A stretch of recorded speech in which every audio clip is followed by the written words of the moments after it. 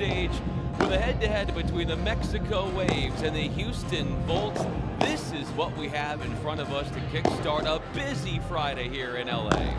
Yeah, Brian, a busy Friday without doubt. We have 8 matches ahead of us, and we started with this between Houston Bolts and Mexico Waves, between Ariana Cañellas, Laia Rodriguez, Xenia Sarifova, and Lorena Rufo. Let's see what happened today, but so far yesterday was pretty impressive journey. That it was. 2 of the teams of the 8, we'll have 8 different teams, as you mentioned, on the court today. That'll be here at Barker Hangar. And Houston and Mexico, Peter, specifically on the women's side, both eager for their first win because both went 0-2 in New York City last month. Yeah, and I think both of them have a pretty good chance to win today, of course, but I would say it's a 50-50 at least for the qualities of the players that we have today. I think both couples, they have their chances, depends on, especially in the balance between the errors and winners. No, I like to focus on these things and how you take the risk, when you take the risk, and waiting for the perfect opportunity to increase the speed of the ball. We have a very aggressive player. It's Laia Rodriguez. She's very good with the smash. She's very good when she's close to the net. And also we have Lorena Rufo, that even though she plays at the drive side, she is also quite aggressive. Actually, she used to play in the left side, and that's something that you can recognize, no, when you see her playing and on court, because she's an aggressive player even though she plays at the drive. Xenia Sarifova came from tennis, so her qualities are more for an offensive player as well, playing better from the middle of the court to the front. And I would say Ariana Cañellas is the more solid player on court. Depends, her best strength, the best qualities she has is to build the point, I would say, even though she is the one who plays at the left today. Excited to be broadcasting alongside Peter Consuegra, who is a professional paddle player and analyst. I'm Ryan Fenley. You heard the breakdown as far as the strengths of each one of these players from Peter. And for the setup and the format, similar to tennis because of the scoring, although there is the golden point, which is a deciding point at deuce. Best of 3 set format. If we need to go to a third set, it's going to be a 10-point tiebreaker. Yesterday in day 1, only one of the 4 matches went to a tiebreak. Toronto Polar Bears, you were mentioning yesterday, they swept female and male, and you start to look at the results in the group stage and how that impacts getting into the podium day, which will be the top 4 teams, female and male, on Sunday to get to it. Toronto out to a great start. Now it's up to these 2 teams here to try to begin their quest to getting to Sunday as well. Absolutely, and that's a pressure for them, no? Because they know Toronto won in straight sets. The same happened with Los Angeles, beat between against the New York Atlantics. New York Atlantics were the ones who won yesterday 6-4, 6-4. So for both couples here, it's very important for them to win in straight sets. Right now, we're going to hear from Ksenia Sharifova about her rituals before the match leading up to this one. First of all, it's a warm-up. I have a strategic warm-up for every day that I have been playing. So it depends on my body feelings. I have one warm-up or another, and then mental preparedness. So I have an application that I use to meditate and to breathe. When the match is at its height, it's at its peak, what techniques do you use to stop during the match? First is the basic, is breathing. So I try to breathe. Then I play with my racket. I try to feel my racket. So I concentrate on some feelings, like my fingers with my racket. And sometimes I touch the glass. So when I feel the the glass that it's cold. So I just touch it, and as I feel it, it feels like time stops. So I'm like in the moment, and this really helps me to continue playing even if the match is on its highest. I find it so intriguing to hear all the grounding exercises that players will use to center their focus on the task at hand, which is winning these matches. And Sharifova played for the New York Atlantics last year. Her tennis background, Peter, you alluded to this, an aggressive player. Look out for that smash. It appears to be her signature shot. Yeah, without doubt. I think her best quality is when she is close to the net. No, sometimes she struggled a little bit more when she's at the back. So it's always very important to take control of the net, but especially with the condition that she has. No, because when you are an offensive player and you're focused your game more in the smash, then it's very important that you try to keep the net as much as possible. And for Ksenia Sharipova will be crucial to decide when to do the smash, because we've seen yesterday it's not a really fast score in terms of the smash. So if you don't decide well, then you can bring your opponents close to the net, and your smash could mean a counterattack from the opponent. So you have to be very careful. Opening up as the server is Sharipova.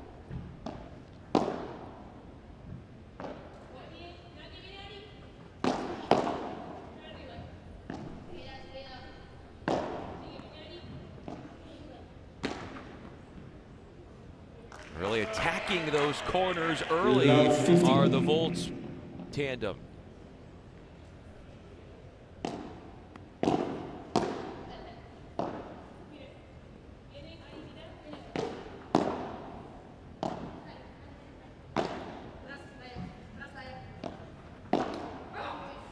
That was a very good chance actually, because she was in position to throw the ball just between Sharipova and Lorena Ruffo, but makes the error. It's 15-all.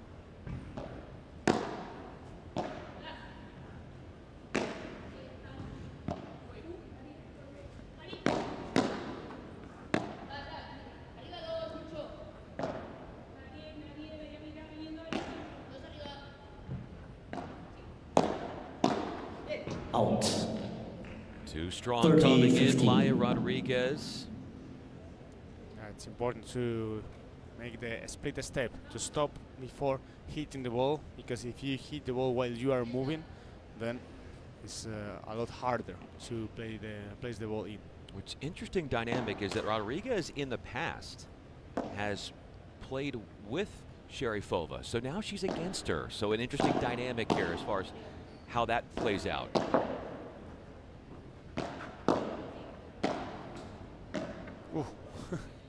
Out 30.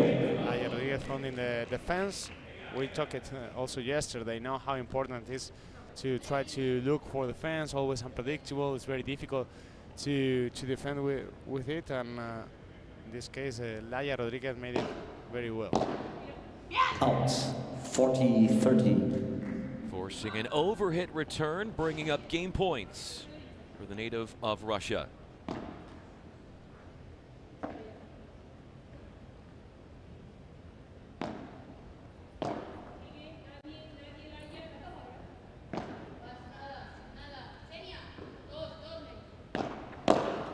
Plays that Bajada.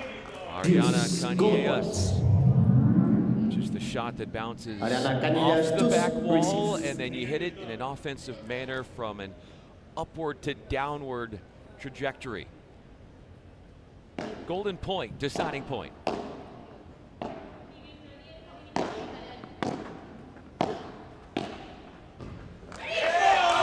Nice transition to get the point, to get the first golden point of the match. And the break that goes for Houston Volts. Even though Mexico had 2 game points, they let that slip away. Early on, it appears that Houston has done a solid job in forcing Mexico to retreat into the corners. They're not getting too many opportunities to come in to the net. Yeah, it's very important now to try to find these opportunities to try to look for this counter-attack, to find a way to take control of the net. And I think Cañellas and Laia Rodriguez made it very well over there to get the break, to start with a break. It's so important. Now, Sarifova and Rufo, they need a reaction, a quick reaction, if they don't want that the match, or at least the first set, goes away. 15 love.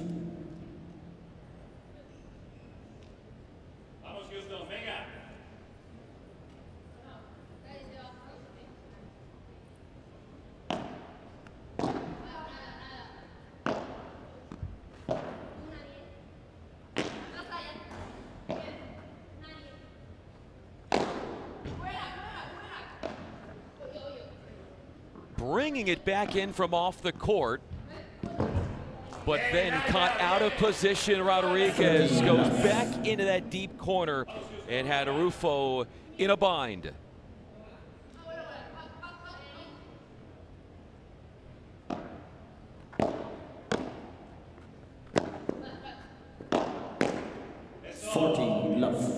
Cross court, short and sharp on the volley in transition to then get one more to set up the forcing shot. Game points.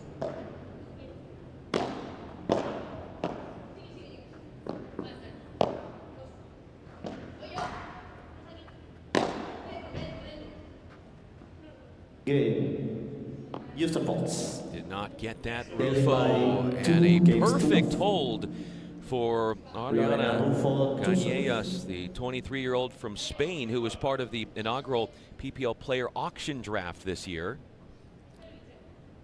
She was a reserve player for the last year, and this year officially joined the team. So it's a huge step forward for her, and very, very important for Ariana Cañellas that, clearly we can see now it's a good decision for the team, because she's playing great, at least from the beginning of this match.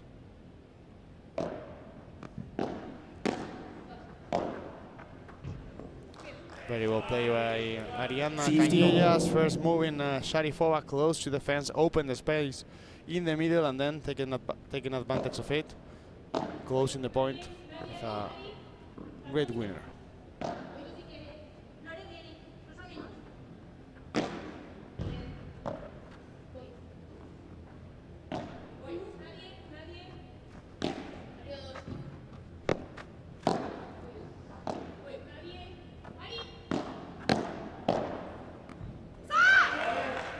Attacking that out wide gap around Rodriguez. Rufo, who was part of the Waves team that played in New York City, found a winner. Rufo caught Laia Rodriguez in no man's land, and the step forward was key for winning the point.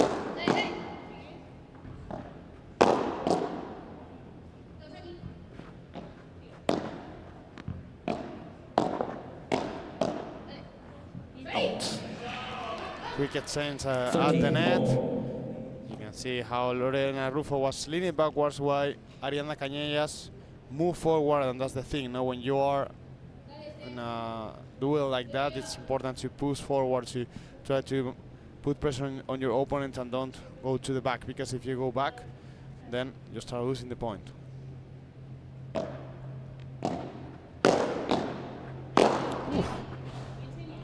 There was that smash we were talking about. Describes her style, offensive and aggressive. Everything seems to be building around the smash as far as her offense, and there it is on display.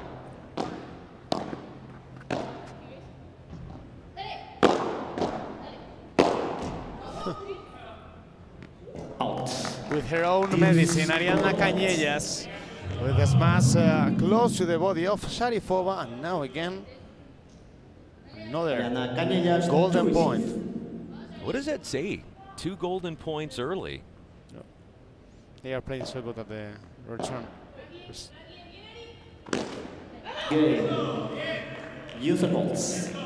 Game points again, all for naught for Houston. 2 breaks to serve and a hold, and it's all Houston. Well, there's a lot of infection in there, Timmy. You're doing really well. Are you feeling anything? Coffee. I don't understand, but this is going very well. No.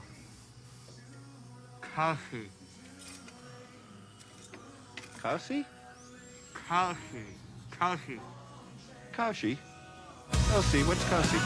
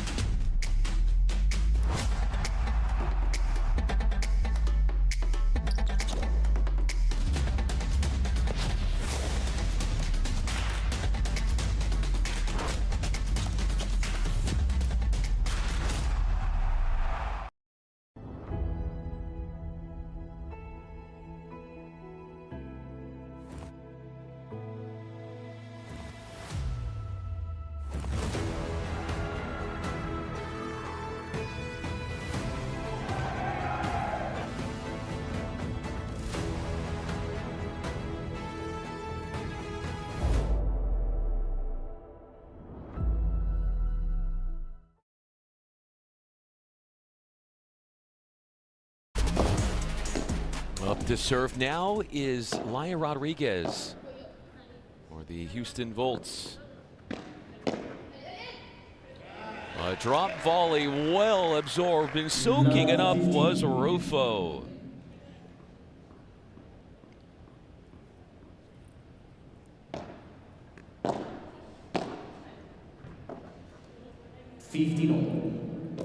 We've seen 2 golden points in games 1 and 3. Each won by Houston as the returning team. Game points in both of those games, of course, for Mexico.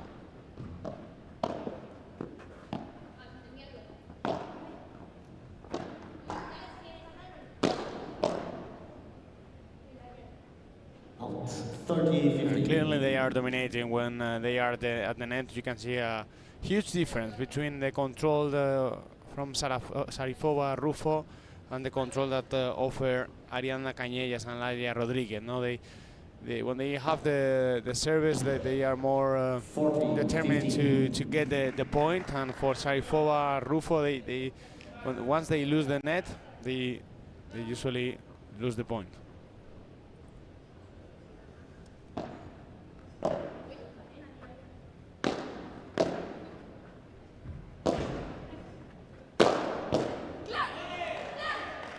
Got caught out of position, Rodriguez. This Houston team has won 7 of their first 9 service points.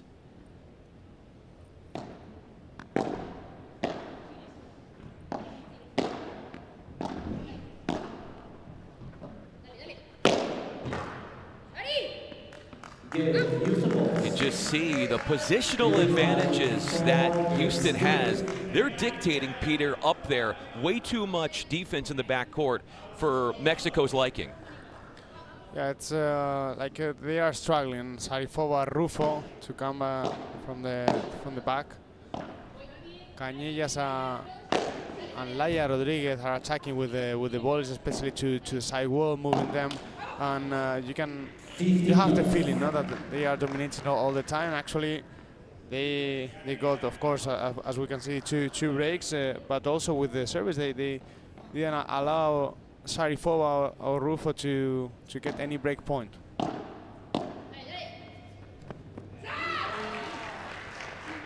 Using the angle there and keeping it short and sharp was Sarifova.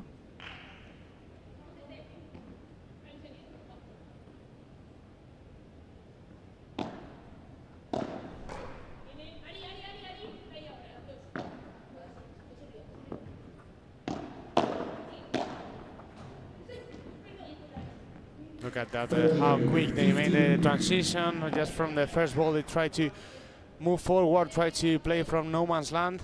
As you can see over there, Laia Rodriguez was already very close to the net, playing with the ball from her partner. That's always very important, not just playing with your ball, also with the ball from your partner. And here is another great example how Cañellas made the return and then pushed forward and then another hit, and then also a step forward, but this time Sarifova was the one who got the point.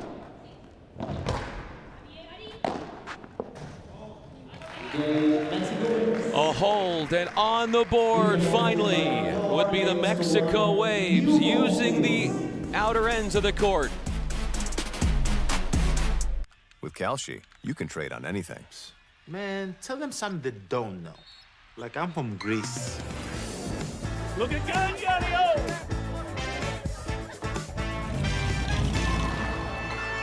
Before I was born late one night, but Papa said everything's alright.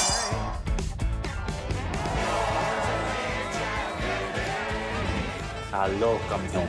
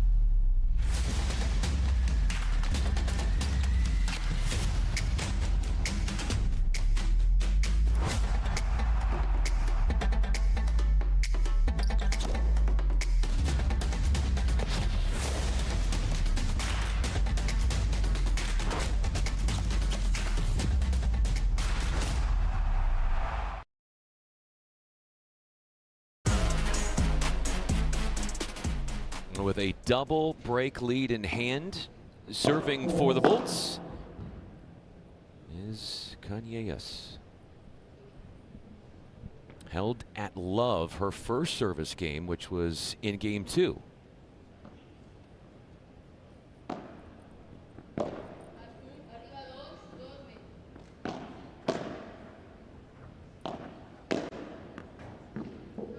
Love 15. Very well played now by Lorena Ruffo. She found the fence and got to point. 15. Takes aim at Sharifova, but most of the points, about 75% of the points, are in that medium range between 10 and 30 shots. That's where the Volts are dominating.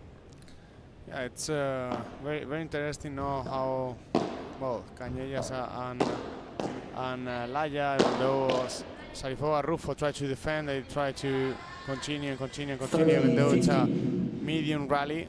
We could say, like, you have the feeling, no, that they are more at the offense every time, Canellas and Laya, while Sarifova and Ruffo, they are just reacting to what Houston Bolts is proposing.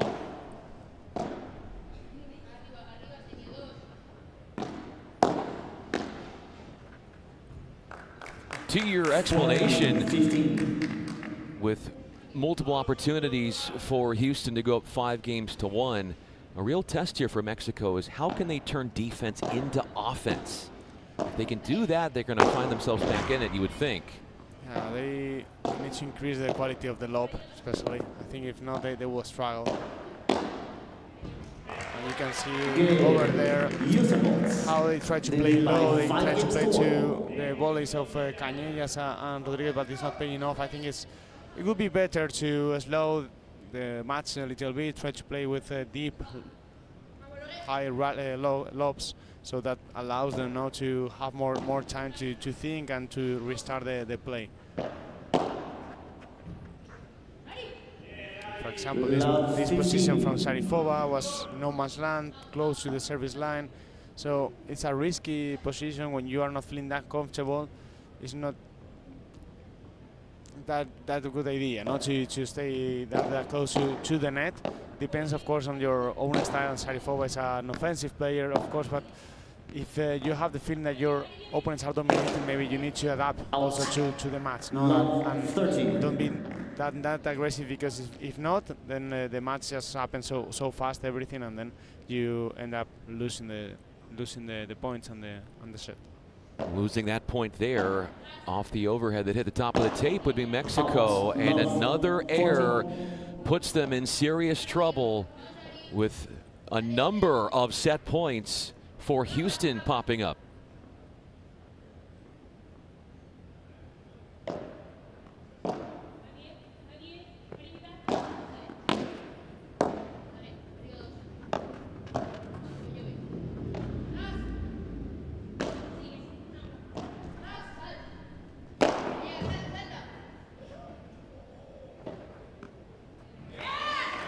The counter off the touch following the back wall hit. As he tried to look for the door, we can see over here, but it wasn't good enough, and Rufo was paying attention to everything and reached the ball to save the first set point. The ball was so high bouncing, it gave her time to get to it. That's a tough one to go to, especially fielding it when you've got the fence there and the unpredictable nature of the rebound. The lob, it wasn't that good, so that allows Sarifova to play a better ball.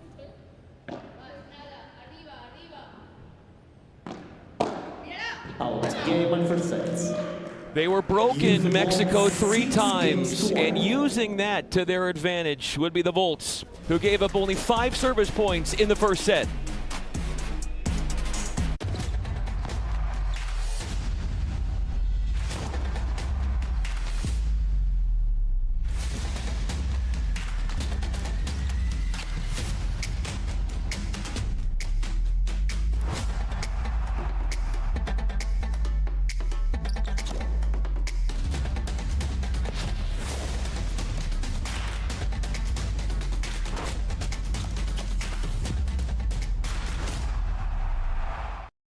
With Kalshi, you can trade on anything.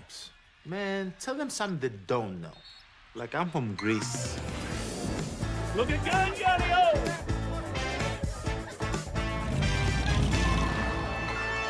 So I was born late one night, but Papa said everything's alright.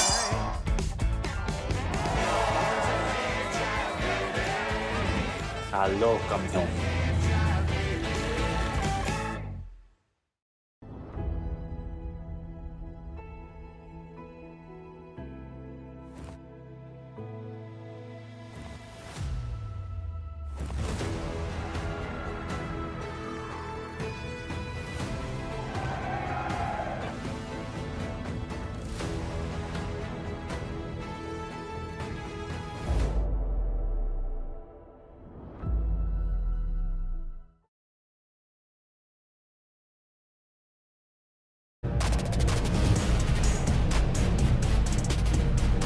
Always good to see Jose the best. You think about the paddle players and the skills they have on court. Well, Jose has his own type of skills on court, the ability to keep the court state of the art with the way that he goes about that. And we listen in here on this conversation.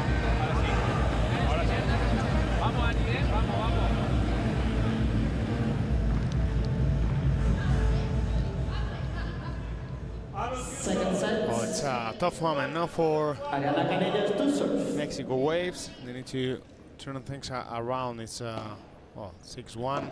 It's a big difference, no? And I said that not just because of the score, also the feeling that you have of how Canellas and Laia Rodriguez are dominating.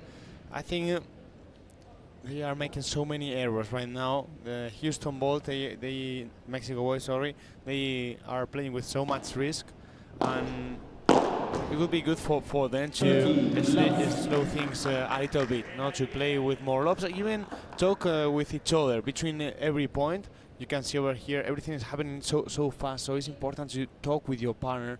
So you take all the time that you need, because it's not the momentum, it's the momentum for Houston Bolt. So it's important that they find a way to turn things around. Could not have placed that any better. Forces an error from the net charging Sharifova, and harkening back to the opening set. First 4 games went to Houston. Did not face a single break point.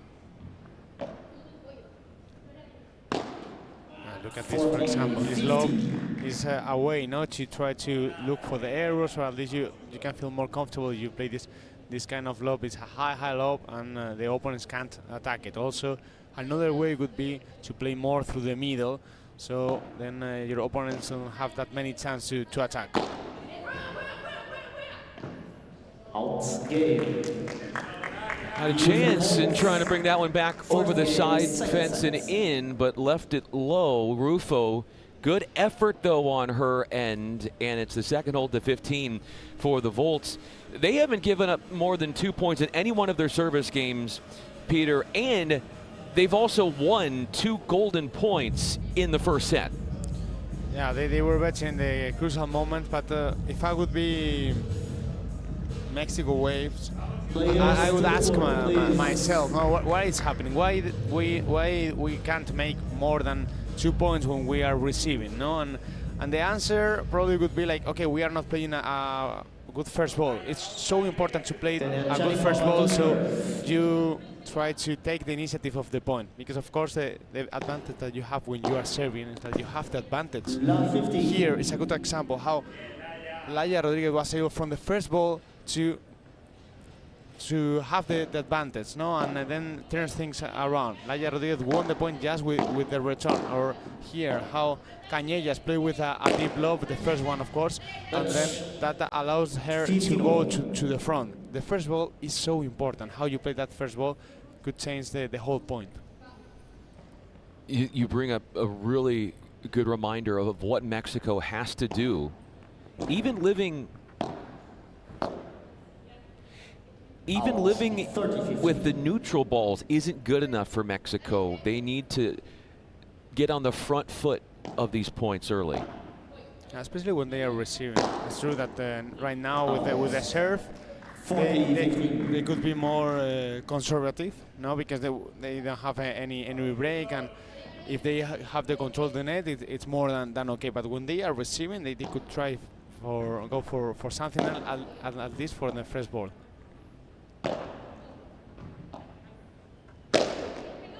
Game.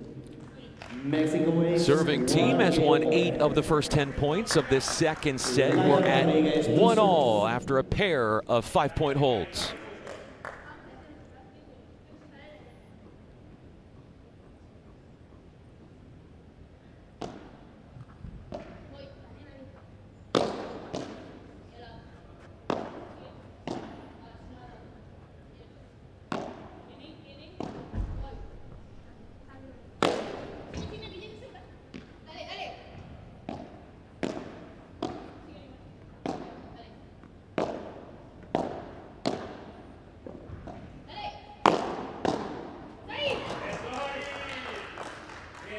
What do you take away from that? Well, the thing is, when you are not playing very good lobs, then you are defending all the time. You are reacting, while the other team is acting. You are not in control. You are just defending. You are just passing the ball, waiting for the point to end, and then you depend on the error from your opponent. If you want to take control of the match, then you have to start playing better lobs, from the beginning. For example, this one is a very good example. With that lob, they can change the initiative of the point, and they are already in control of the net.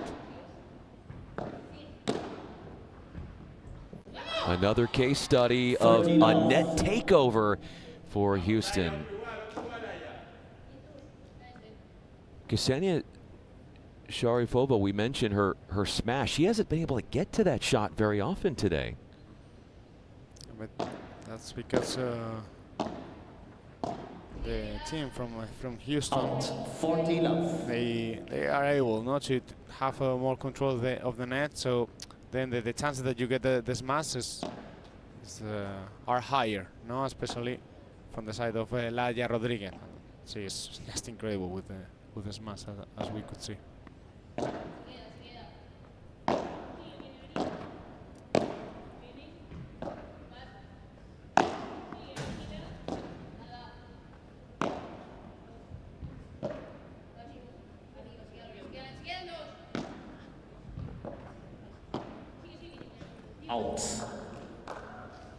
that was very 40, difficult. When 50. you play that forehand volley and you try to look for the fence with that forehand volley, it's risky. Very risky, but with 40 love, you can do it. Especially with how much she had to move forward to make that happen.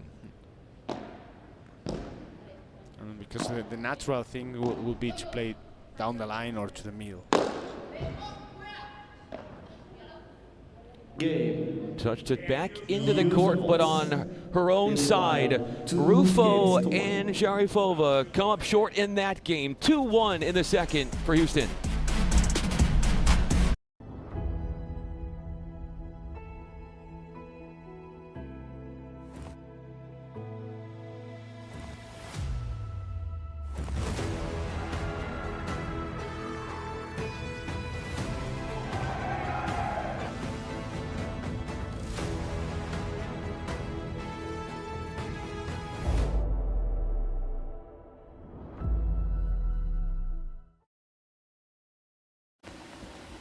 Well, there's a lot of infection in there, Timmy. You're doing really well. Are you feeling anything? Coffee. I don't understand, but this is going very well. Coffee. Kaushi? Coffee. Coffee. Kaushi? Kaushi, what's Kaushi?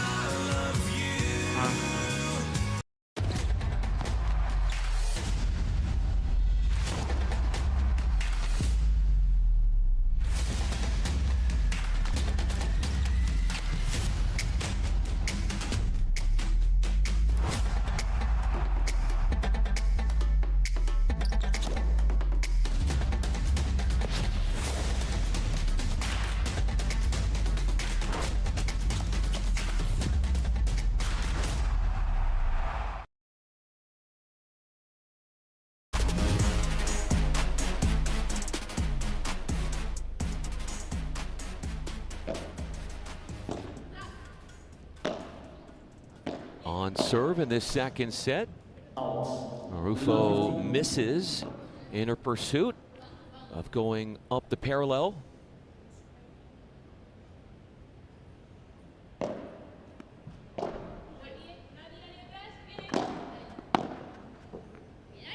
Look how different it is from Houston balls. No, they play a deep lob, and both of them try to move forward, putting pressure with their own position. No, that you don't put pressure on your opponent just with the shot that you make. Also, you put pressure with the position on court. No, if you are closer to the net, then your opponent has to play a better ball. And if you are feeling comfortable, then it's a very good idea to try to move forward.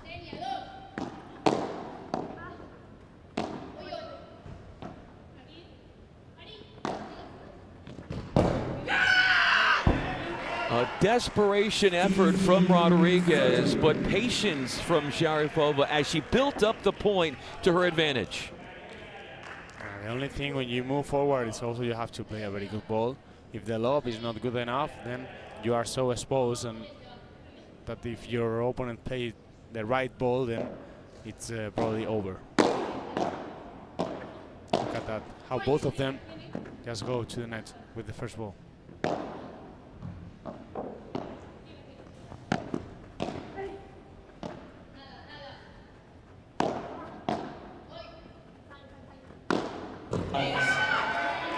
That was a case of Rodriguez, Peter, stepping a little bit onto the side of Cañellas. What do you think about Rodriguez taking that overhead and not her teammate?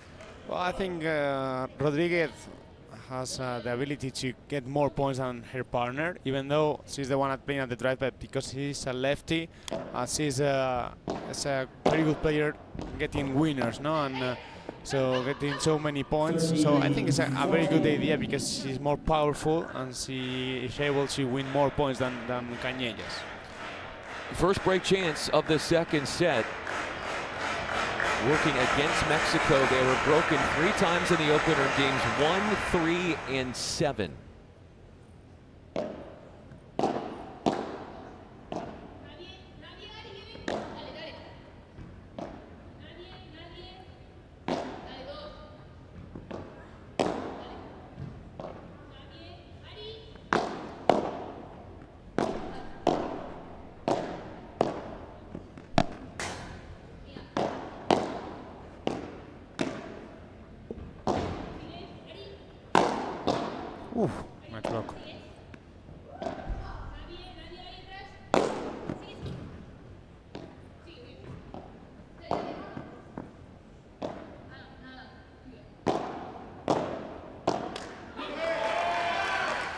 Even though, and we've got a golden point here in the third of the match, both previously were won by Houston. Even though Houston lost that point, the way in which Canellas defended in that point, really impressive. Yeah, it was very good. Actually, great effort from the 4 players, especially Lorena Rufo.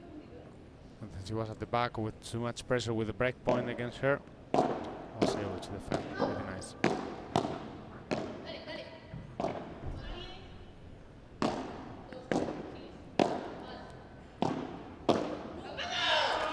Three of the 4 service breaks against the Waves have been off a golden point. A perfect 3-0, converting on golden points. Houston has, they are winning the big points, and they are in the match in total, outpointing Mexico 38-24.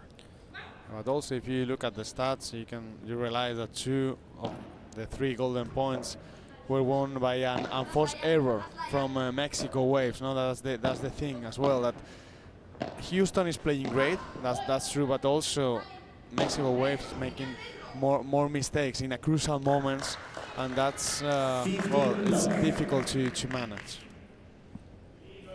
Difficult to manage a recovery shot from Rufo where we're going to see it again here. How do you play this?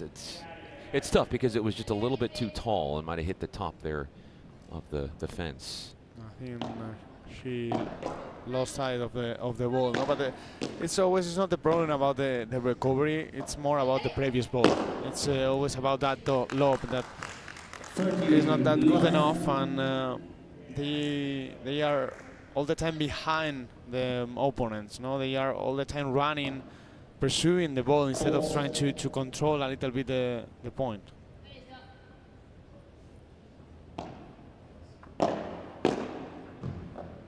See how from the first ball, when they are at the offense as well, they put pressure with a very good volley. We usually say it in Padel, no, the most important thing is the serve, the service, the first volley, and the return. And when you are able to put pressure with the first ball, when you are able to keep the initiative from the beginning, that could change the whole point.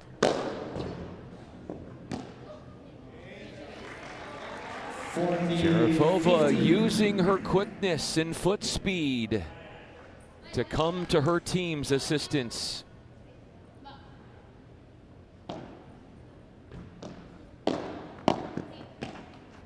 A tough one to handle, the high ball from Rodriguez.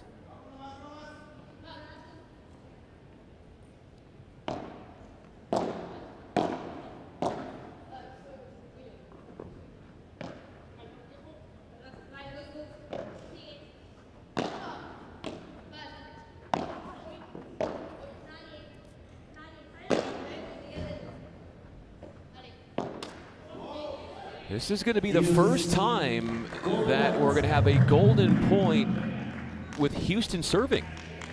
Yeah, and it comes after an error from Houston balls, and let's see, because it could be the last chance for Mexico Waves.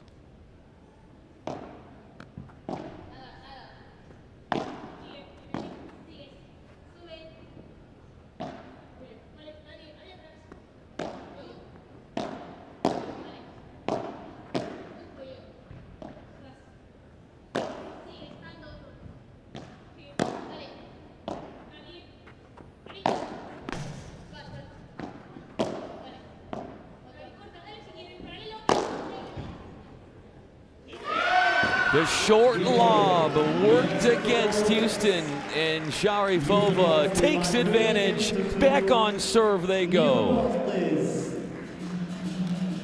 With Kalshi, you can trade on anything. Man, tell them something they don't know. Like, I'm from Greece. Look at Hangar!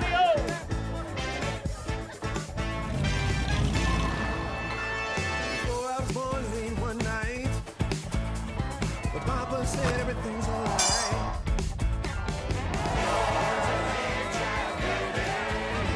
Hello, campeón.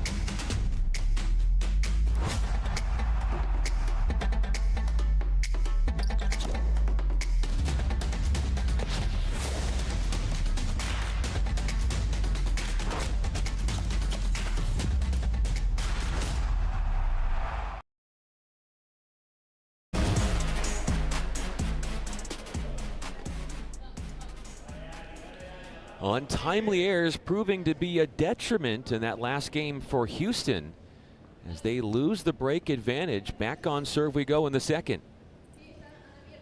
And you know, in Padel, you never know when it's going to be a turning point. No, every point could change the mentality, the whole match, because it's a psychological sport. The mental part is, I would say, the 80%, the 90% of the match, no, of the sport. So we had the feeling, no, that from the beginning until now, Houston Bolts were in control of the match, but that can change any moment, no? And to get the break back, it's a good sign, of course, for Mexico Waves, that they need to change a lot of things. But well, first thing first, they got the break back, and that's very good news for them. Their first service break that they've pulled off in the match. They've been broken 4 times. Mexico, that is.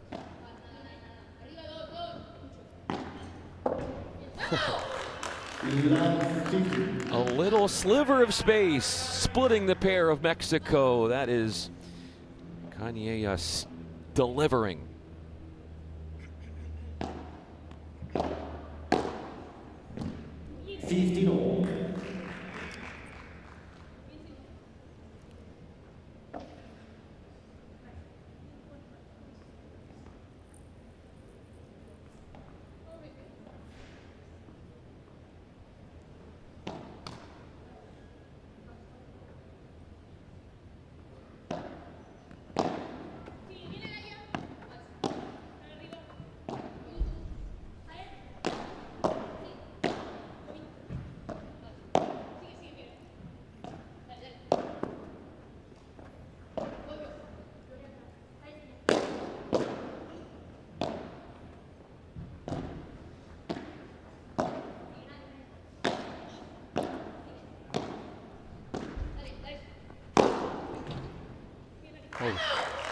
Very interesting, because I thought that she was about to play it down the line, and because Lorena Rufo was approaching that side, she decided to switch to the other ball, and she also got the ball out of the court. So very well played by Ariadna Canellas. To be fair, the lob wasn't very good, but you have to get it out. So very well played.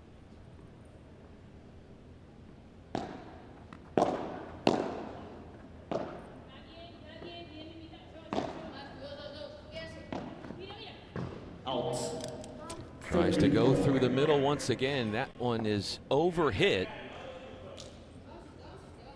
This kind of errors allows Rufo and Sharipova to believe in themselves. No, it's a huge relief when your opponent make unforced errors and you don't have to suffer that much.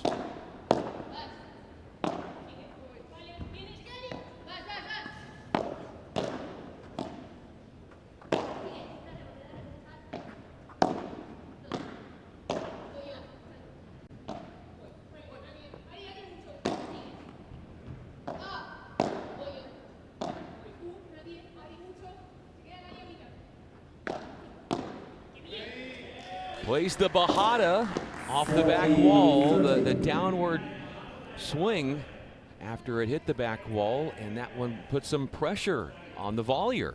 Yeah, and instead of going for a kill Bajada with a powerful shot, she decided just to place the ball to the feet of Laia Rodriguez. No? So it's an interesting decision by Sharipova for that reason. She pointed her head.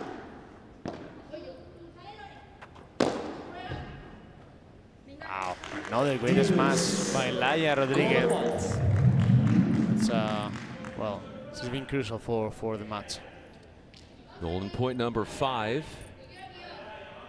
Ariana Canellas to Bolts receive. have won 75% of the golden points previously played in this match. The first 3 went for Houston Bolts and the last one for Mexico Waves. Left it short. Usables. More chances to close out the game as the returning team, but it doesn't go Mexico's way. And right back, they relinquish a break lead to their opponents. And once again, it's the third golden point that they've lost with an enforced error. That tells you a lot about well, how Mexico Boys is feeling on court.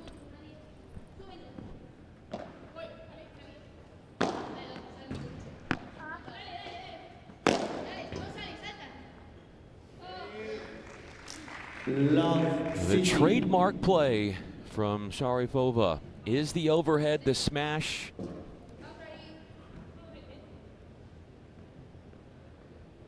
That one set up for her very nicely.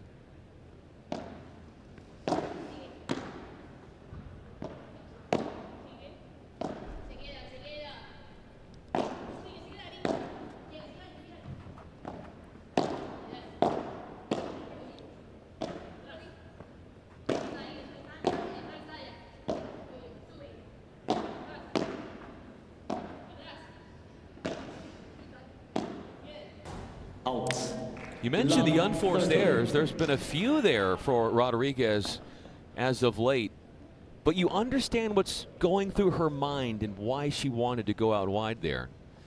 Well, I think they are feeling comfortable in the match because it's a big difference between them and their opponents. They are relaxing a little bit because, for example, this error, you could see that Lorena Rufo was far away from the net, so it was no need not to take that much risk, but Laia Rodriguez tried to look for defense with an easy ball, and it didn't pay off. So it's always difficult, no? Because when you feel comfortable, then you risk a little bit more, but you have to be careful as well. 30-all. You look at the volley mistakes, the net errors. That is a category where you've seen more of those for Mexico compared to Houston.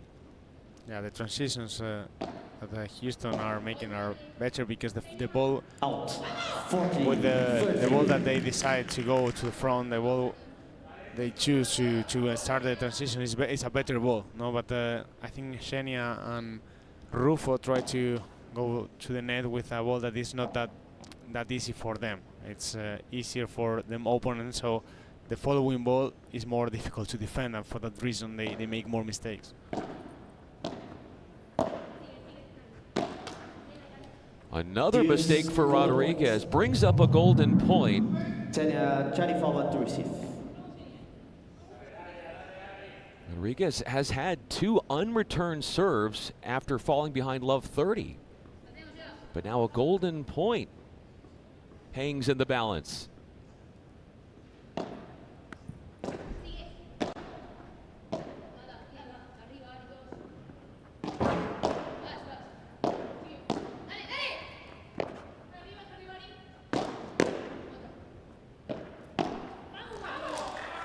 Game, Mexico West. Did not quite have the angle into that volley that she would have liked for Caíñas. On serve again.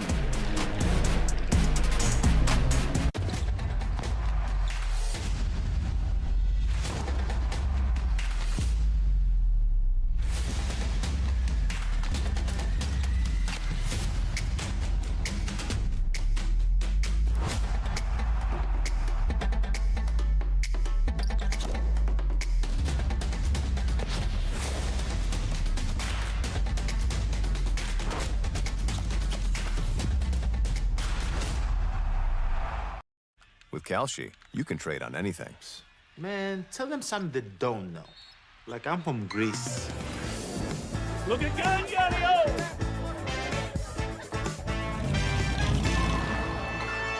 So I was born late one night, but Papa said everything's alright.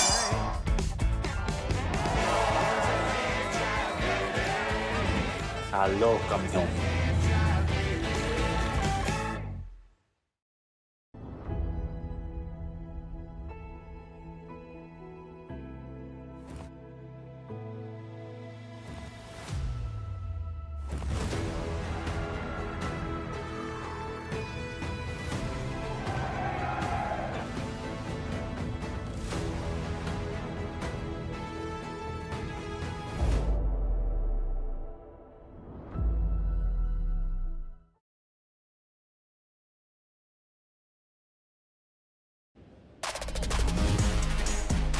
We have had a turnstile of service breaks, 4 straight coming into this game.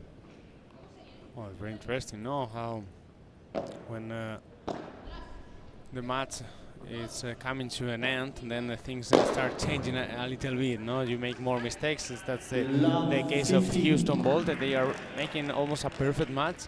But it's true that right now they are making more mistakes, more unforced errors, allowing Mexico Wave to, well, grow in the game. That's a dangerous thing, but it's also true that when they are receiving, they are still playing so good that it's, well, they have their chances again to get the break if they play this way.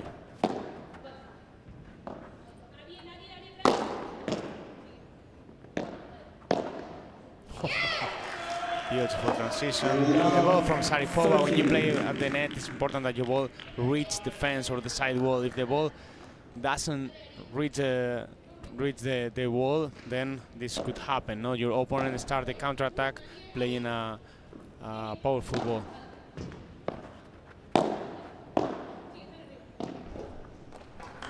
Backed up deep into the court was Sarifova. This means that Houston is a point away from the opportunity to serve out the match. And just like that, 4 break points again.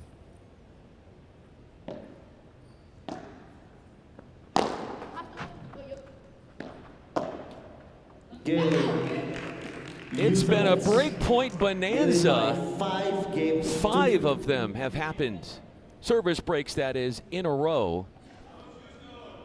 If Houston can break that trend, they will win their first group stage match of the week in Los Angeles.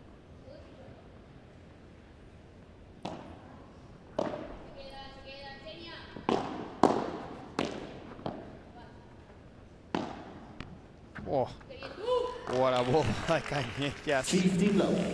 Just about to go out, but stays in. And it's a 15 love. 5 points in a row for Houston Bolt. What a reaction after the counter break.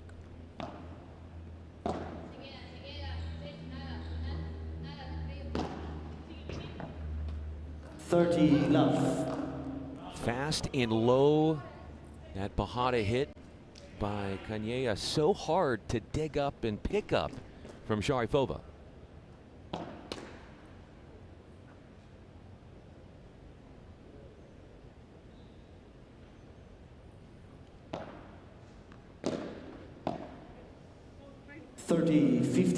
That was risky because when you look for the fence, and if you have the ball very close to your body, then it's more difficult to find the angle. No? And I think Lorena Rufo played a very good ball close to the body of Canellas, and to play a cross court is more difficult in that scenario.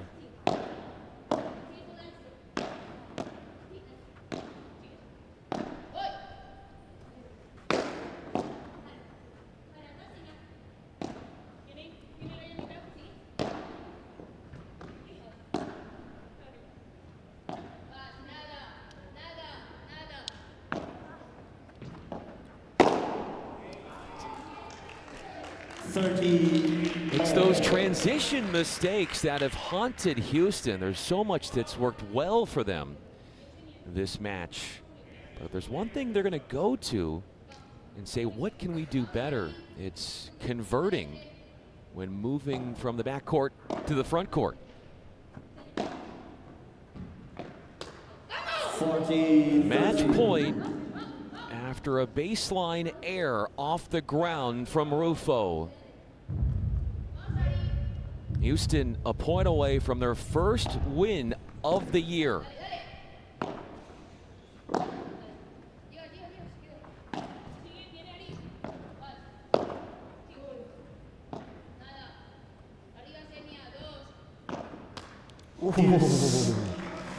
It wasn't, I mean, I think it was a great idea actually, because Sarifova was already expecting Canellas to play through the middle. Canellas faked that ball and switched to the other side, switched and looked for the angle. The ball stays into the net. Well, now have another one, another golden point. Brings up a second match point though too.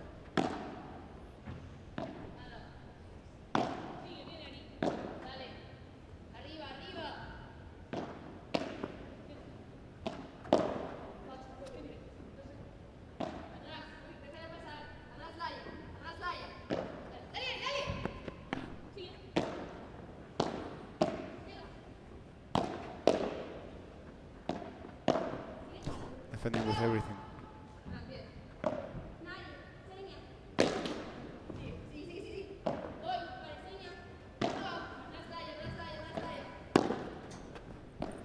What a point.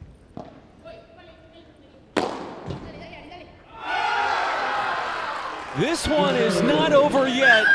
Zarifova makes sure of that.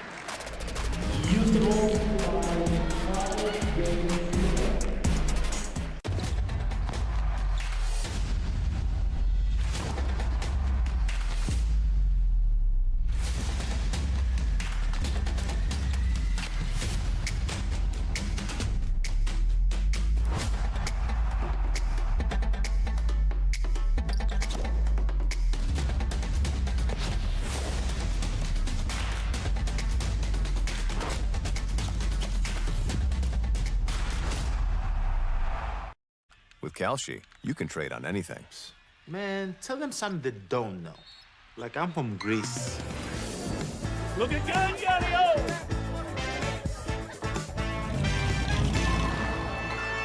So I was born late one night, but Papa said everything's alright.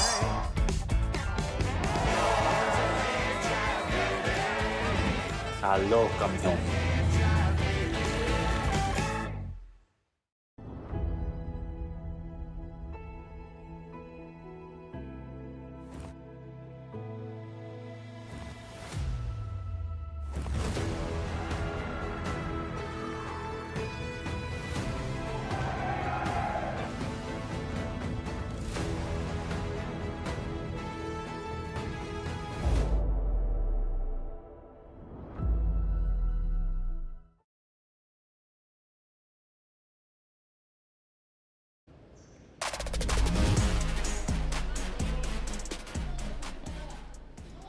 Holding serve has been a Herculean task. 6 service breaks coming into this game. Actually, Rufo and Zarifova made more games with the receive than with the service. It's great that they've won. They made 3 breaks out of 4 games that they made it in the second set.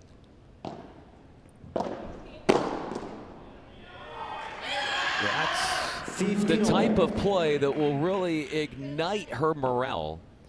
Zarifova, if she can get to that smash, opens up her confidence, opens up the court.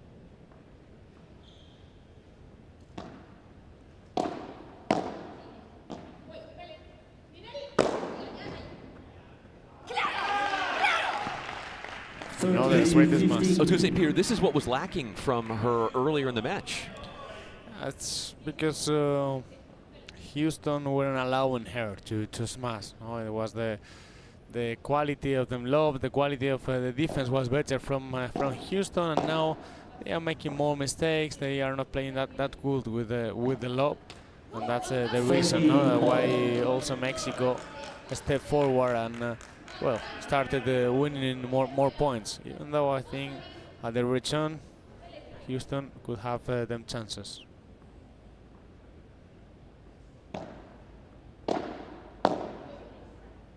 To remind everyone, they already had 2 match points.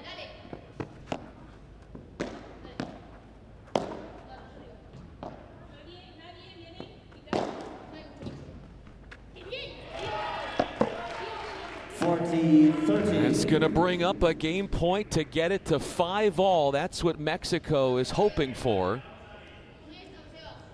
Just hugging one against the sidewall.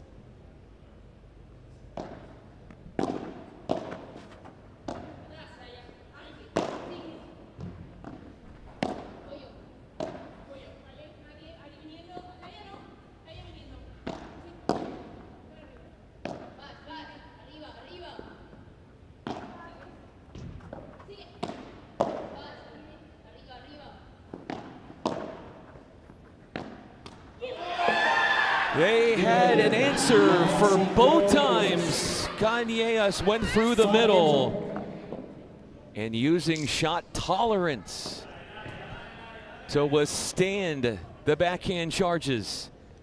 Mexico makes it 5-all. Well, we can see how Rufo is playing especially well the last games with a solid game, blocking difficult balls, and she doesn't let the ball to go to the back wall. No, she tries to short time between touches, try to put pressure from the back, and she's doing with efficiency. Hitting that overhead with much more efficiency. And Sharifova says she really abides by the tenets of consistency and discipline in her play. You can see the intensity as well from Sharifova, how she's celebrating every point now. The best moment for Mexico Wave.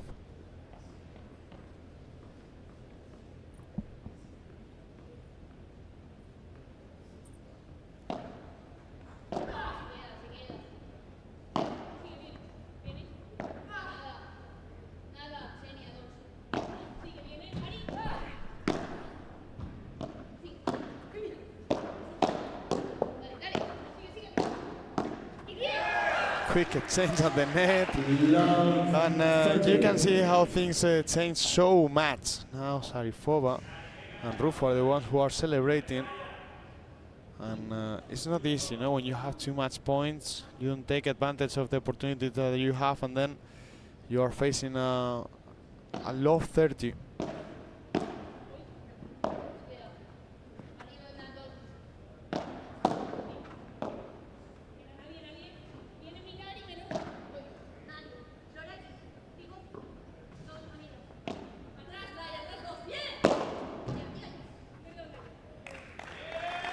Love 40.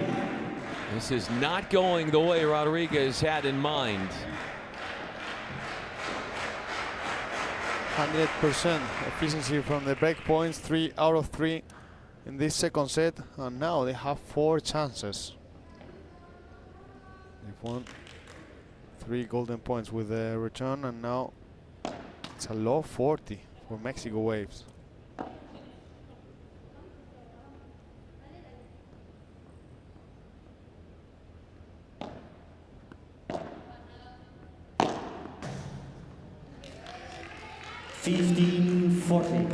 Not over yet. This game, that is, says Cañellas. Known as a point architect, but you can see she is also a point finisher too.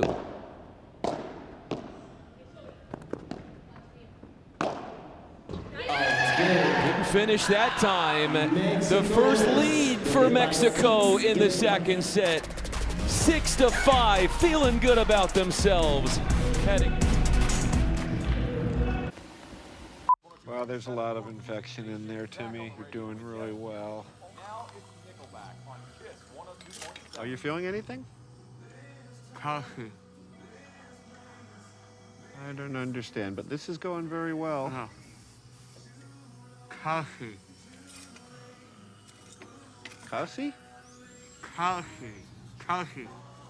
Kaushi? Kaushi, what's Kaushi?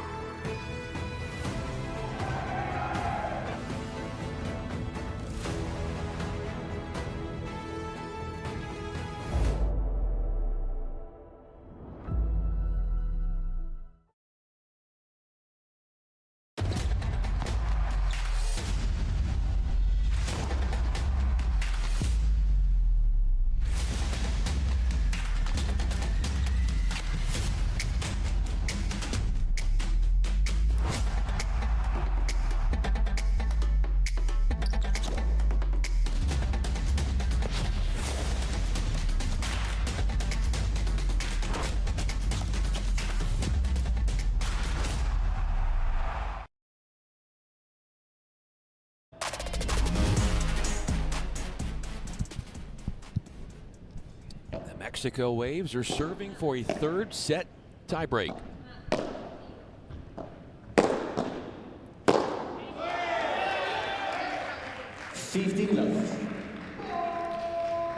And It seems they will go for it at least. They are playing better than ever. It's their momentum. Mexico waves after saving 2 match point. Now they have the service to send them this match to the super tie break. 30 love. So many errors on the Houston ball side. Is that fatigue related to some extent? I think it's more related to how you feel after taking the opportunities. Then you relax a little bit. Then you start realizing how your opponents are playing better and better, and then you have this feeling now that you are making more mistakes. So it's difficult to manage. You speak about difficult to manage. Try bringing that one back up and over the net. Rufo, a riveting put away. Well, we have the super tie break after this beautiful drop shot by Lorena Rufo, and clearly the match is for Mexico right now. Let's see if we can hear something at the benches.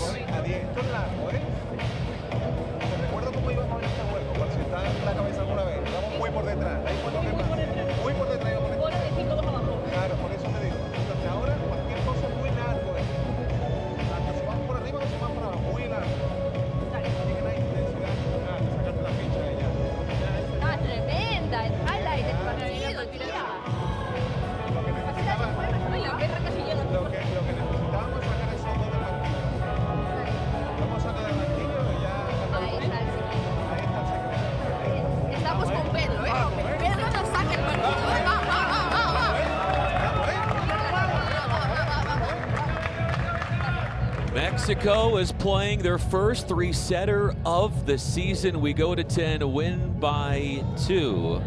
Houston played one last month in New York, but lost in it to the LA Beat.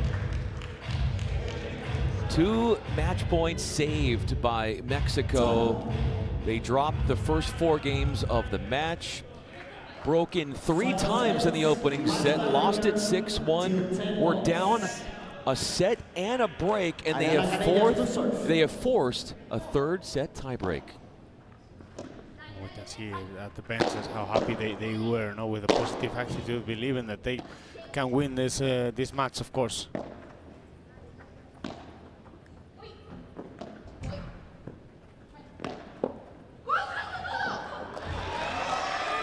Rodriguez, maybe that will build some confidence within her.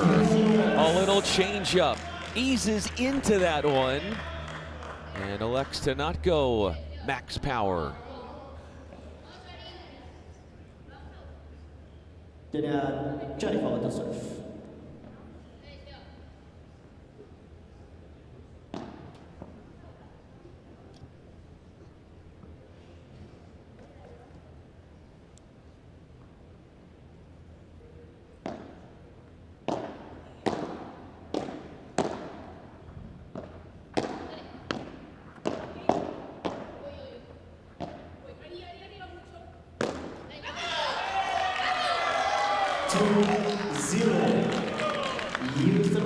The error from Sharipova. That's very interesting. Once a set is over, a new set, in this case the super tie break, is a completely different scenario, and everything can change in just a moment. For that reason, it's important to maintain that activation level and the focus on the match. Canellas.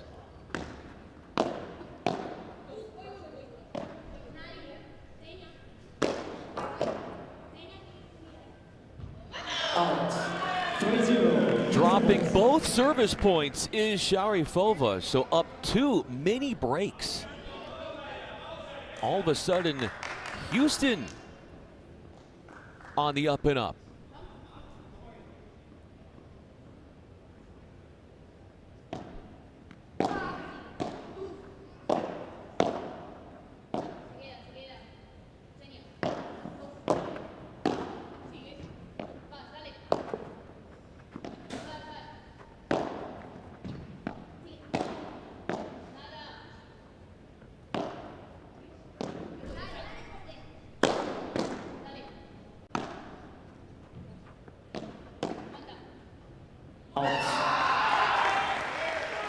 good was that from Marufo? Under duress, and she makes something happen. She was able to play a low ball, so Cañellas couldn't attack it and force the error.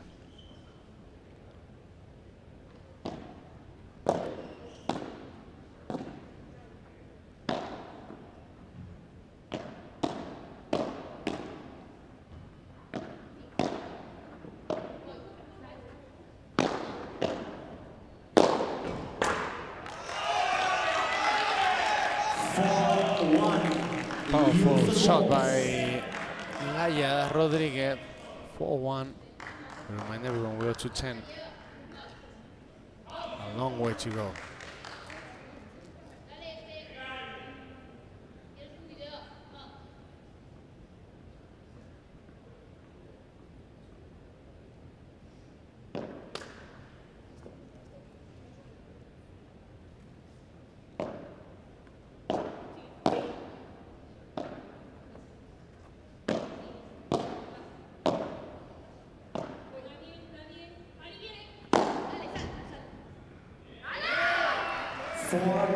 Arcing and scaling over the head of Cañellas. It's a well-engineered overhead. 3-love to 4-2. We're going to have a side change here.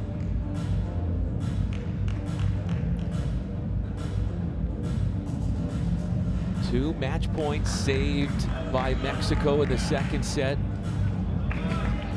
That second set saw 6 straight service breaks. Houston really struggling in the second to hold serve, and that's a big reason why we're here into a third.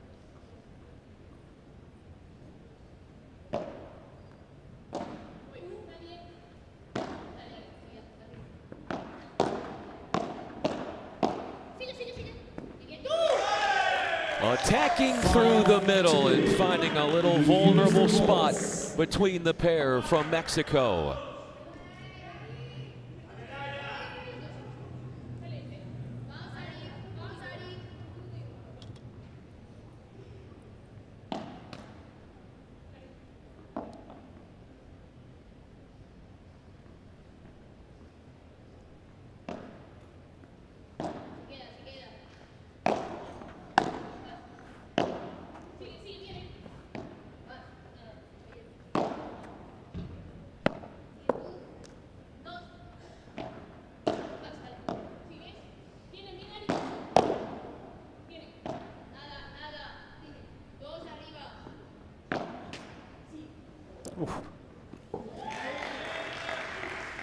The ball passed, but then the reaction from Lorena Rufo to get the point. He got lucky, but not lucky enough. Ariana Cañellas.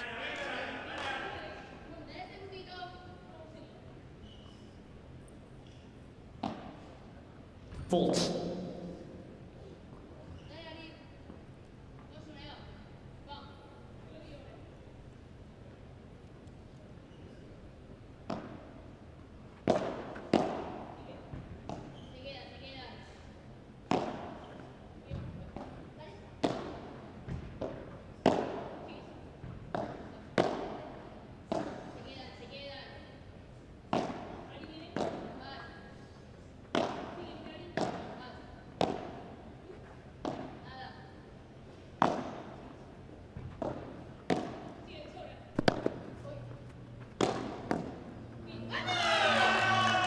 Attacking the feet to go up by 3. More offensive confidence from Houston lately. Are you noticing that? Yeah, it's a completely different context, I guess. When they were at the benches after losing the second set, they realized they need to again change something. They were playing with more errors, with less confidence, as you said, and now I think they are again back on track.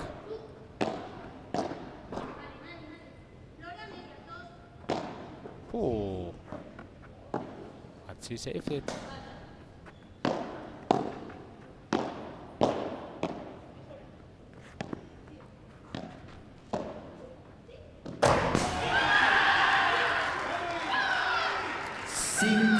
The finding the open space. Rufo put Rodriguez on a mad dash.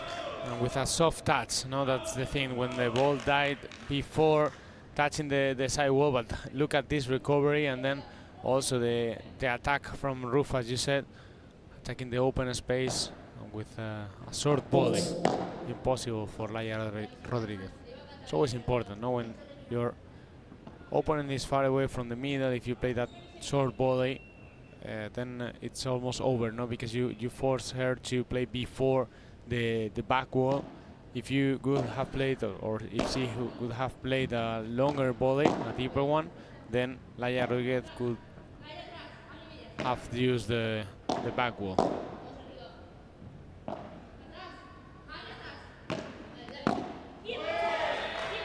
Six, 5. Houston Volts.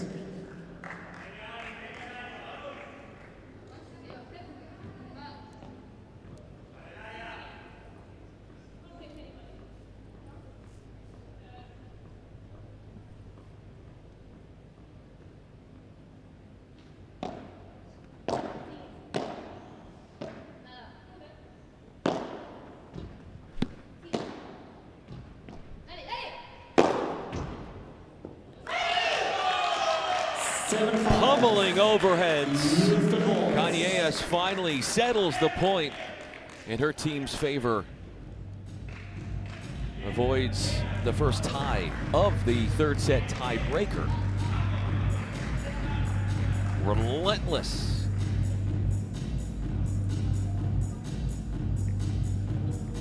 Look at this. Actually, she hit the ball from a very good position, right close to the net.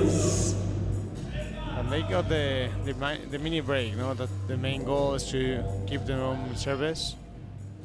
If they do it, they will win the match for sure.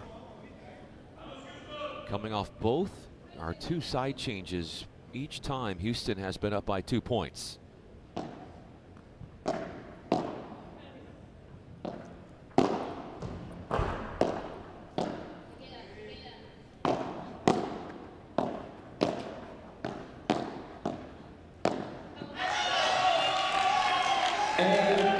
Change, and was a clever decision by Ariadna Cañellas, first playing to the middle, we can see over here, and then playing to the fence, because Xenia Sarifova was still recovering from that ball. She couldn't make it.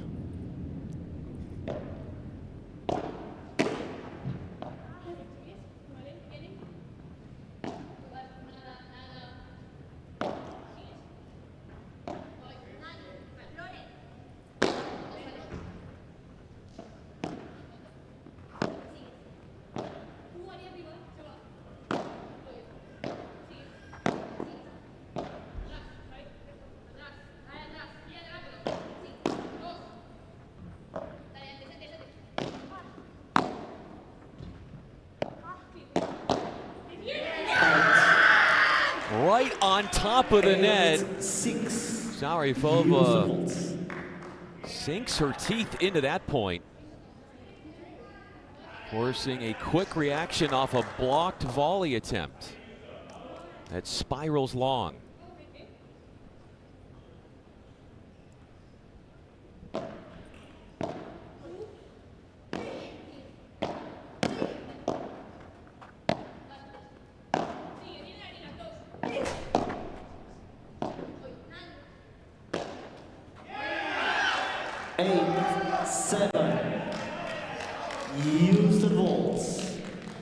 Well, they've won both services. Now it's time to get the mini break back.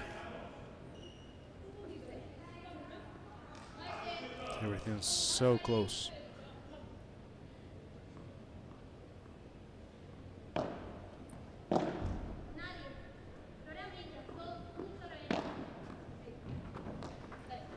Through the legs goes Rufo.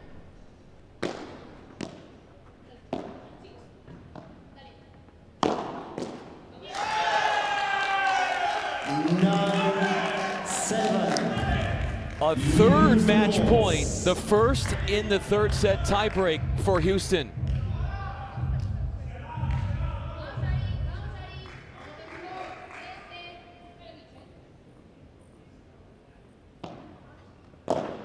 A match that extended longer than Houston would have liked, but they won in the end. Forced to play a third set tie break. They pulled through 10-7 in the breaker.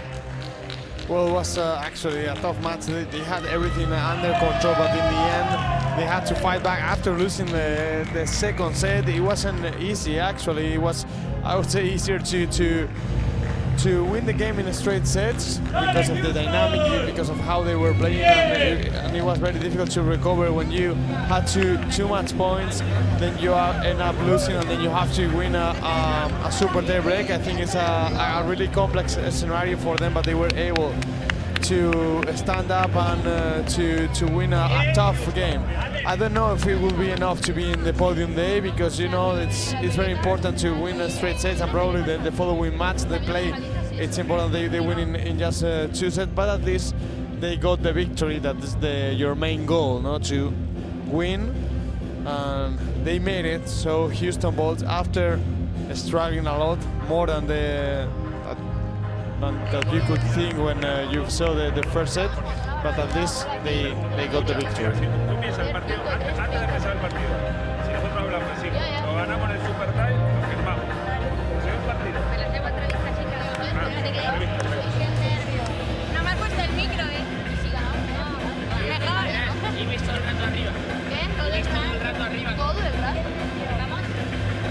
think she's not happy, Laia Rodriguez, because she knows the importance of winning a straight set, and they were able to do it, but something happened over there, and that's the reason why they end up winning, but in the third one.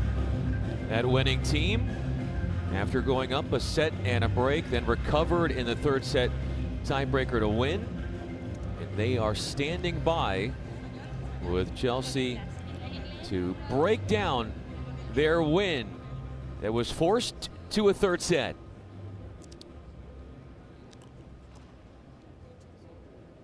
Congratulations. It was a roller coaster of emotions. What was the difference between the first and second set?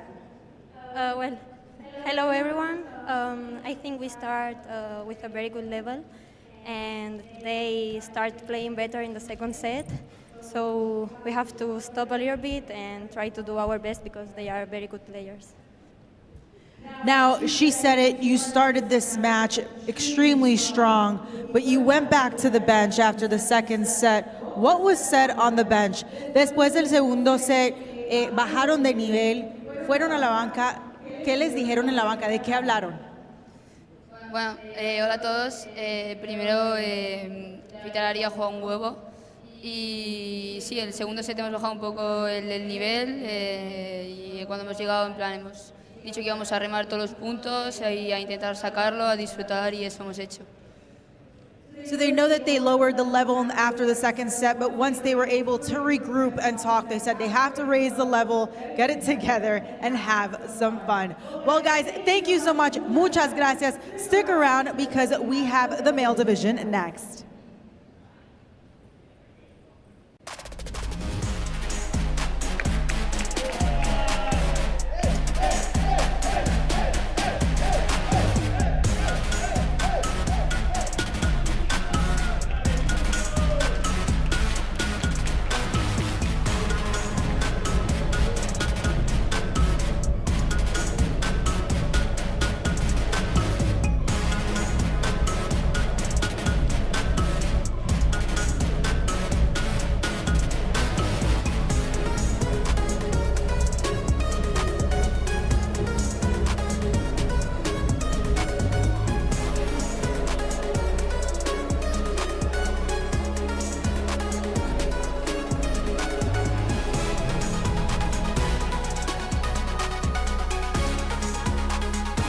Kalshi, you can trade on anything. Man, tell them something they don't know. Like, I'm from Greece. Look at Hangar,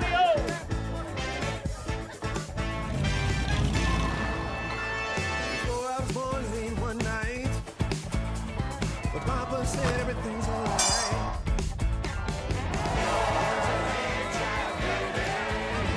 Aló, campeón.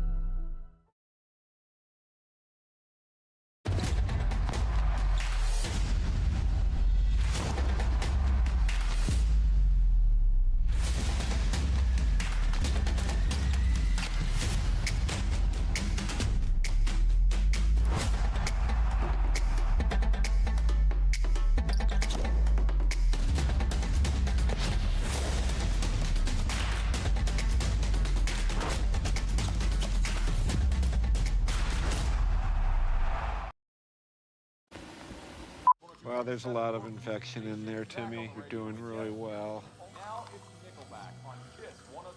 Are you feeling anything? Coffee.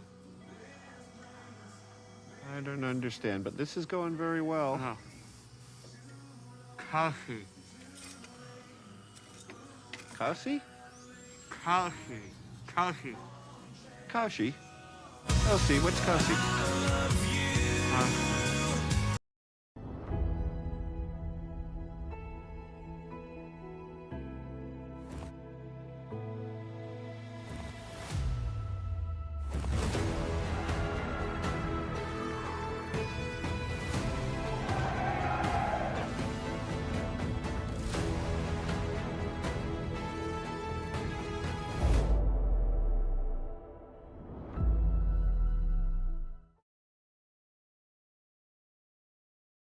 With Kalshi, you can trade on anything.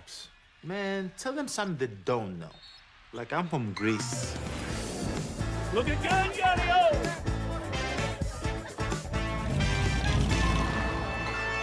So I was born late one night, but Papa said everything's alright.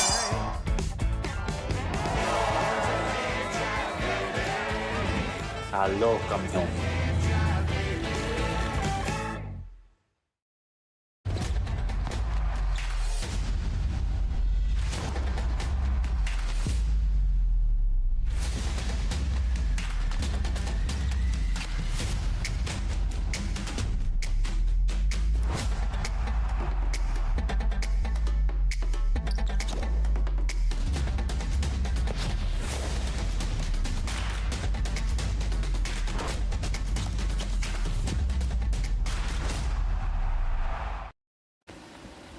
Well, there's a lot of infection in there, Timmy. You're doing really well.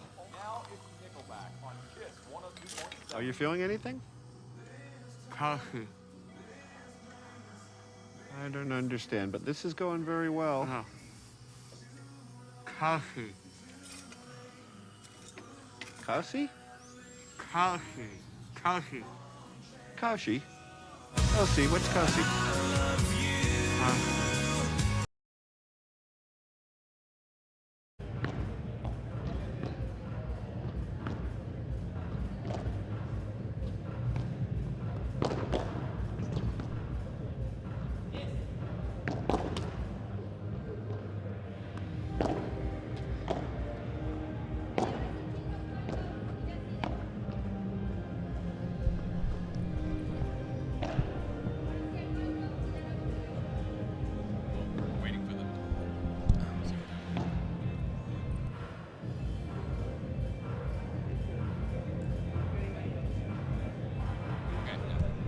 Yeah.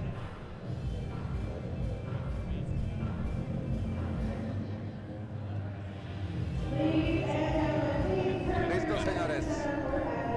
Iniciamos. Can we go back and forth? Bueno, primeramente 2 de 3 sets, super tiebreaker en un tercero y cambio de pelotas en 5 y 7. Bien. ¿No hay revisión? No, no hay revisión. Azul o blanco.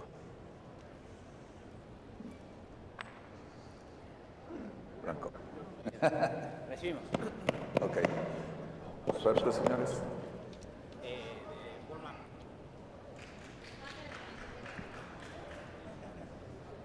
Se lo quito.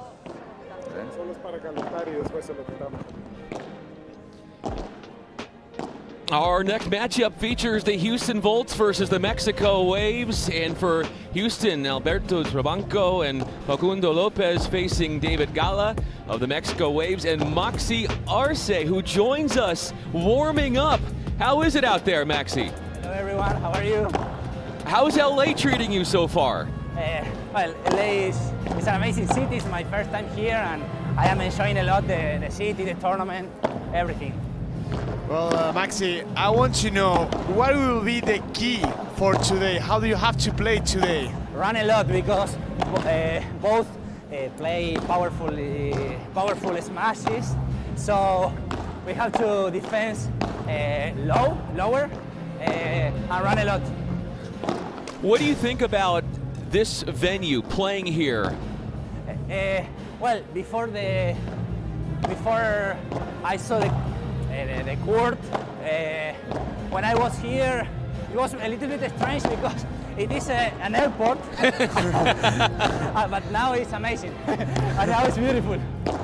And I want to know how it is to warm up while you are talking with us. Different. It's a good experience, but it's different.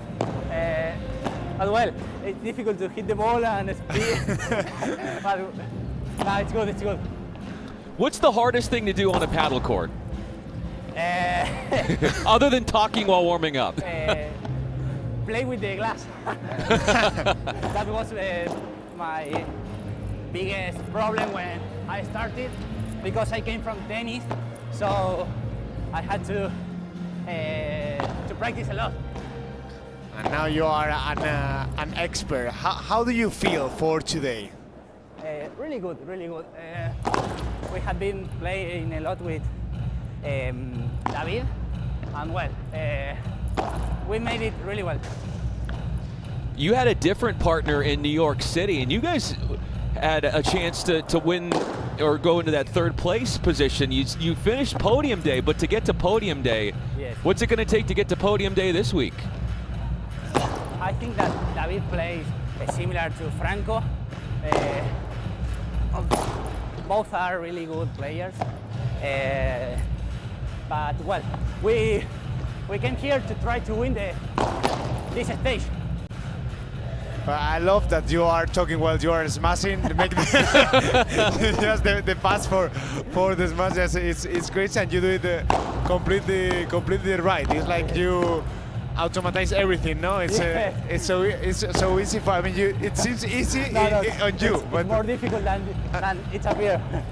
Well, right now you're talking outward where we can hear you, but when you're playing in a match, how much talking goes on in the head while you're playing? Sorry, can you repeat the question, please? How much do you talk to yourself during the match? A lot. I speak with myself about, all my life. Not only the game, but no. If you are inside the mind of an athlete, we think in everything. It's true. It's true. And I want to know. Sometimes happens to you that you have a music while you are playing, like you are you have a song or something?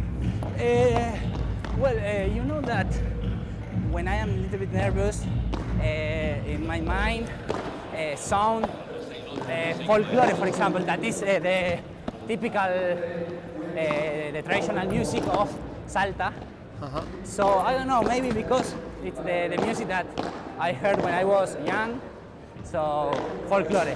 Oh, that's interesting. Well, as we wrap up with you, Moxie, your play brings sweet music to the court. We can't wait to watch it. Thanks so much for taking the time. Thank you so much. Thank you so much. Okay. Thank you so much, Maxi Arce. Oh, wow. How cool is that from Maxi Arce? That's a really cool addition, I think, to hear him right before the match. Yeah, and it's pretty impressive, actually, that he was able to make a decent warm-up, actually, a very good one. Because, you know, you have something talking to you, like while you are hitting the ball, and you have to think about the answers. It's not that easy at all, because you have to jump the focus, no, between like the paddle, what is inside on court, and talking with us. So we really appreciate, no, to learn more about what is inside the court and to be a part of the warm-up of the player. I like what he said about when he's thinking through things on the court and how he's talking to himself. It's not just paddle focused, but he's thinking about his whole life. I'm curious how much he thinks about, you know, when he was a kid, and just all of a sudden memories of being a child reappear. But the tennis background too gives him in some ways an advantage. Yeah, it could be an advantage, no, because I think you learn more things, and then you could be a more complete player if you have a tennis background. I don't know, I think it's interesting, but for myself, I would say right now Maxi Arce is a clear example of a paddle player. No, the style that he offers, I think, is more for a paddle player than from a former tennis player, because he played very good with the walls, even though he said that he struggled at the beginning. I think he's so complete. He's very good at defense and offense. So it's one of the players of the moment. Also, I would say Maxi Arce. And I want to talk also about the thoughts that he was telling us. That he thinks about a lot of things, because for an amateur, for the people that are listening to us, maybe they think, okay, I'm an amateur, and for that reason I have a lot of intrusive thoughts. Because of that reason I have a lot of negative thoughts. If I would be a pro, I wouldn't have that problem. The pros don't have these kind of thoughts, and that's not true. Actually, it's very interesting that both amateurs and professional, we have the same kind of thoughts. But it's not about having less thoughts. It's about how you manage them, how you face the situation. And don't listen to the intrusive thoughts, for example, the negative, and just focus on the positive things, and just try to focus on the game. I like what you said, because they're going to come. You can't stop the thoughts, but it's choosing how you react to them. And if the more you react to them, the more power you give them over you. My wife is a therapist, so maybe that's how I know that. But anyway, let's have some fun. Hey, what about this Houston team? Well, it's a very interesting couple. That Alberto Trabanco, we've seen him in the PPL. Actually, was a big discovery back in 2025 last year, when in Miami he surprised everyone with his powerful smash. He was a bet from the coach of the team, and actually he is a very aggressive player, especially good with the smash. He's so big, and also he is so brave. No, so they have to be careful, the team from Mexico Wave, with the lobs, especially when they play to Alberto Trabanco, and Facundo Lopez, also a good smasher, a very complete player. He is more usual Padel player, no? He also is very good building the point, but the main quality from him is how he plays at the offense, and he's able to play both in the drive side and in the left side. So a very complete player as well. Houston Bolts are serving first.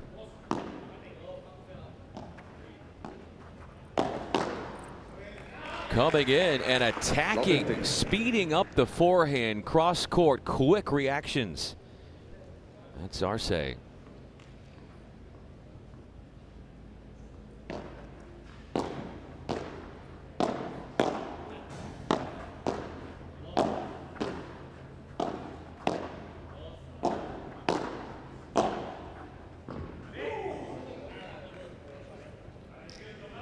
Too long on the defensive drive for Arce, known for his tactical intelligence.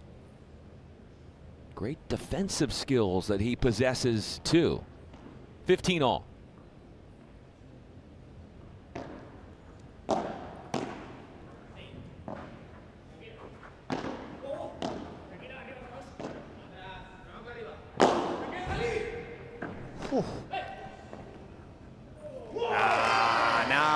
Maxi Arce, after a very good smash out of the core, he was waiting for that ball with a soft touch. We can see over here.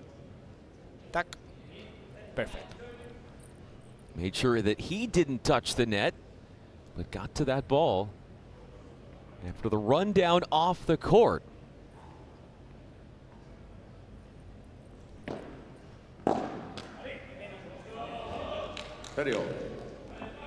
Serving deep. And that was a hard one to tame for David Gala. Comes in with unmatched competitive spirit.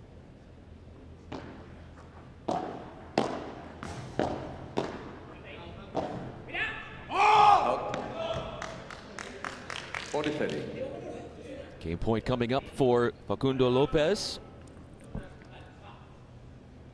He was part of the inaugural player auction in 2026 with the PPL. Look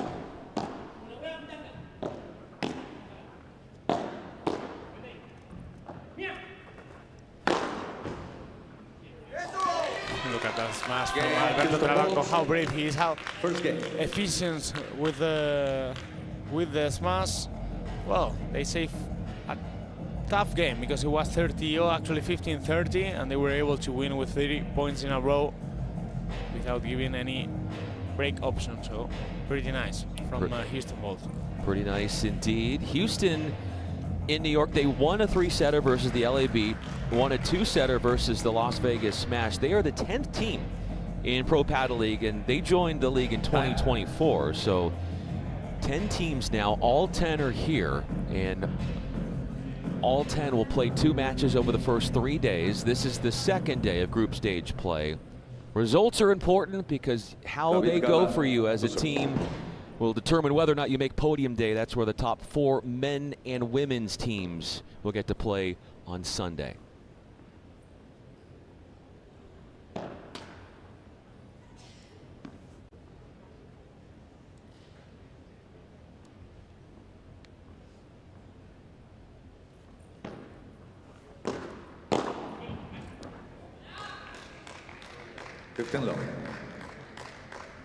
Attacking at the net right behind the serve. Arce showing that good net intuition.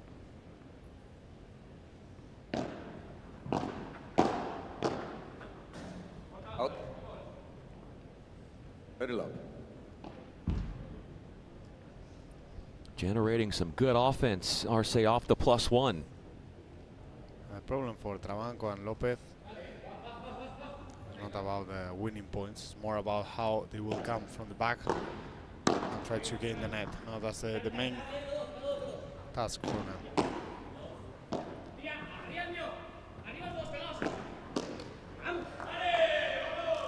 30-15.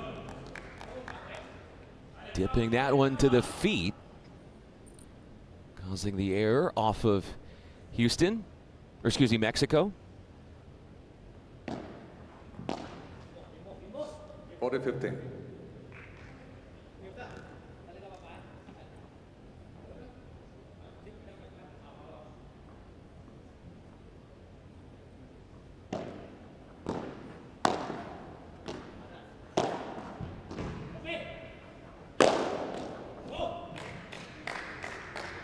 Unbridled power from Gala, Mexico who wraps up the hold, giving up just 1 point along the way for 1-all. Struggling with the return so far.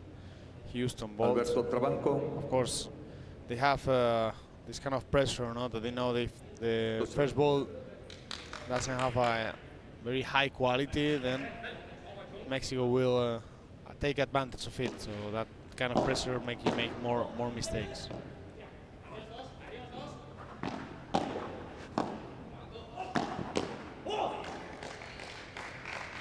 Low 15. They had Lopez defending deep into that corner, the change of direction, and forced the error off Trabanco. He makes 2 blocked volley mistakes there so far in the game. I think Arce surprised Trabanco. He was expecting backhand volley, but the ball was so close to him. He plays Maxi Arce to the left shoulder of Trabanco and got the point.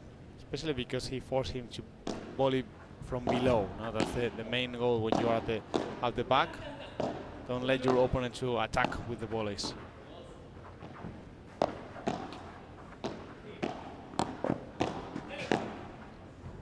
Out.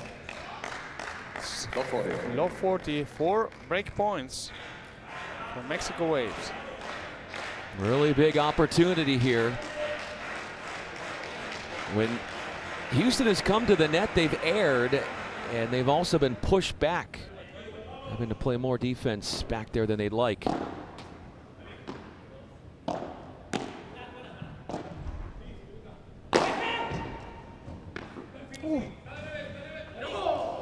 Out it goes, and they get the break. 2-1 for Mexico Wave. Nice start by Mexico.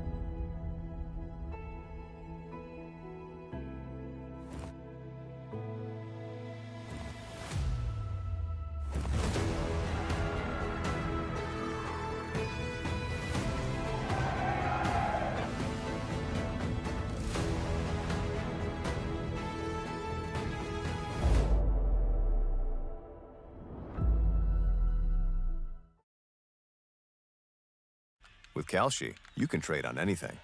Man, tell them something they don't know. Like I'm from Greece. Looking good, Johnny-O!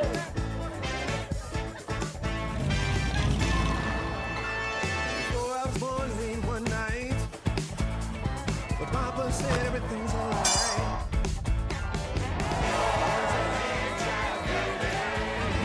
Aló, campeón.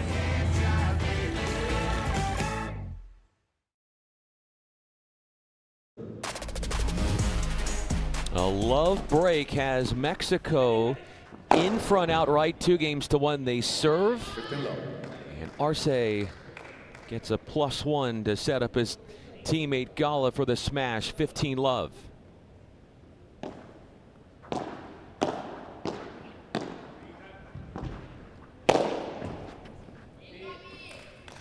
Now with the smash, Maxi Arcegala playing very well at the offense, trying to keep the initiative.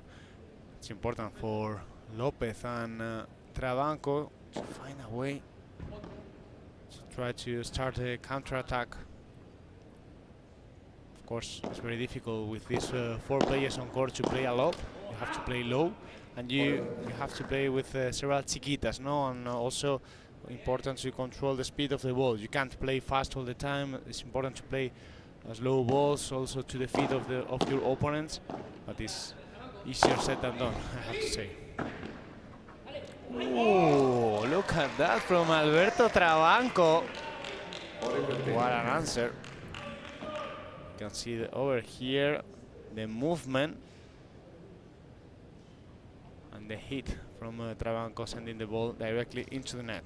That ended a 9-point winning streak for Mexico.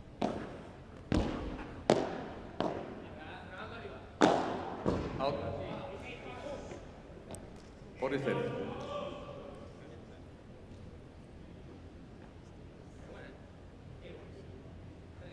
And there it is. You can see it. 9 points. It's a huge difference.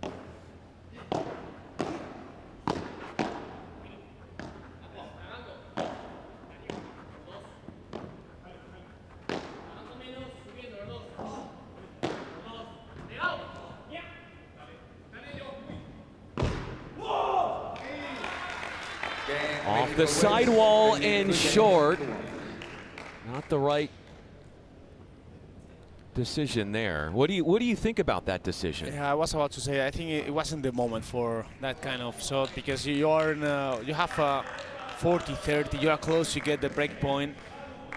It's better to play a safer ball, no? With that, looking for the sidewall, that kind of situation is very risky, and even though the ball were about to go in, it's not necessary. No, I think it's a kind of shot selection that usually, when you have more experience, you don't make, at least in those moments. Gala overhits the lob, almost perfected it. 15 low.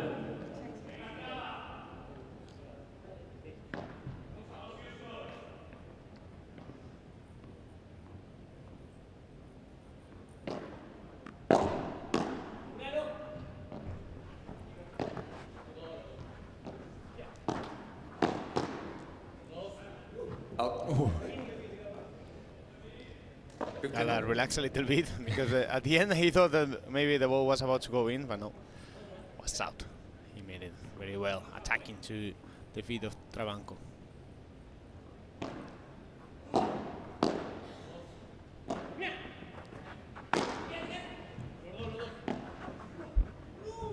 Out. 30-15.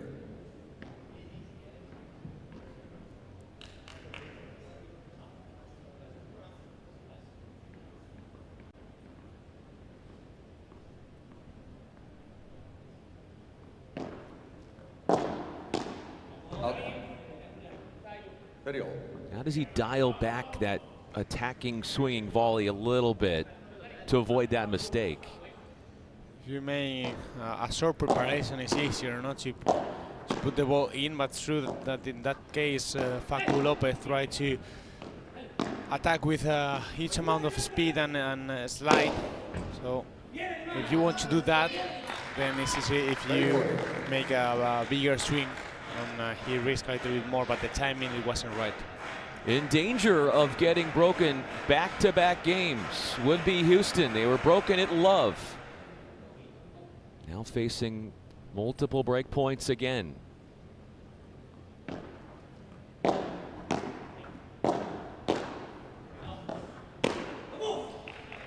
Two breaks in front. Mexico has won 4 of the first 5 games, including 9 straight points at one point. Wow, there's a lot of infection in there, Timmy. You're doing really well. Are you feeling anything? Coffee. I don't understand, but this is going very well. Coffee. Kasi? Coffee. Coffee. Kashi? Elsie, what's Kasi?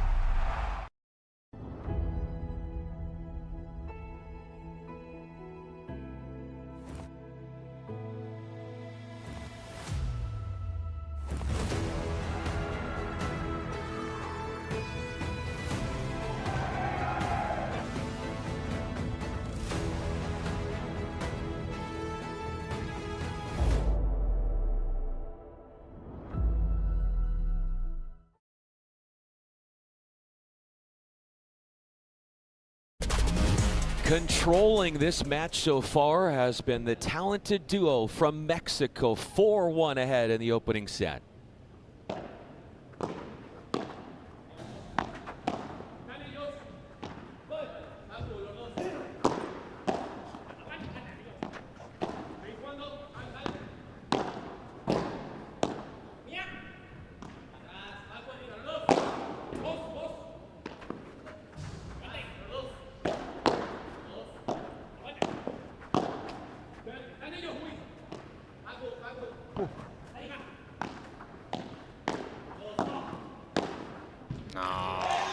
What a way to play.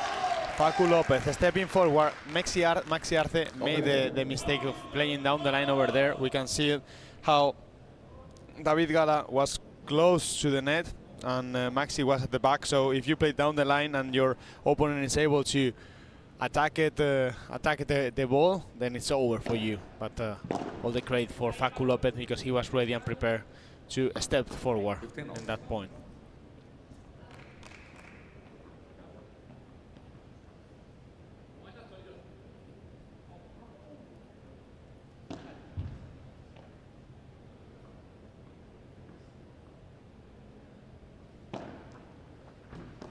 Fault. Back on service.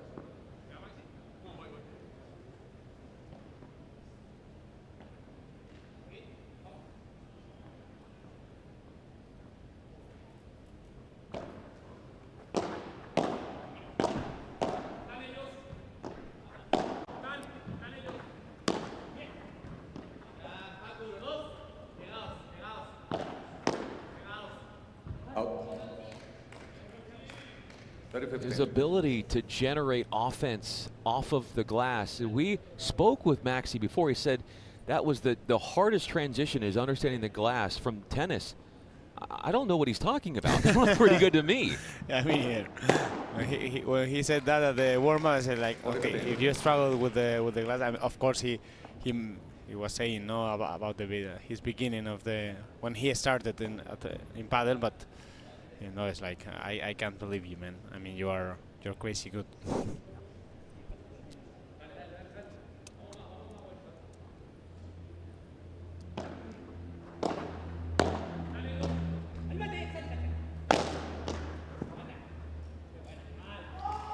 5 straight games. One for Mexico, holding service. Gala, he is part of that up-and-coming new flavor, next-gen,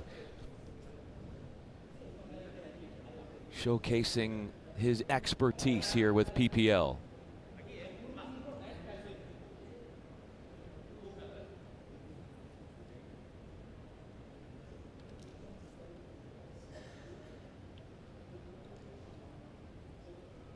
Time.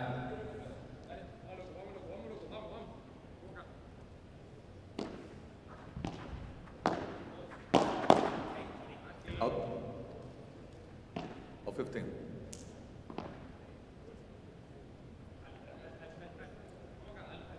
Five straight point. Over there we can see different. Before we have 9 points. It's well, it's a big difference, I would say, as we can see in the score. But sometimes it could be defined by golden points. It's not the case. I think Gala and Arce, they are dominating all the areas of the game, both at defense and offense. And Lopez Trabanco, they are not finding the way, to avoid that attack from Gala and Arce.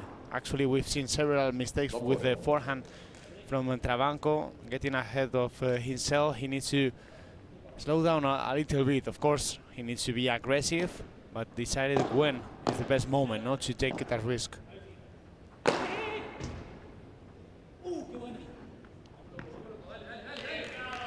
Over the head and away from the outstretched racket. An extension of Arce right there for a Houston point. More set points though. Ooh, wow, that's very difficult to do, actually. You can see how Trabanco looked for the last part of the court, so you get more effect. You put more effect on the ball. It was impossible for everyone to reach that ball.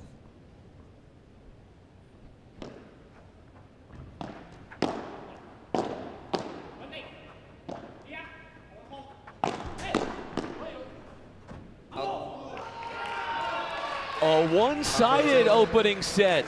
Mexico the upper hand in a big way, 6-1.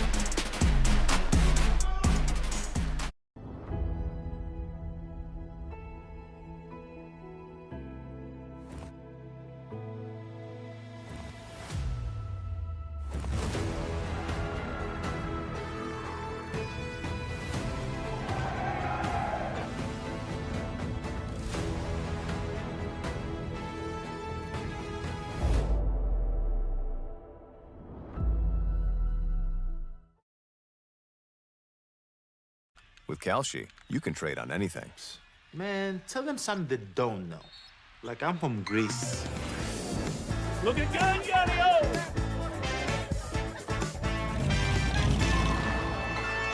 So I was born late one night, but Papa said everything's alright.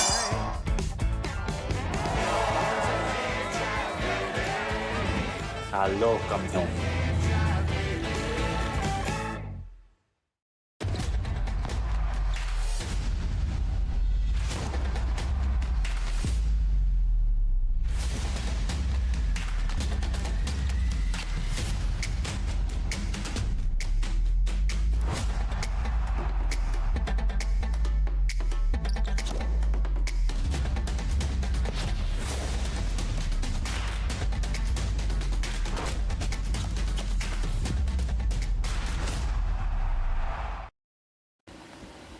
Well, there's a lot of infection in there, Timmy. You're doing really well. Are you feeling anything? Coffee. I don't understand, but this is going very well. No. Coffee. Kasi? Coffee. Coffee. Kashi? Kasi, what's Kasi?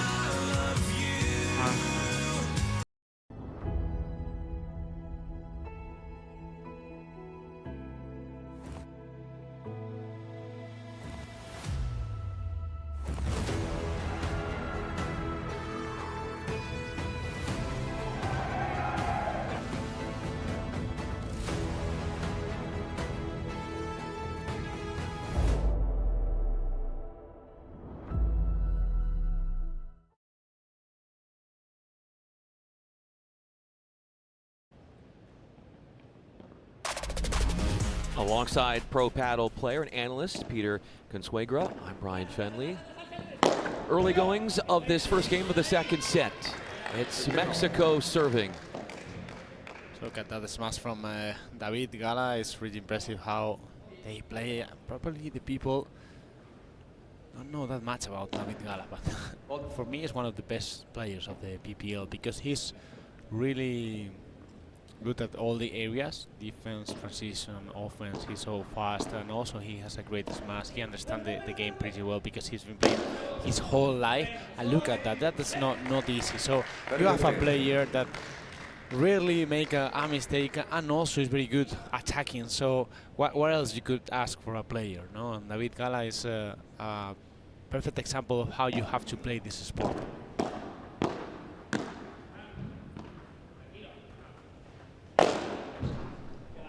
Completely agree with what you're saying about his game, and he is on his way to being, if not one of the world's best. You just kind of feel like he's growing in that direction. Yeah, absolutely. That's one of the promise. It's really in Spain and the world. You have so many young players that are like racing stars, no? But David Gala, I think, yeah, he will be there. He will be there. He is already one of the greatest, or one of the good ones. But I think in the future, he could be one of the greatest. It's really been a treat to watch just how, as you said, he's developed in so many different areas of his play style. Mexico has won 70% of the points. Wow, that's a huge number. It's a terrific number in a positive way, of course. We could see it's a big difference, no, on court, because they are getting more winners, more smashes, less unforced errors, and also you have the feeling that they are in control with confidence. Each game they are playing even better, getting breaks. They are doing everything right, everything perfect, and they are dominating. It's been hard to find ways to dominate points for Houston. The one game they won was the very first one of the match.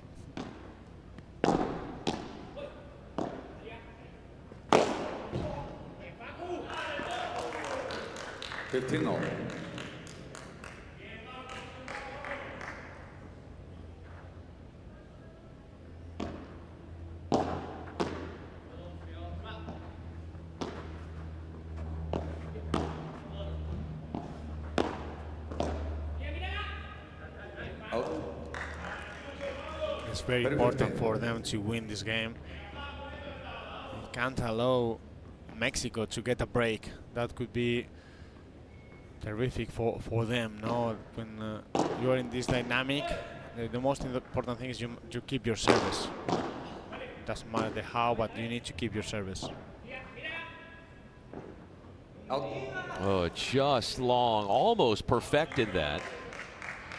There was also that stretch in the opening set when Mexico won 9 straight points to open up things too. And when you lose 3 points in a row, I would say it's very important that you stop, you talk with your partner, you slow things a little bit, no, because that's also part of the game, to decide when to stop, when to talk, when to maybe change something. If you hurry, if you don't stop, then it's better for your opponent, no? Because if it's not your momentum, then you need to do something else. If you are feeling right, if you are winning, then okay, let's play fast. We want to like everything pass so fast. But when it's not your moment, it's important that you stop more, and then you decide what are you going to do different to change that situation. I learned so much from you. I appreciate it. Thank you.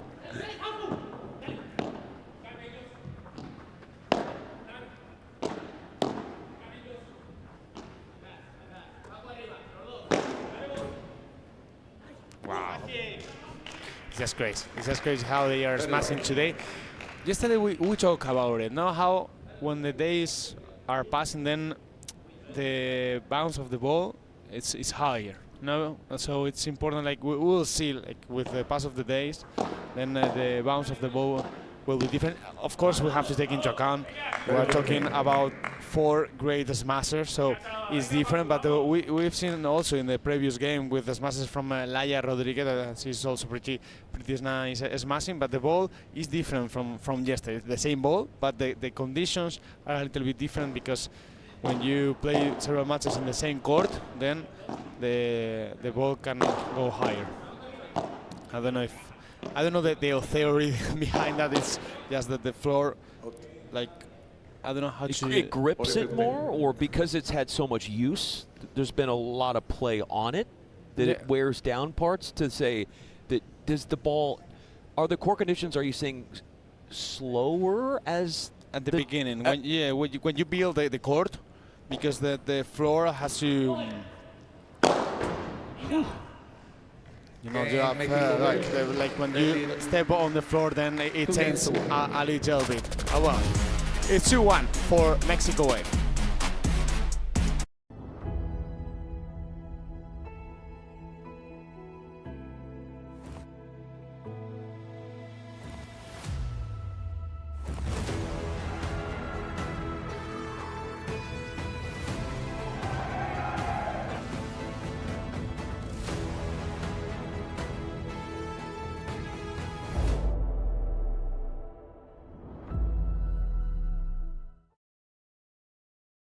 With Kalshi, you can trade on anything. Man, tell them something they don't know. Like I'm from Greece. Look at gun, Johnny-O!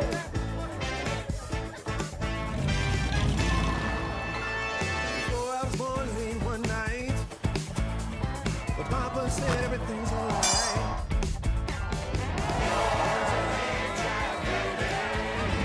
Aló, campeón.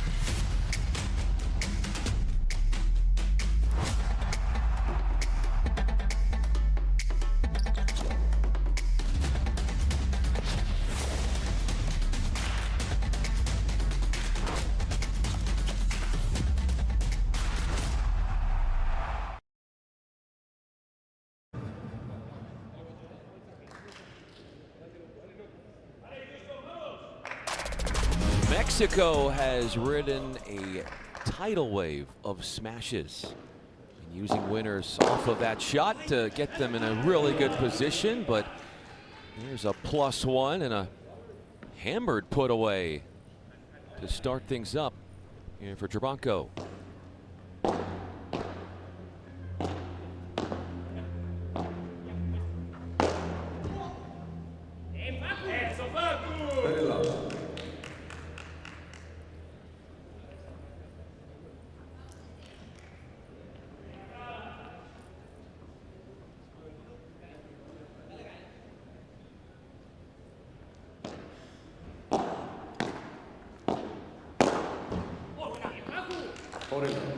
Shortening points. We've seen that here in this game for Houston. It's very important for them from the first ball to attack, to keep the net, and the initiative of the point. So they decided they need to be more aggressive just since the first ball. Also very important to play with the first service. If you play with second service, then you allow your opponent to think about make something different. So when you start with that first service, then you have to focus on, okay, where I will throw the volley. And they know they need to play a very good volley, because Gala and Arce are playing so good at defense that if they just play a regular one, if they don't take a little bit of risk, then Arce and Gala will start the counter-attack. It was 2 days ago, media day here. Arce, he was talking about how he always wants to get on offense and has this ability to want to attack even when it looks more like a defensive point. Yeah, when you see offensive player, It's not just about looking for the smash all the time or attacking with the volleys. It's also about the position that they have on court. No, you can see how Maxi Arce tries to go for the counter attack every time that he's at the back. Try to move forward, no, stepping ahead and with a position close to the service line, so he can short time between touches, and then you can, or he can, put more pressure on his opponent. There's a little bit of pressure being put on Gala here. 15-30 down in this service game. Yeah, well, it will be interesting how they handle this situation.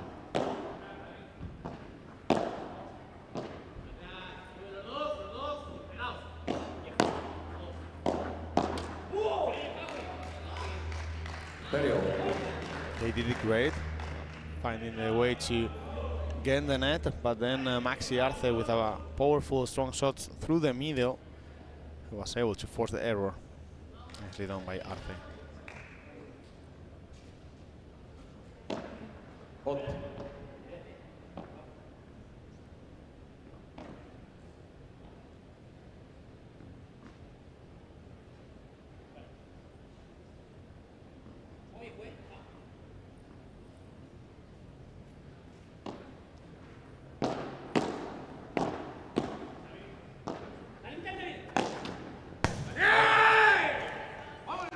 Fast low by Trabanco, forcing the error from Gala, and we have the first break point for Houston Bolts. Also the first golden point. If they save it. Oh, excuse me, if they save it, yeah. We haven't reached the golden point yet, excuse me. We got to get to deuce. Well, yeah. I mean, I was just speaking that into existence. Your prediction was about right. Now we have our first golden point of the match. Alberto Trabanco to receive.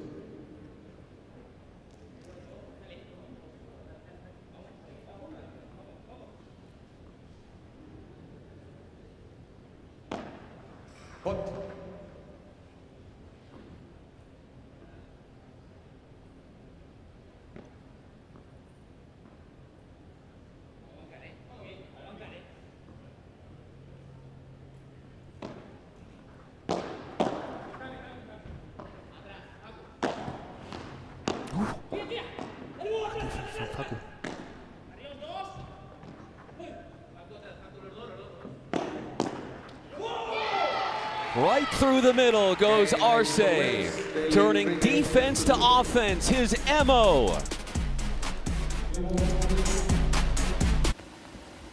Well, there's a lot of infection in there, Timmy. You're doing really well. Are you feeling anything? Coffee. I don't understand, but this is going very well. Coffee. Kaushi? Coffee. Coffee. Kaushi? Kaushi, what's Kaushi?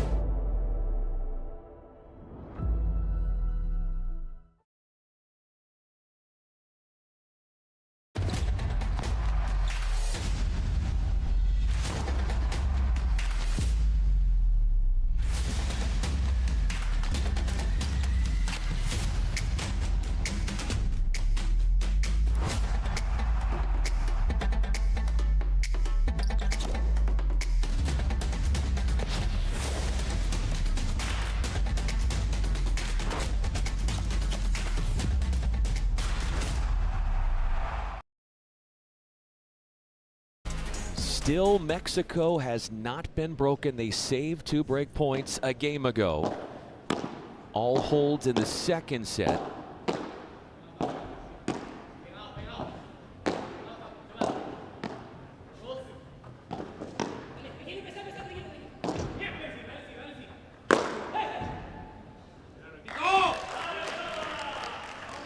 way to finish the point.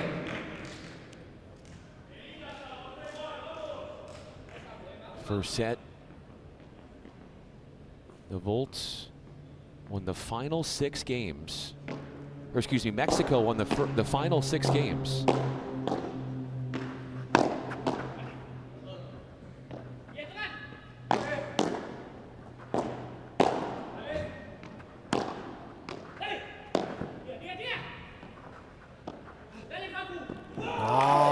No, please, Maxi Arce.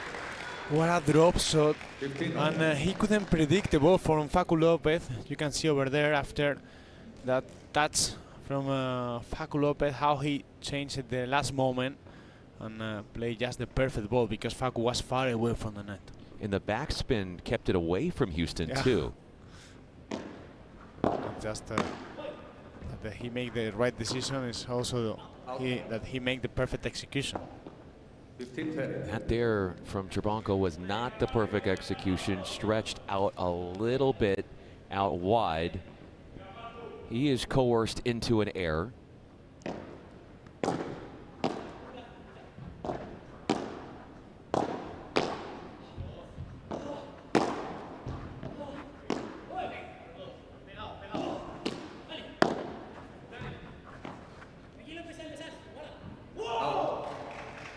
So much pressure implemented on Houston by the net dominion from Mexico. They are aiming the lob against Facu Lopez, and is the way for Mexico to start the counterattack. Either that or play a low ball and try to start it with the transition.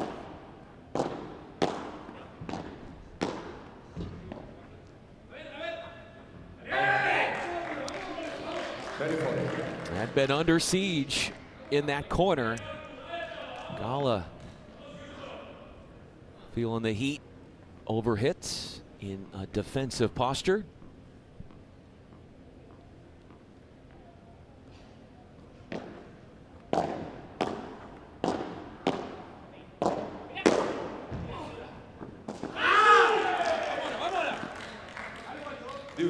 Golden point.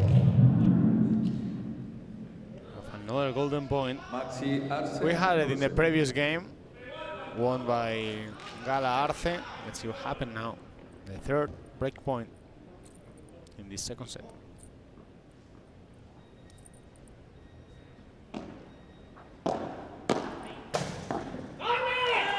Using the fence and saving his serve is Lopez.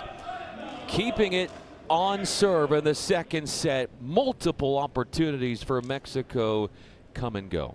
Yeah, the ball from Arce it was actually very good because he played against the body of Facu Lopez. Usually when you play down the line, then it's easier to find the fence because you have more angle, no? But in this case, it was close to his body, but Facu was able to move a little bit and then throw the ball to the fence in an important moment, crucial, I would say, because it was a break point. They say 3 in a row, and they are still in the game.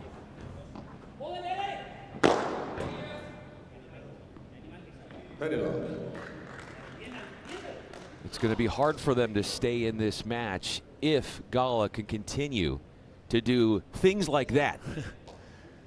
Yeah, absolutely. I think, well, they should focus especially when they are the offense, because both Facu Lopez and Trabanco, they are great smashers. They are so good winning points, and that would be extraordinary. No, they could get the break. They had them notions, but the main goal is maintain the service. If they can maintain the service, maybe they have the chances. If not, they will go to the tie break, and then we'll see what happened. No, but that's the main goal, that to maintain the net as much as possible.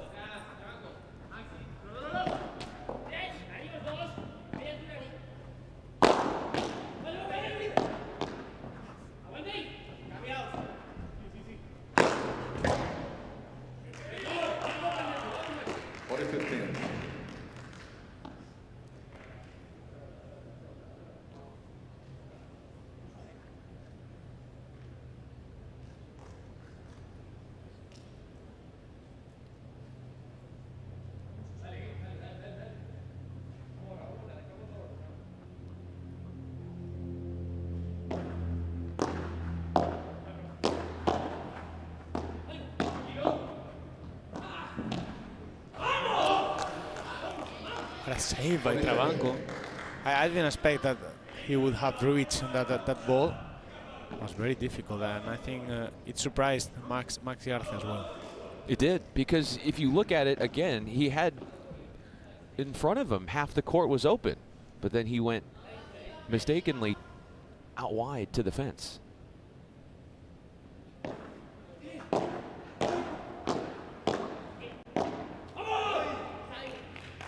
Game Mexico waves. Despite that hold being not mistake-free, it was one in the end.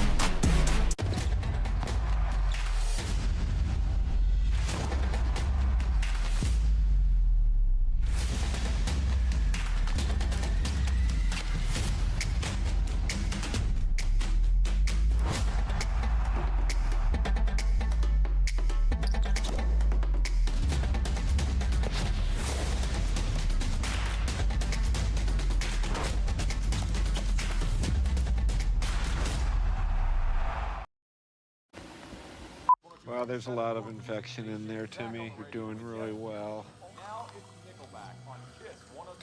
Are you feeling anything? Coffee. I don't understand, but this is going very well. No. Coffee. Kasi? Coffee. Coffee. Kashi? Kasi, what's Kasi?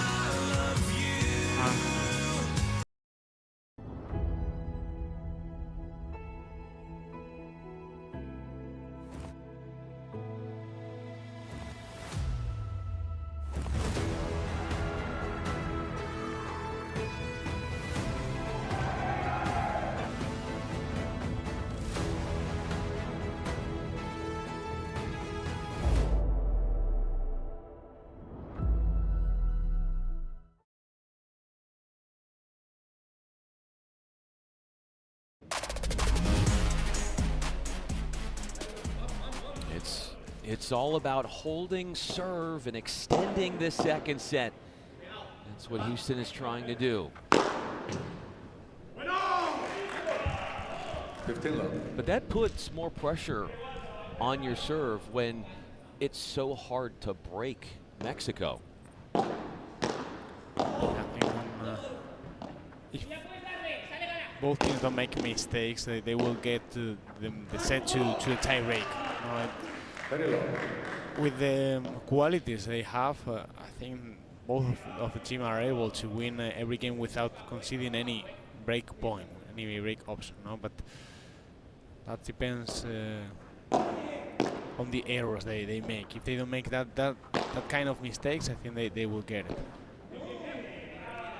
Because it's how they play, no? They have an aggressive style, and actually I have the feeling, no, that both teams are playing great from the middle of the court to the front. So if they don't change the way they are playing, if they keep going, they will send the match to the tie break. Drops it in there nicely to make it a quick hold.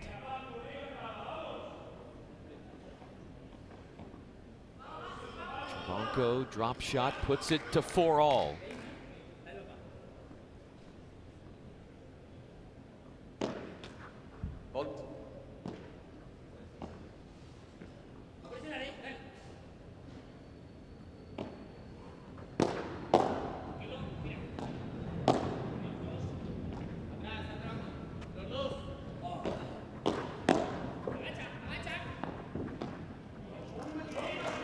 He tried the drop shot because Facu Lopez was at the back of the court, but I think Arce expected an easier ball. We can see over here how he stepped forward but hit the ball a little bit at his back, so he couldn't make it right.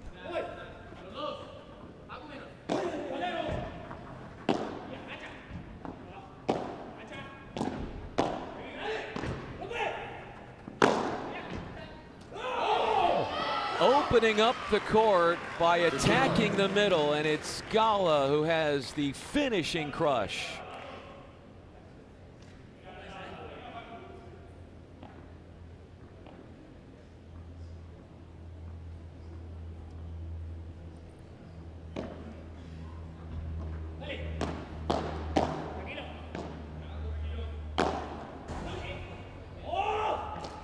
That might have hit Trabanco, right? Yeah, he recognized that.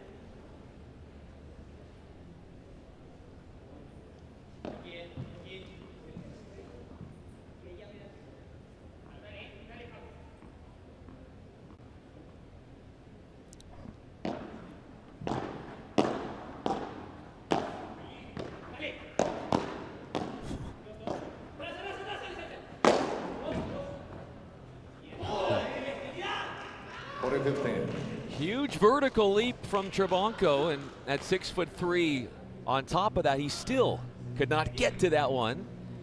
40-15. That tells you how good David Gala smashed it.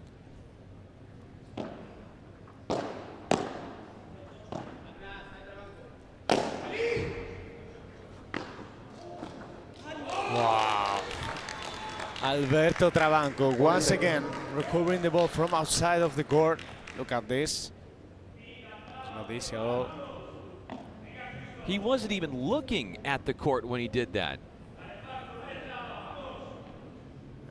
His special awareness is so good. And it was a great answer to the smash from Maxi Arce.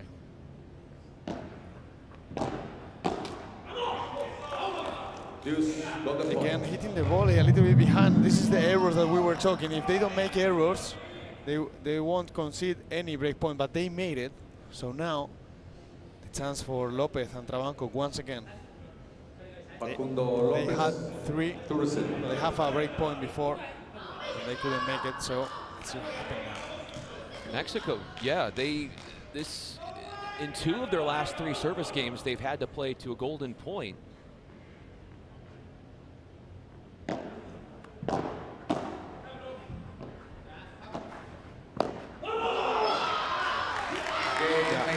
Very well played by Maxi, but it's 5-4 for Mexico Wave. With Kalshi, you can trade on anything. Man, tell them something they don't know. Like I'm from Greece. Look at Gangario!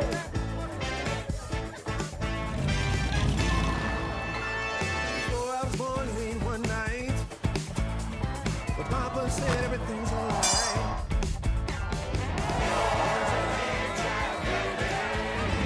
Aló, campeón.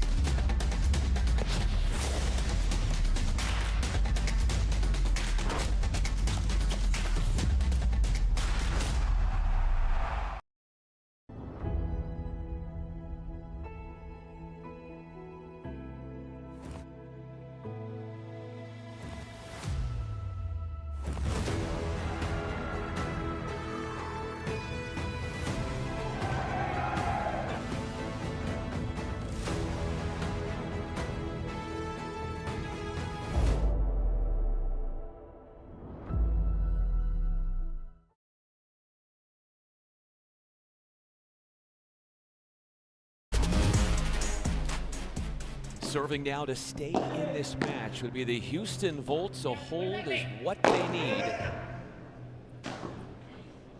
Poor Quattro. Gala. Off the backhand side. High bouncer. And clears the back wall.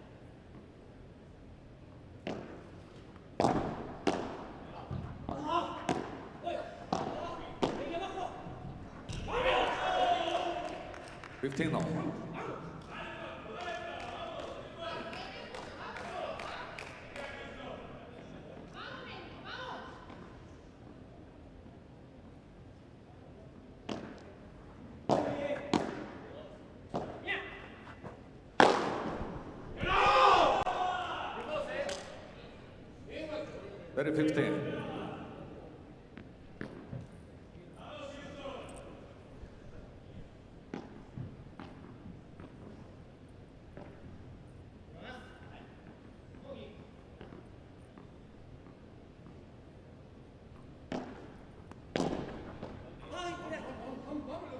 Very risky decision to play that backhand ball down the line off the return to serve. Game points for Houston.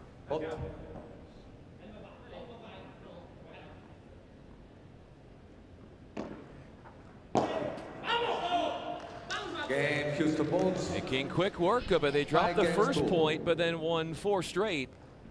Houston isn't going anywhere anytime soon. Houston is playing now better than ever because they are not allowing Mexico to have any break options, and they are getting there, no, with some golden points. It's true that the last thing they need to do is just to take advantage of those opportunities.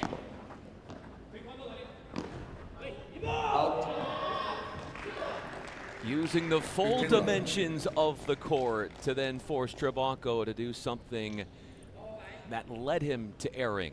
And also have to talk about how Gala was able to make a short preparation, block the ball in front of him, to pass another ball and to win the point.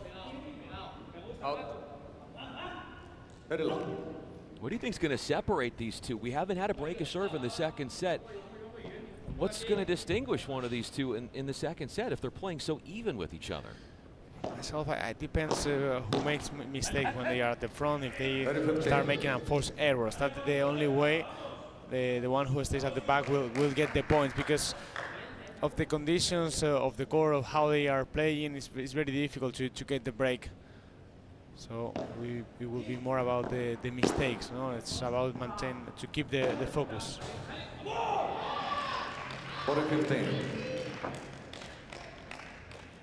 Defense, with a very good shot by Maxi Arce. Facu Lopez over there tried to look for a high backhand volley. Usually it's very uncomfortable to play from that position, but if it's not high enough, then your opponents can attack it, and that's a problem, of course. It's risky, but if you do it right, then you have the advantage. If not, the points go for your opponent. That serve was placed in a right spot for Arce.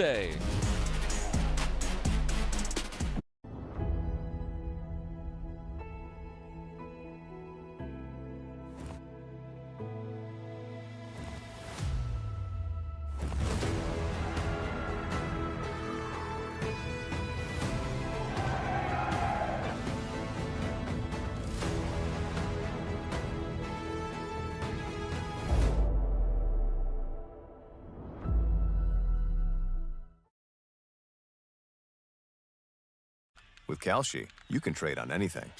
Man, tell them something they don't know. Like I'm from Greece. Look at Gallo!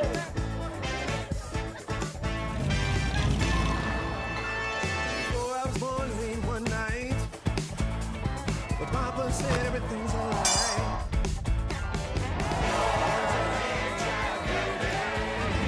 Aló, campeón.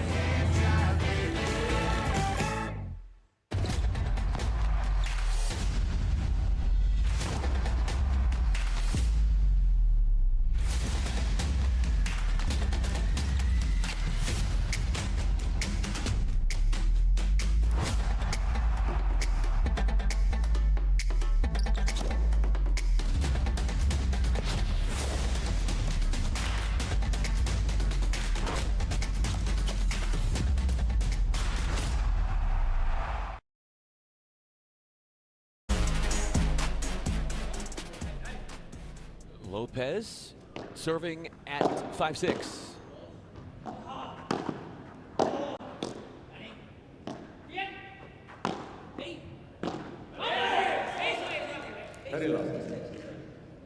Attacking the side wall.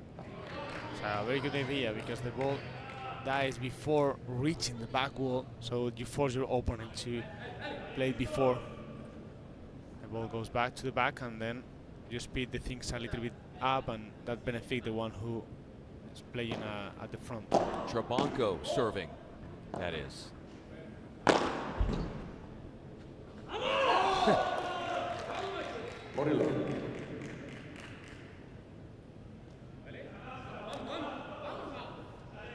Well, I told you in the 3-all that if they play great at the offense, we would go to the tie break, no? So I think that will be the scenario.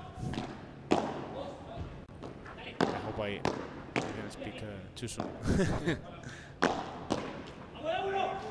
Well, we know what happened yesterday when you spoke too soon. I know.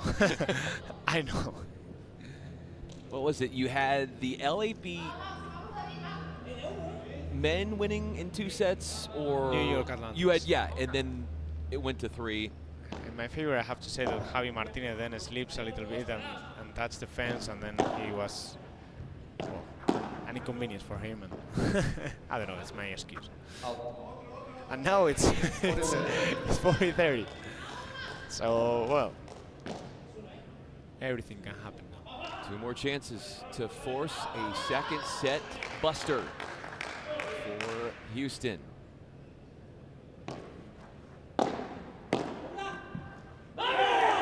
Played it off the sidewall and came in quickly off the backhand volley to take time away. We're headed to a second set tiebreak.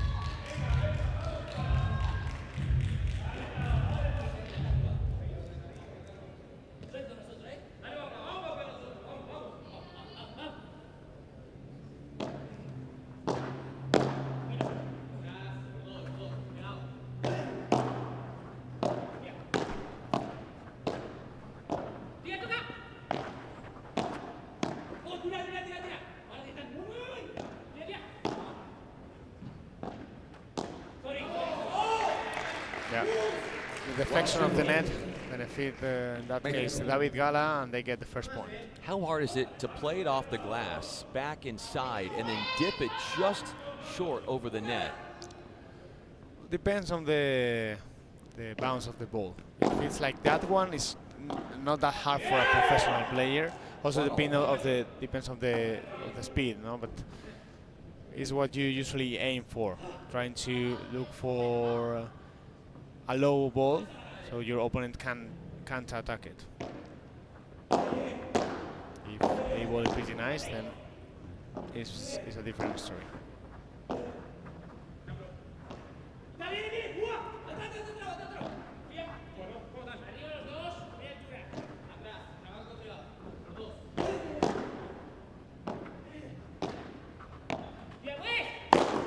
Ooh. Yeah, that hurt. Oh well.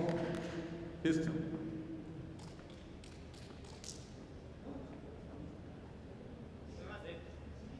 Breathing exercises. Well, Arce was talking media day 2 days ago to you, and he was saying how with rituals pre-match, he likes to go for a run, he likes to take a nap, probably work on that breath work too.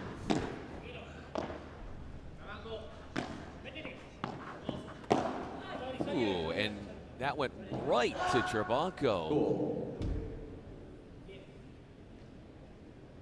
Went bullseye with the backhand. I don't know much he could do about it. I think the error was from Facu Lopez, because that ball floats a little bit and allows the attack from Maxi Arce.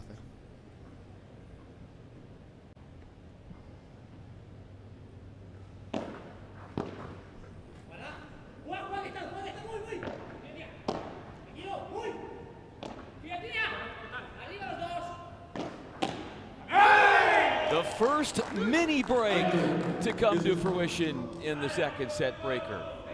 It was a strong, powerful backhand bajada, actually just between Gala Arce. Really done by Alberto Trabanco.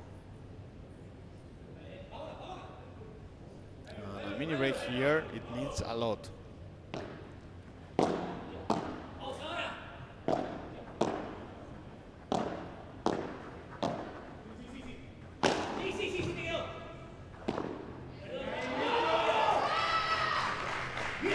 Plenty of time to act accordingly was Gala for 3-all. A mini break right back. Twisting and twirling that one well away from the Houston pair.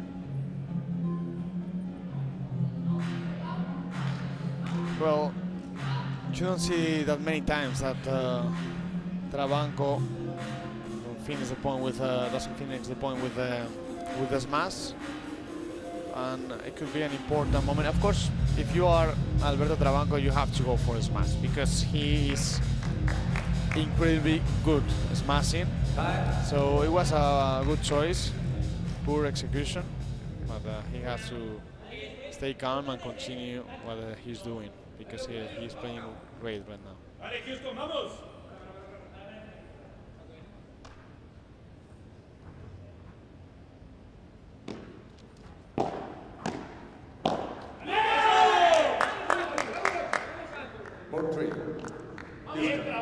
Houston dropped the final 6 games of the opening set. We did not have a service break in set 2, which brings us to this tiebreaker.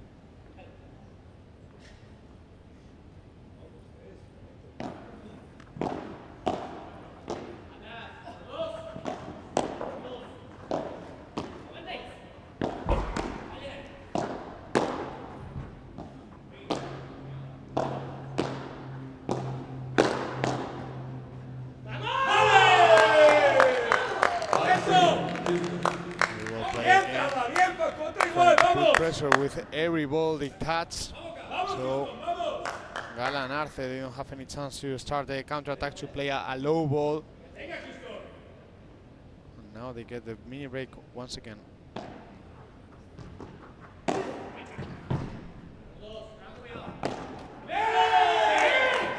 This is very interesting because we are on the precipice of going a place that many thought we wouldn't. A third set based upon how things started in this match for Mexico. Yeah, the first set was clearly for Mexico. They dominated in all the areas of the game, and also Lopez and Trabanco especially, they were making more unforced error mistakes that they were able to fix, and that was one of the keys, no, in this second set. Also, how they are putting pressure with every ball when they are at the volley. And they have 3 set points. Well, actually, they send the match to the third set. They send the match to the super tiebreak. They win one tiebreaker, but now the big one is in front of them. The 1-10 win by 2. Super tiebreak. De lo que jugó el primer set, apurando la volea. Está poniendo ni de arriba ni de volea. Entonces le podemos jugar tranquilamente en la red. Ganan, jugarle esa volea larga, esa volea clara que la hacemos cruzada, está atrapadísimo. Sí, cuando te viene bien bajado ahí al medio. Sí. Patito, que entre, que me dé, por el nivel. Rosa. Y si ves que te tiene un poco, si la puedes hasta tocadita, ayuda.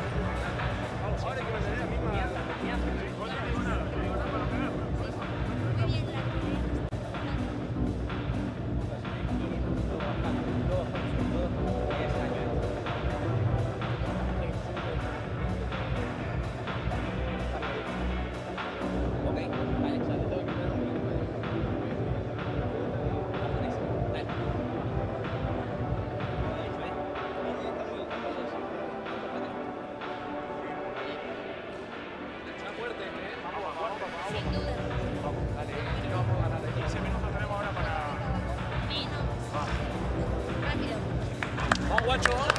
Dale, Houston, vamos. Venga entrada. Venga, ya viene. Mexico went unbroken, but still will need to play a third set super tiebreaker to try and win this match. Yeah, that's one thing is to win a set, and then you have to go for the main goal, no? Is to win the match. And they were talking at the Houston Ball bench, no, to stay positive. Well, they just have to suffer for 15 more minutes. Always good to put a time, no, of how much it left, because it helps your mind to focus. No, it's like, okay, it's almost over. Let's focus. Let's give everything because we are doing right. Wow. What a powerful shot by Trabanco to get the point. We go for 10 points. The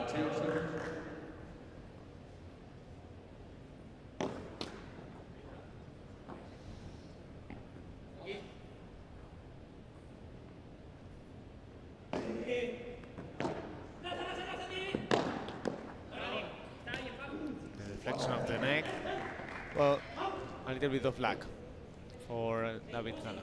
Like a double clutch hesitation when he hit that bandeja. It seemed like kind of went and then came back for it on a second try. Yeah, it's something in between the Rulo and Vibora. Well, he touched it like throwing the ball down. So it's an aggressive ball from David Gala, that one from before, and now it's 2-1 with a mini break, Trabanco Lopez. You can see here the pressure that you put with your position. Maxi Arce played the chiquita and stepped forward. For that reason, Trabanco was forced to play a fast lob, but it was very difficult.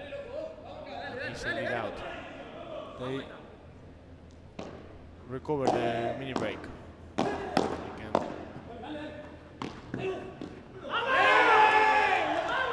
3-2, Houston moves ahead. Trabanco and Lopez, they are a wall, blocking everything at the net, and actually it was very difficult because both Arce and Gala try to push forward, try to come together to the net, but that block avoid the attack from Mexico Waves.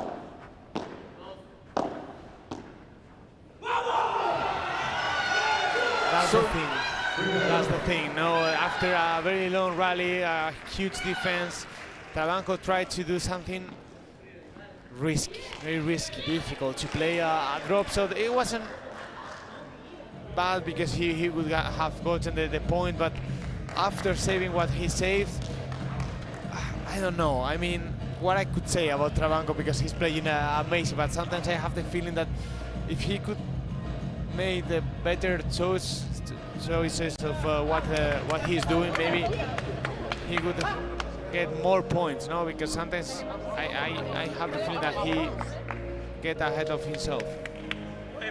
It's a fair observation for sure.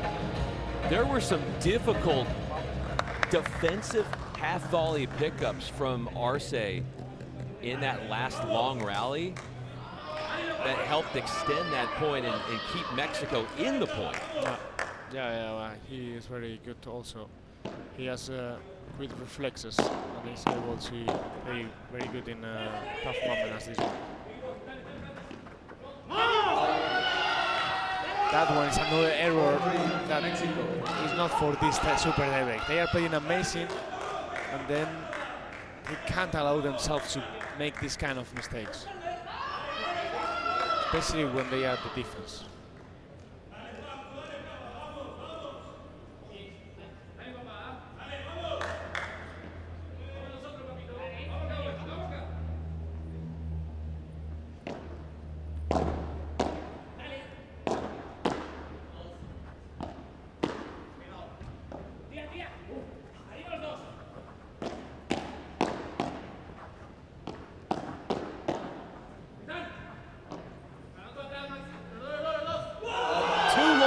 From Trabanco. A speedy exchange in the forecourt. Culminates with a 5-3 Mexico lead. They've won 3 straight points from down 3-2.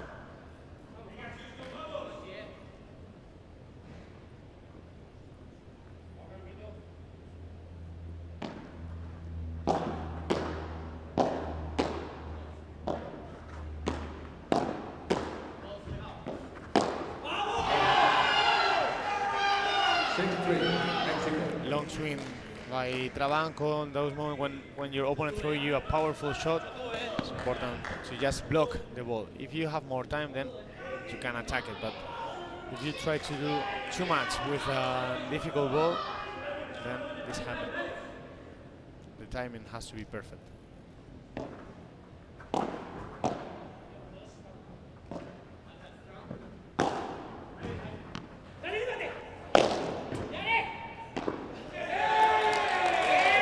Asking the crowd to up the volume. That's Lopez with the finisher.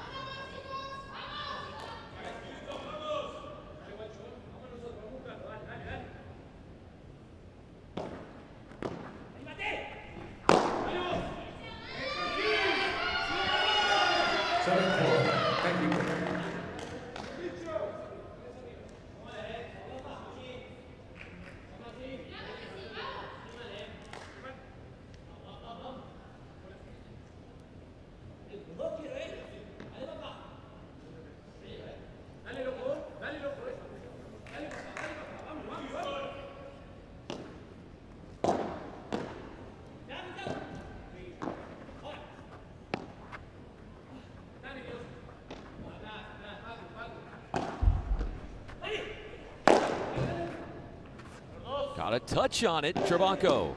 But then had the racket below towards the ground, ill-prepared to handle that block that sails long. 8-4 now. Well, we are just 2 points away from victory. And Arce is playing especially great with the bajadas, throwing powerful shot to Trabanco that he's struggling blocking. Let's see if we can hear something at the benches.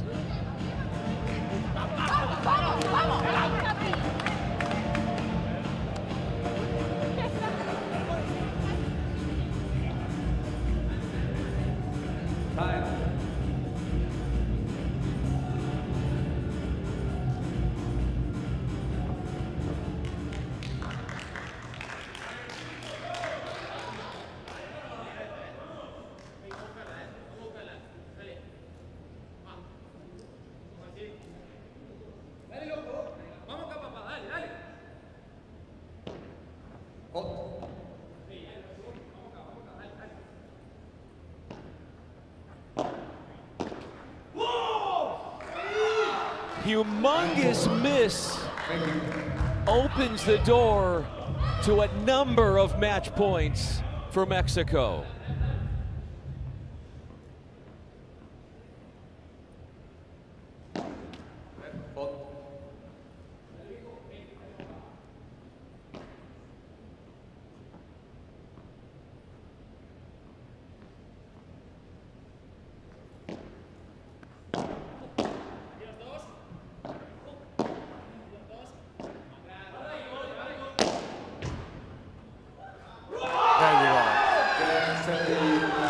Set and match for Mexico Wave after a beautiful exchange here. A fantastic match where we've seen an incredible couple in the first set. Mexico Wave dominating all the areas of the game, but in the second one was the answer from Houston Bolts. It was very difficult to predict who would have been the one who gets the match.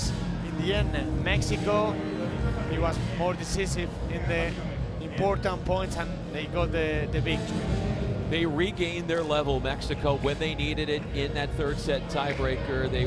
They won 6 straight games in the opening set to take the opener 6-1. Nobody got broken in the second set despite multiple golden points. We went to that second set tiebreaker and a strong finish for Houston. Had them on the doorstep of a big win. But the seasoned pair of Arce and the up-and-coming superstar in Gala found just enough to sneak on by and pull through with conviction in the tiebreaker. Well, it's very interesting, how they adjust things, how Trabanco and Facu Lopez, after losing the first set 1-6, were able not to increase the level and reducing the errors. They forced the match to go to the third set, to the super tiebreak that we loved, and in the end, well, it was a very exciting match. It's going to be exciting to hear what they have to say after the win, as they are joined on court with Chelsea. Congratulations on this amazing match. Tell me, what is the sensation playing as a pair for the first time? Well, first of all, I want to congratulate Facu and Trabanco. They played really well. It's nice to play against this kind of player because you have to give your 100%. So we are really happy. It's the first time playing with David. I really wanted to play with him. We used to play against in the tour. This time share court with him is amazing. Now, where do you go from here? What needs to be better for the next match? ¿Qué tiene que mejorar para el próximo partido? Bueno, mejorar no. Al final ellos han hecho un gran partido, nos lo han puesto muy difícil. Creo que hemos jugado bien, lo que pasa es que, por lo que te digo, han jugado súper bien. Y nada, para el siguiente partido pues seguir con la misma intensidad, con las mismas ganas y dejarlo todo. We came in intense, but what we need to do better for the next match is come in, really pay attention to those details, and come in hardworking. I'm sorry. Y unas palabras de tu compañero, porque él habló muy lindo de usted. Sí. No, es un placer jugar con él. La verdad que se parece mucho a mi compañero, lo que pasa es que le mete ahí bien de garra, que eso me encanta. Y nada, como te digo, es un placer, juega un huevo, así que a disfrutarlo lo máximo posible. I asked him, his teammates said really beautiful words. What about you? Do you have any beautiful words about your teammate? He's like, of course. He's a great player. I love playing with him, and this is just a great team. Muchas gracias y felicitaciones.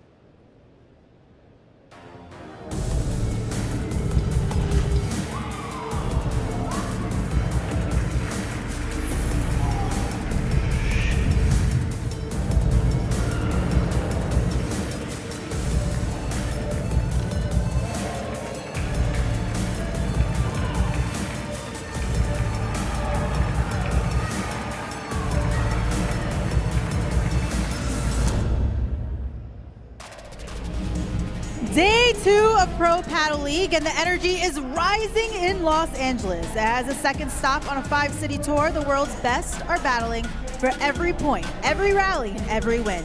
Fast-paced, intense, and made for the spotlight. This is Padel in LA, and the tournament is just getting started.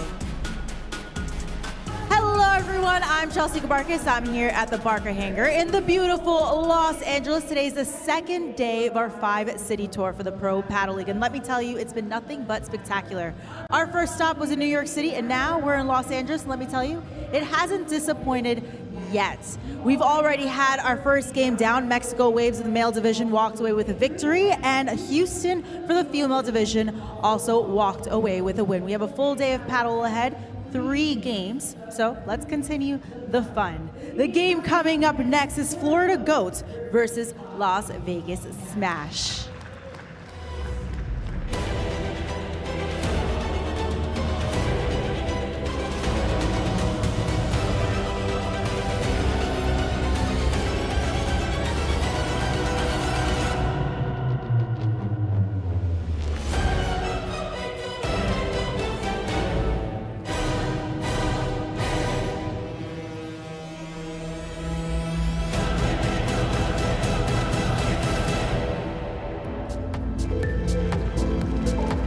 Introducing Florida Goats, Noah Canoas, Carolina Orsi, Juani de Pascual y Luis Hernández.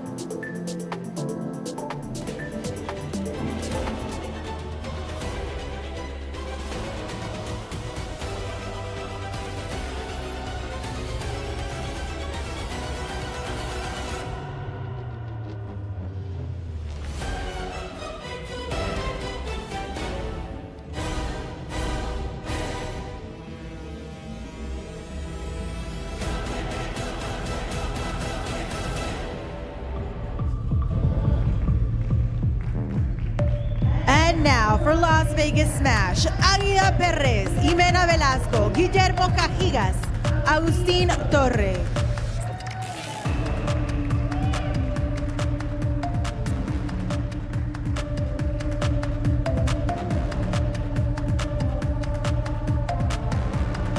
LA, let's give a round of applause for Florida Goats versus Las Vegas Smash.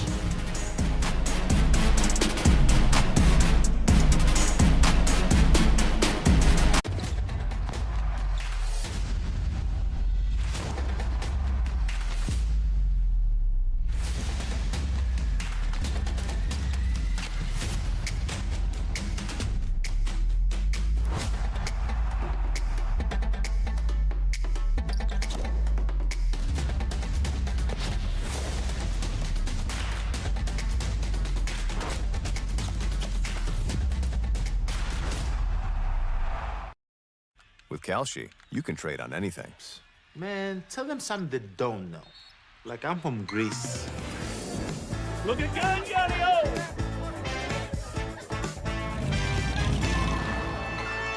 So I was born late one night, but Papa said everything's alright.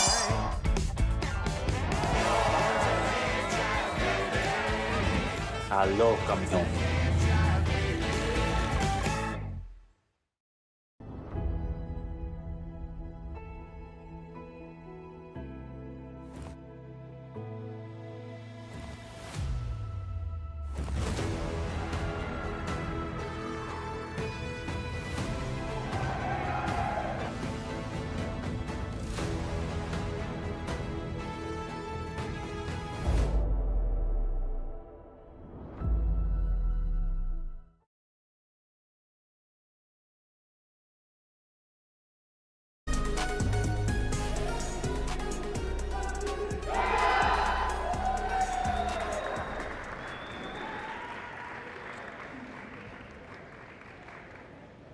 Ladies and gentlemen, if you can please Bueno, por your recordar, attention to the center court. hay 5 minutos de calentamiento.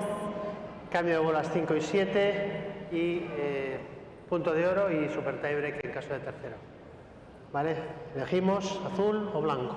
Blanco. Azul ustedes. Blanco. ¿Estáis? ¿Quién empieza? Ok, good luck, good match.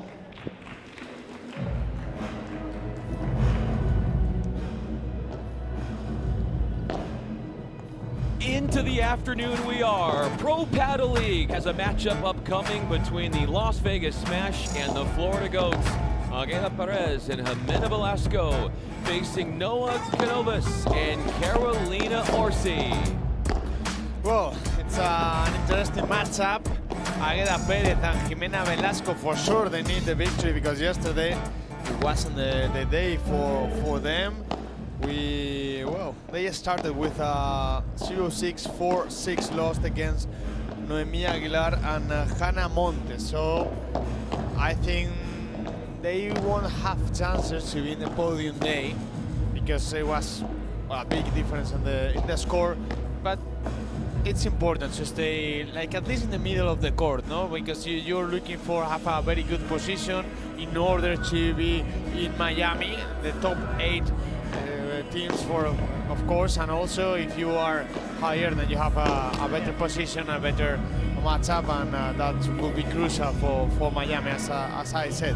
On the other hand, we have the Florida Goats, one of a team that usually did great in every PPL. I think you can always expect that Florida Goats will be on the top, and but they need to do a great performance today. It's a difficult task to beat Águeda Perez and Jimena Velasco. And if we take a look about the players, well, let's start, for example, with Jimena Velasco, the one on your screens. She's a powerful player, a lefty that loves to play aggressively.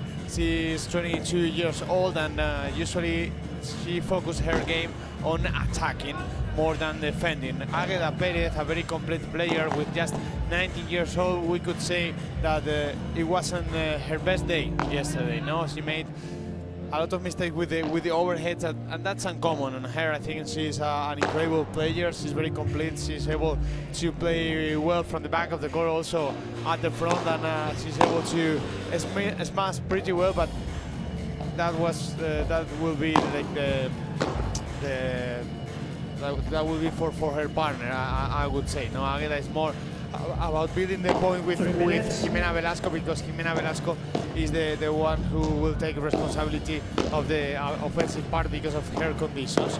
On the other side, Noah Canovas and Carolina Orsi. We could say more or less it is the same idea, because we have a lefty that's powerful, that comes from tennis, so she's better from the middle of the court to the front, not that good when she stays at the back. At least she can't control the tempo that much. She is a player that loves to play closer to the net, so they will try to be aggressive as well as same as Noah Canovas, that is quite similar to the style of Águeda Perez. It's a left player that smashes, of course, pretty well, that is aggressive, but it's also about being solid, about being a complete player who understands the game pretty well and knows how to play at the defense and offense. And probably in this case, Noah Canovas will be the responsible of building the point more than Carolina Orsi, who will be close to the net.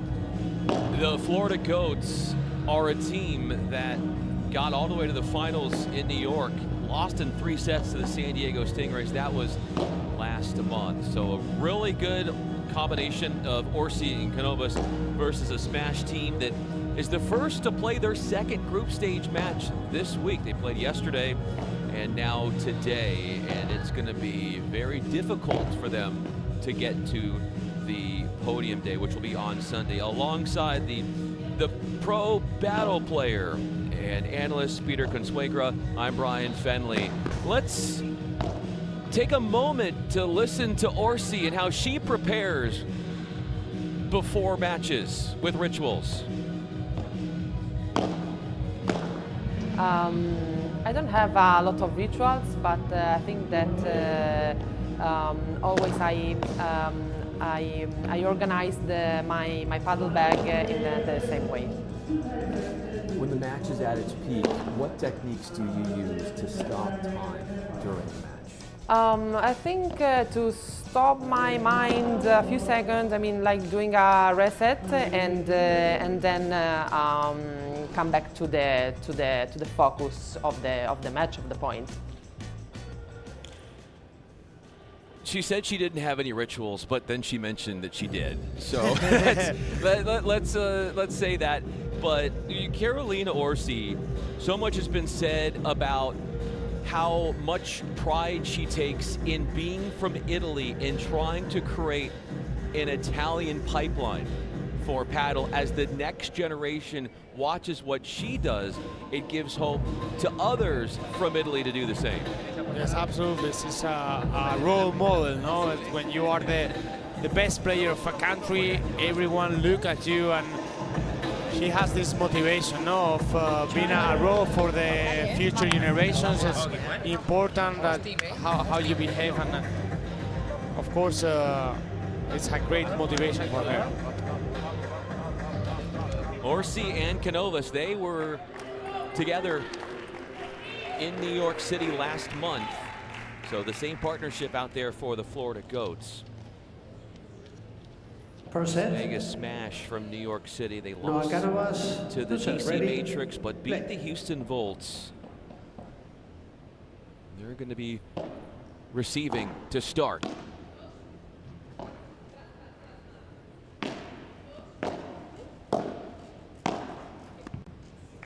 Low 15. It was early yesterday, and that was Agueda Perez, the 19-year-old next-gen. There were opportunities defensively out wide for her that she wasn't getting to. She puts one away out wide her own way, and 15. Curious to see how they bounce back, this Vegas team from yesterday. Probably they will make it a little better than yesterday. Started well, bad actually with 2-6. Well, also because of the great level showed by Noemi Aguilar and Hannah Montes, but I really believe in this team. I think they can do great things together.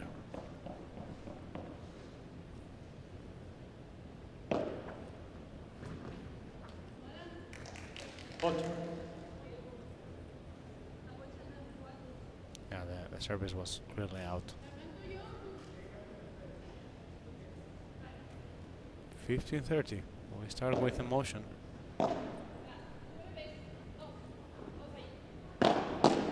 Ooh, strong bajada from Noa Canovas. Especially considering how tight to the back wall she was. That was a great lob, but an even better bajada. Yeah, absolutely. She plays herself just behind the ball, under the ball, and try to play as well, I could say it's the safe movement as you would do with the Vibora, but in this case more like a smash, you know, trying to reach the ball as high as possible and playing a flat shot to the feet of your opponent. Noa Canovas from 15-30 down rallies to take the first game on her serve. Has been with PPL all the way back to 2024, was with the Arkansas Matrix then, now the DC Matrix, and playing currently with the Florida Goats.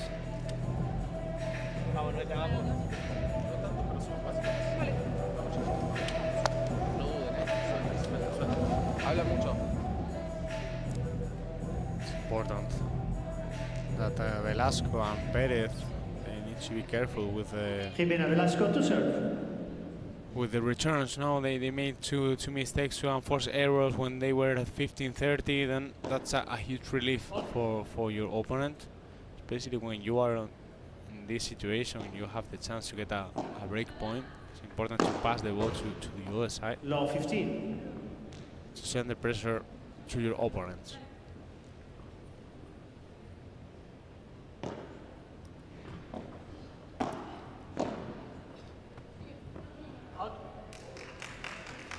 Just called out. A daring decision to go down the line from Orsi.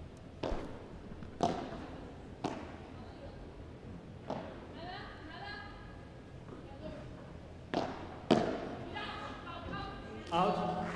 Did not control the blocked volley. Canovas.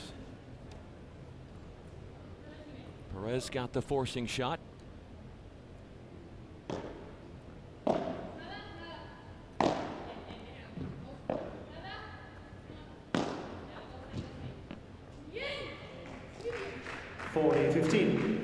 Tricky balls to hit low and skidding off the back and the sidewall.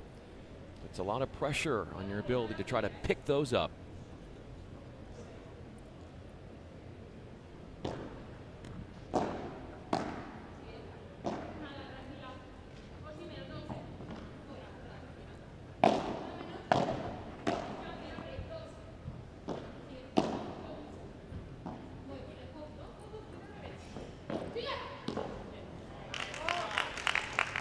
They were played now by Noah Canovas, looking for the angle because the ball has too much rebound, so that allows her to play that kind of shot.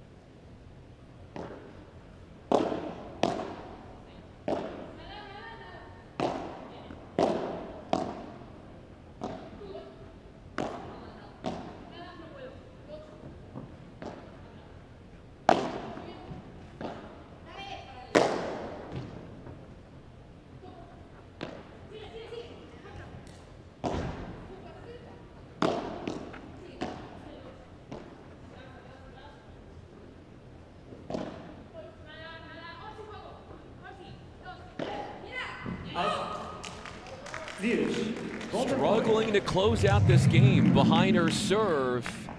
Velasco walks into a deciding point, a golden point, which proves to be a big point early on.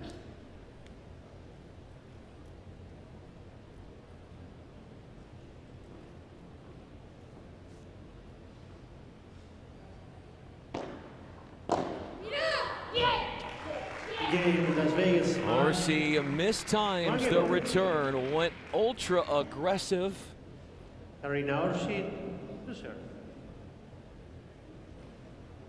It's the same thing that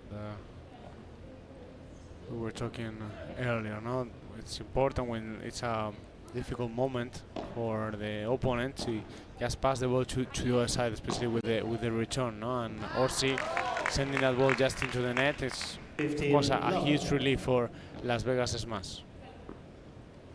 That's Orsi using change of pace, a slower moving overhead, seeing that Velasco had moved in.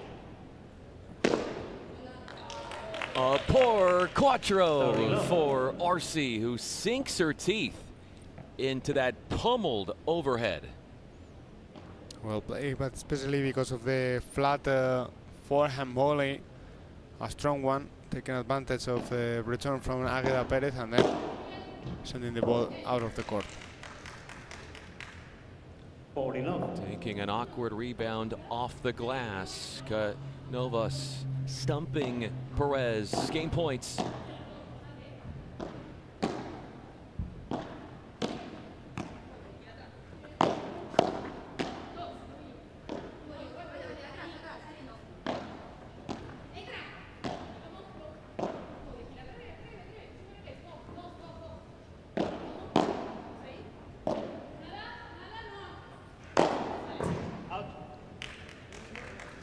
Overzealous with the overhead off the deep lob. A few of them coming to the side of Vegas.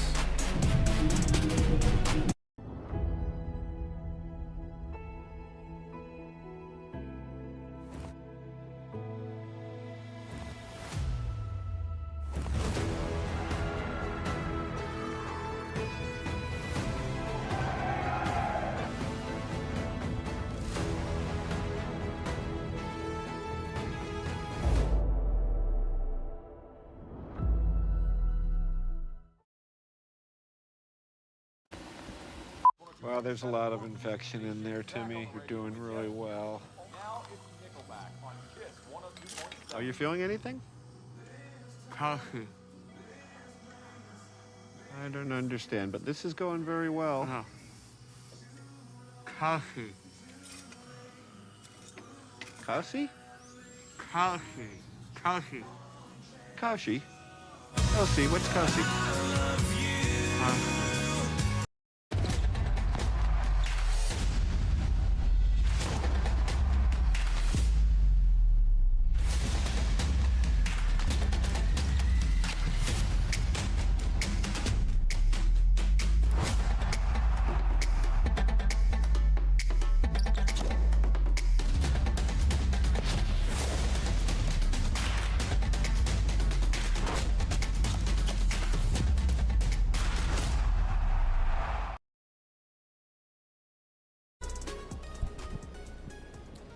Five of the last 6 points have gone the way of Florida. They're up 2-1.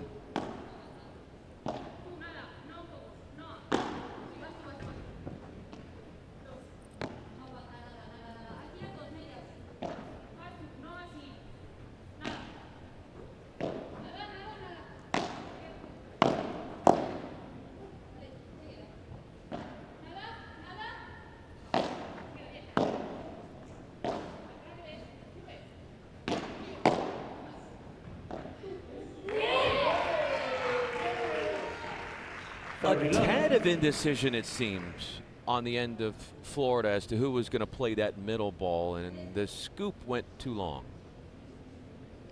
They couldn't get it in time.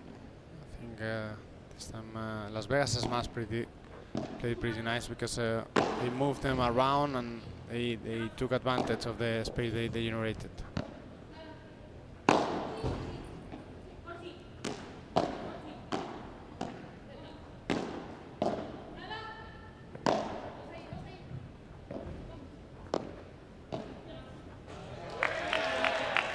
A great offensive display from Orsi, but it was her defense earlier in the point that was a thing of beauty as well.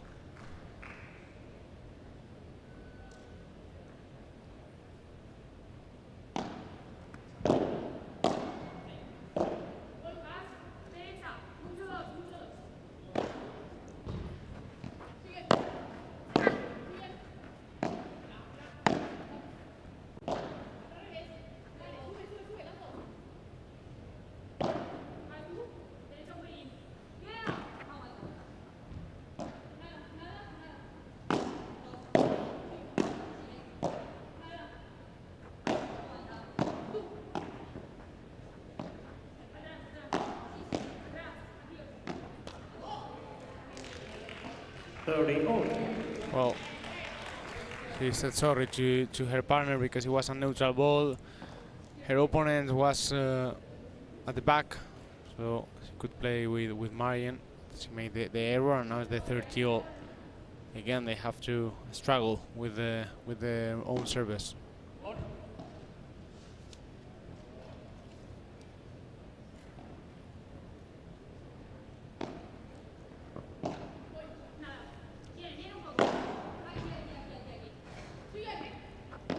Nice touch. And now just the softball between Carolina Orsia and Cánovas is not just about power, no, it's also about where you place the ball. And in this case, it was just perfect from Jimena Velasco. 40-30.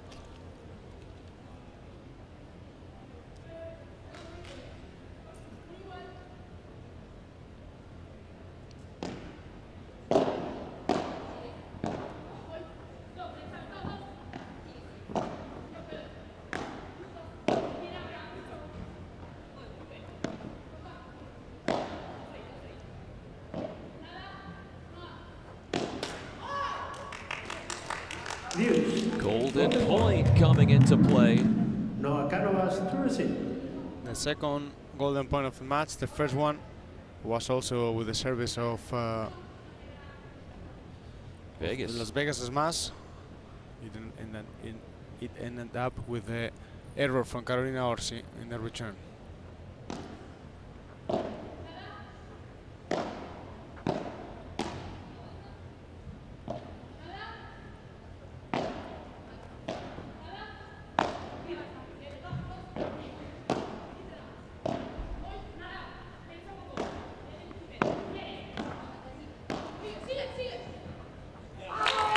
She's been so good defending off the glass, but it's offense off the glass for Orsi that has the big breakthrough early in this match. 3-1 Florida.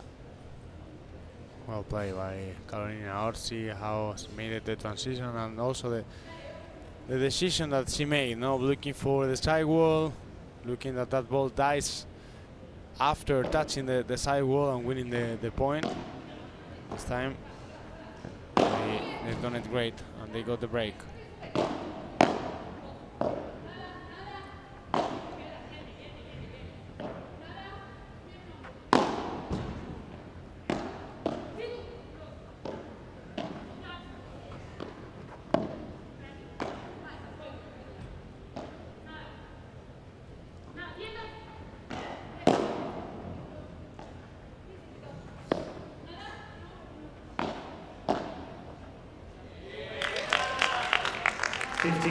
Over there was a misunderstanding between Águeda Pérez and Jimena Velasco.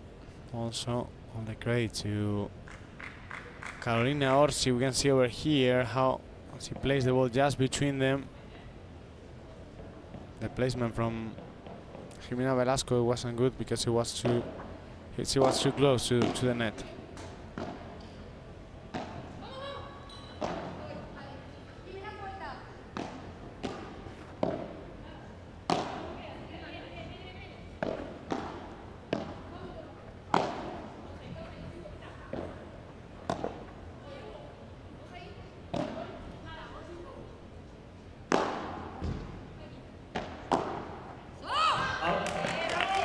That's the thing, when you go for the smash and your smash touch the side wall, it's an easy goal for your opponent, and this usually happens. They have the chance to counter attack with a powerful shot, as Carolina Orsi did over there, and it's 30 love.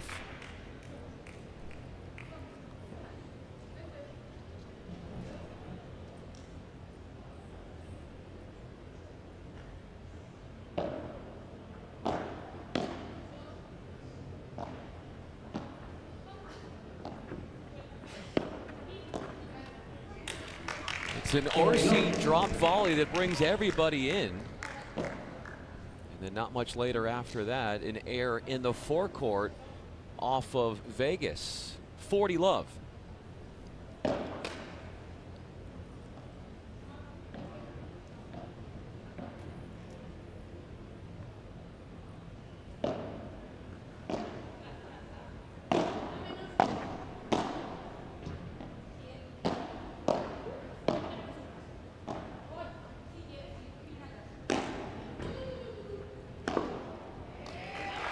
On the counter, right there to meet the flat smash.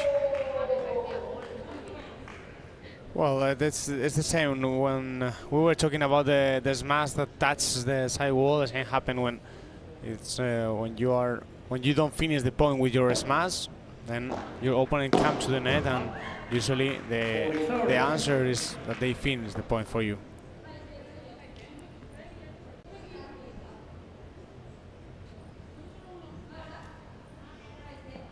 A little harder for Florida to finish this game than they'd like.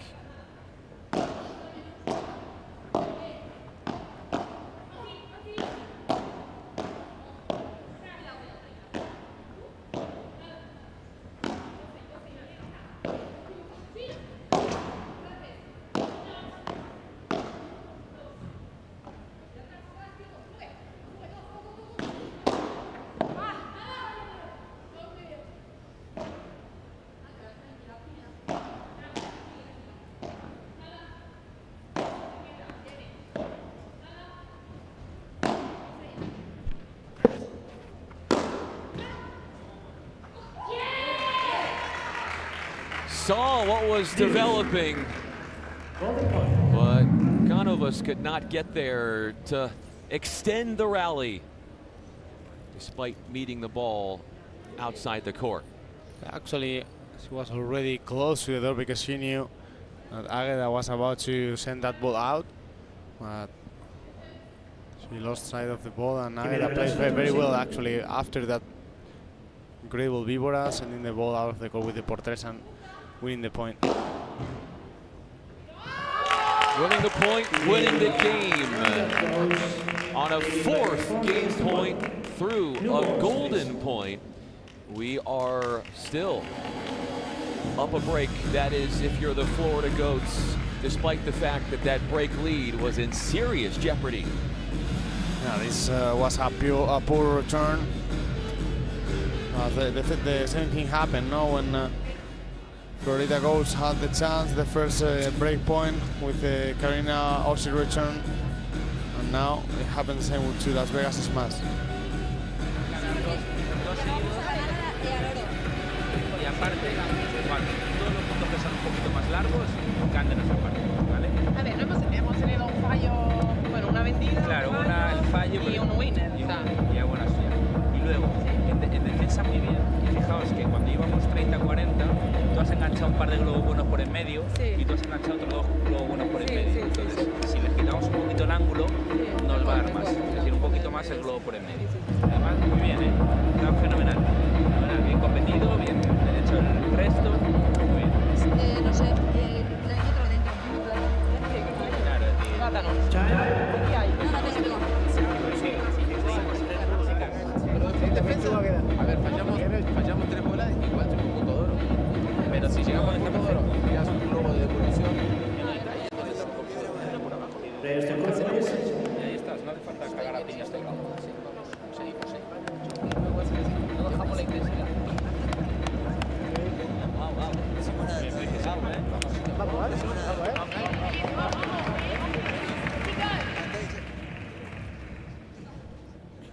Well, at the bench of Florida Goats talking about how to play the lob, no? It's important for them to play the lob through the tee, so they avoid attack from both Jimena Velasco and Águeda Pérez, because you move your opponent to another position, and when you send the ball like close to your opponent, over there can be more aggressive, as Noah Cano was with this bajada down the line. 15. It's always a good idea to play the lob through the tee. You give less angle to your opponent, and it's easier to defend it.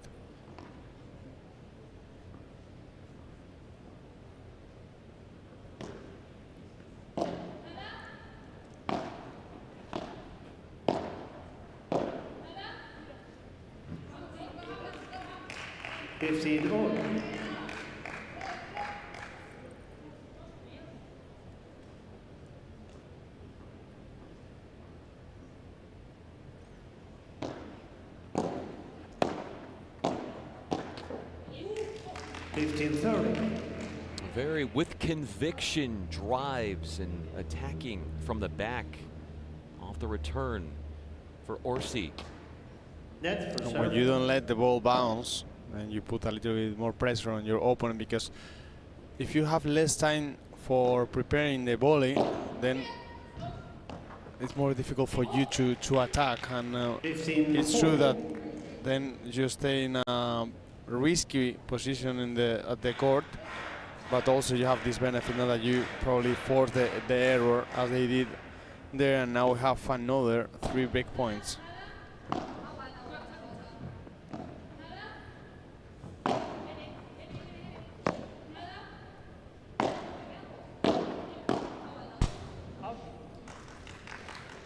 Could not control that forehand volley. It catches the fence. 5-1 move in front, the Florida Goats.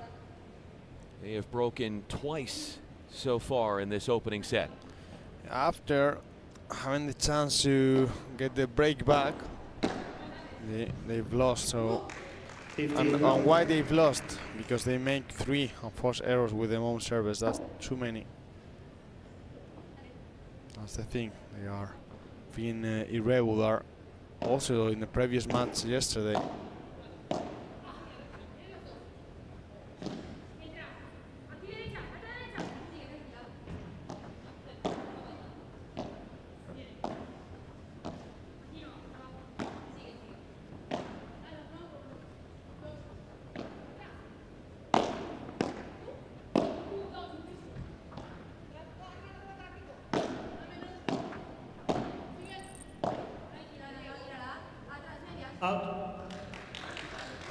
Getting featured in that rally. It seemed to be a lot of traffic going Perez's way. Put it under pressure. Especially playing that love to the tee. Moving her to the middle of the court so they can take advantage of the space that she left. The Dormilona send the ball to sleep. Carolina Orsi.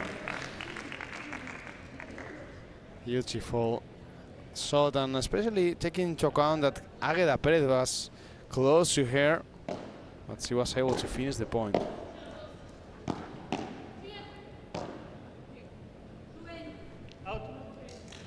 Pretty dominant display of opening set. 25 minutes needed to complete it.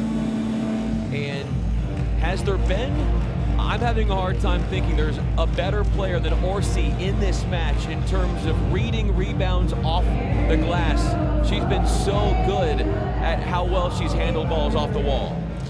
Yeah, she's doing great on that side. Also, how she tried to step forward, how she tried to stay closer to the net, and she tried to short the time between touches, putting more pressure on them opponents, even though she plays at the back. She loves to be aggressive. She loves to step forward and try to play to touch the ball before the ball bounces.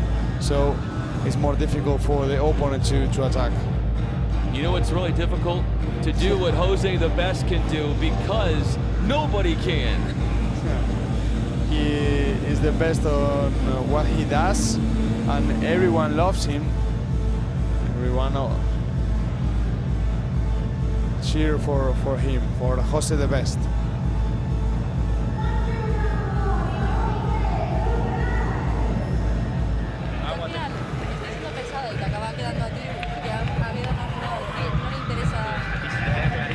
Pero si no, ¿dónde calentamos? Al lado de la sala de jugadores. Abajo. Este primer juego,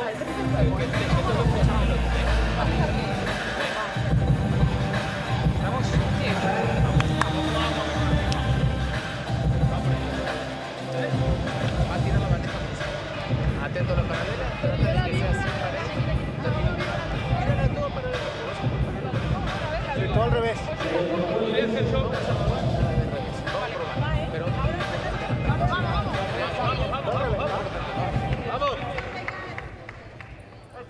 Florida won more than twice as many points in the opening set as Las Vegas. The Goats outpointing the Smash 27-13 in the first set. Oh, it's a huge difference.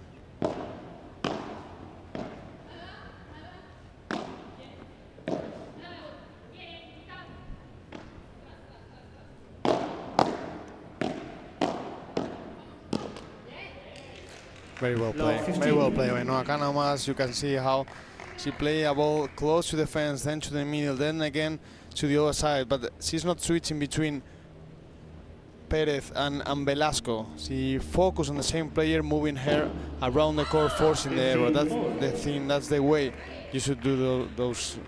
You should build the point.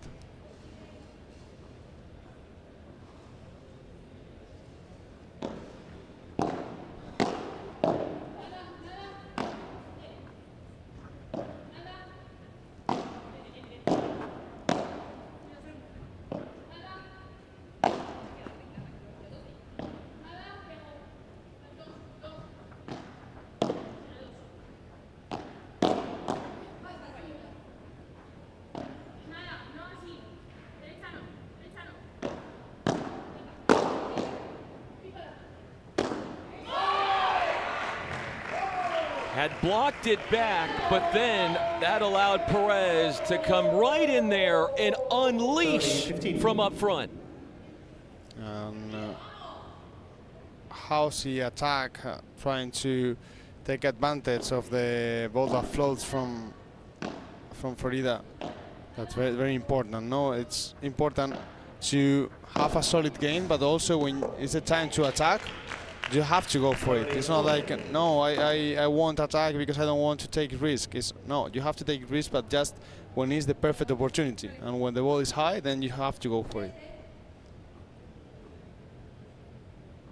Especially because the style of these players is more about getting points, no? Like this one, for example, Carolina Orsi played to the backhand volley of Águeda Pérez, so that allows her to play a cross-court ball to the fence. If you play that down-the-line shot, has to be a strong one.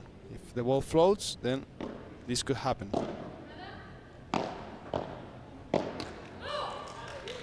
Those errors starting to matriculate off of Perez's racket. She'd be the first to mention she had more than she would have liked yesterday. Knows that she's got to clean that up. Golden point. And they are mixing very good points with unforced errors. That's the thing.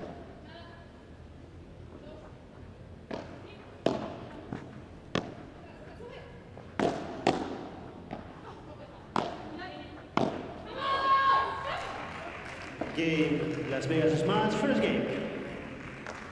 It didn't come easy, but a hold nonetheless for the fighting to stay in this match. Las Vegas Smash. It was, well, a great idea from Noah Canowas, but poor execution. And we have here the stats from the first set. As we can see, is big difference. 68% of the points won by Florida Goats. That's, well, that's a lot. And also we can see how they beat Perez and Velasco in every stat, no? Especially with the important points, with 2 golden points won by Noah Canowas and Orsi, just 1 won by Perez Velasco. Now they match the stat because they just won the last golden point. So a good sign for them.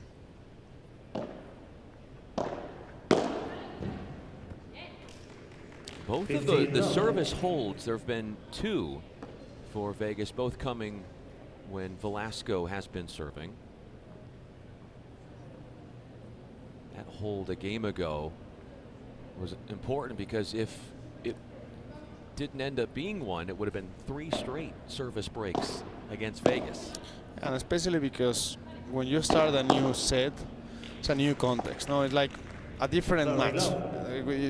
When you win a match, or when you win a set, sorry, or you lose a set, that doesn't mean that you will lose the following one. But if you start losing, then it's like you have the same feeling as in the first set, and that's something that you don't want. When you play a new set, it's like you can reset. Mentally, it helps you a lot to have another set. And if you start the same way you end up the first one, then it's very hard, because then you have to come back from that moment and you struggle a lot. But when you start winning, that's a completely different story.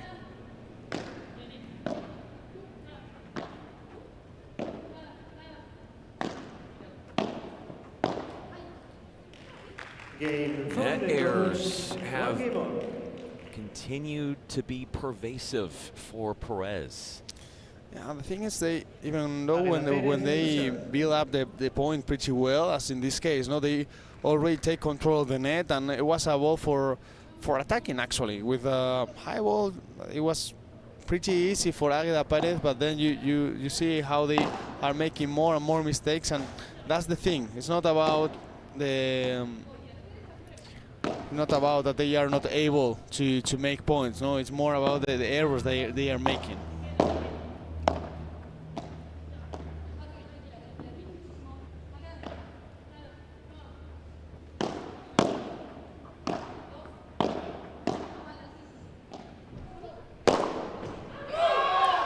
Opening up the middle of the court by attacking the sidelines, Perez unloads for 15 love.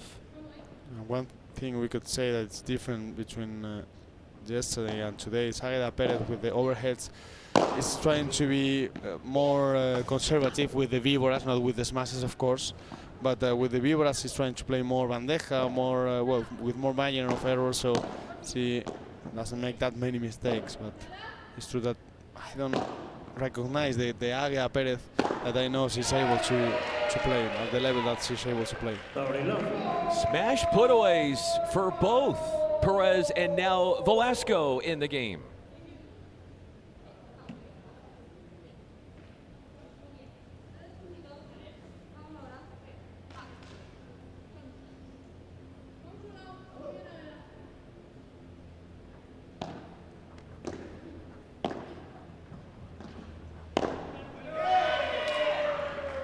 Does exactly what just happened.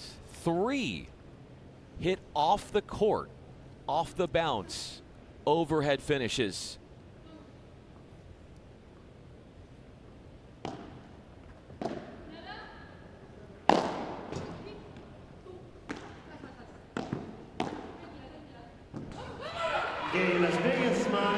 Put on the run. Not gonna be returned from Orsi as Velasco and Perez probably, Peter, played their best game right there, I would have to think.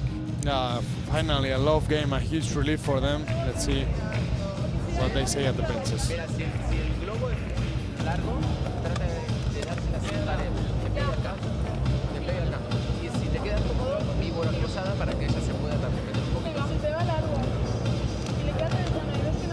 No, me quedo bien.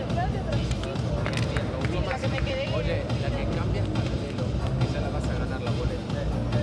Si la vas a jugar paralelo, juégala, pero gana. Mueve las piernas. Mueve las piernas y gana. Porque está bien que ataques ahí. No la puedes cruzar. También ahí. En defensa. Dale relevo, juego en ese game. Tiro con los ganchos.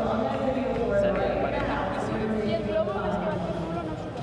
Vale. O si no, lo que puedes hacer en defensa, devoluciones al revés, porque me jugaste todas al centro. Ya, es que cuando me va a la derecha y voy en movimiento me... Cambia la cruzada. Juegasela a la zurda. Porque la derecha está todo. Y si ves que tampoco le va a quedar para arriba y otra cosa, si quieren el globo, como habíamos empezado hoy, alto a la zurda, a ver si amaga o pega. Un poquito más seguido. ¿Viene? ¿Cómo es? Salimos, vamos.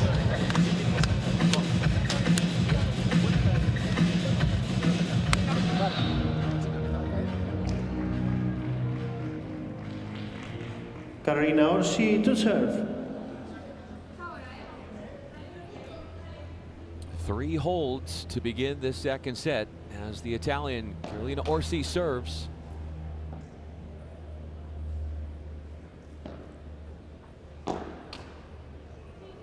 Leans so much, Orsi, on her consistency, and she's so tactful in the way she uses angles too. I especially like how she's playing from the transition zone.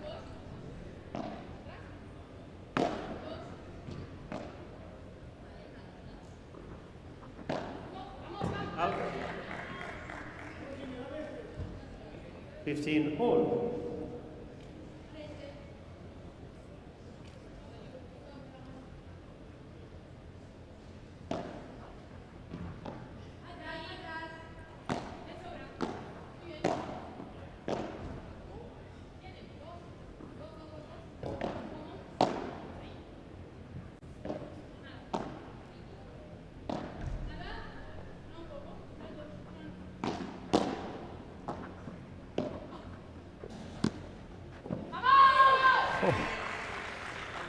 Impeccable shot by Águeda Pérez.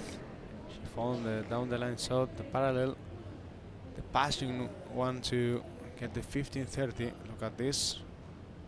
Impossible for Carolina Orsi.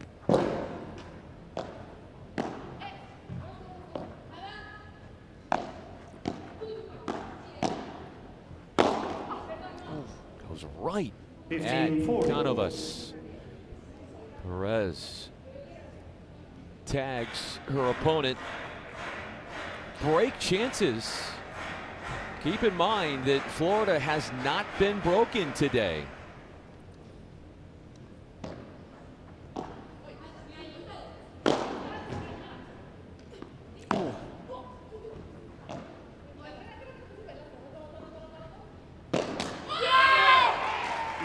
It's a completely different second set that's playing itself out here compared to the first.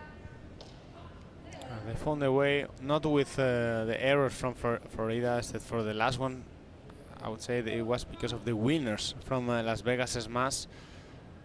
They did great on that game, and now they are leading the score with a break for the first time.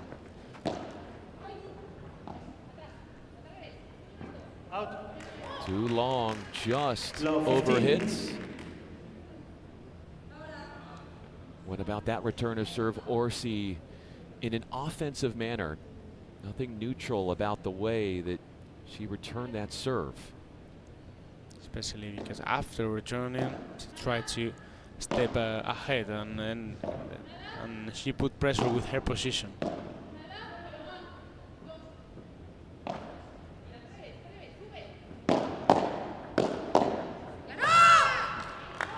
The same happened now with Noah Canovas. You see, once she touched the ball from the back of the court, she tried to move forward because she knew it was a good ball. When you realize that you are hitting the ball well, you don't wait for your opponent to react. You just go to the front, because that second could mean the difference between winning or losing the point.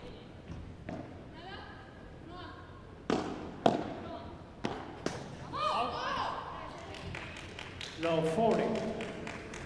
Trying to consolidate the break lead would be Vegas, but doing so has come with its fair share of obstacles, with a series of threats against the delivery of Velasco.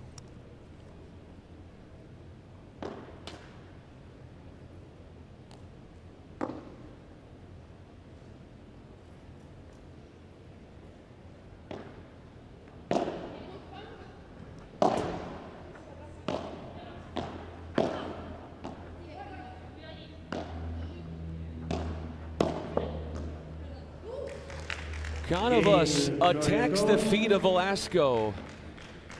Broken after the break.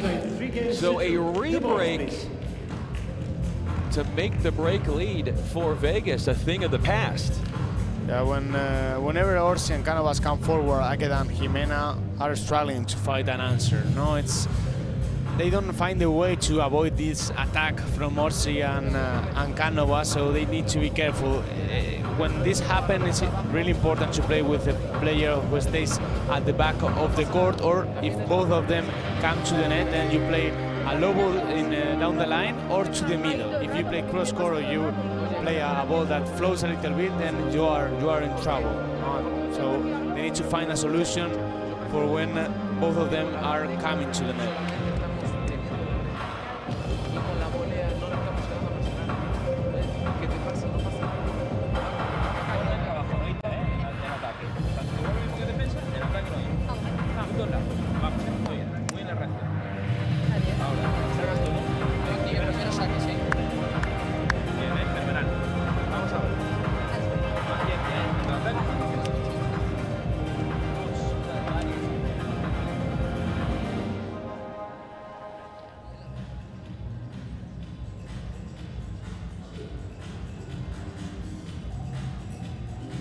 Time.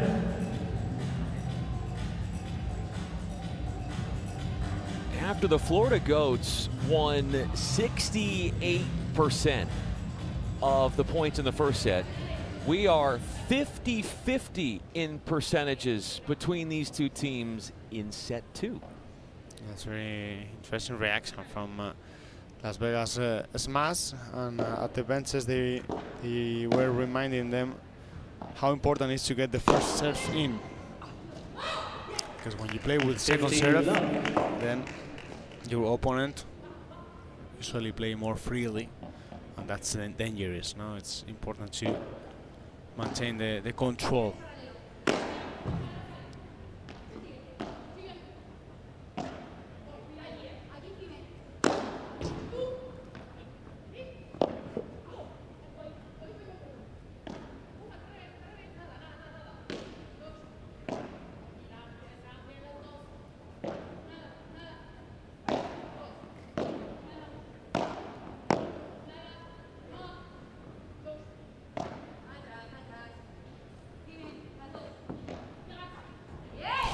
beautiful shot by Orsi.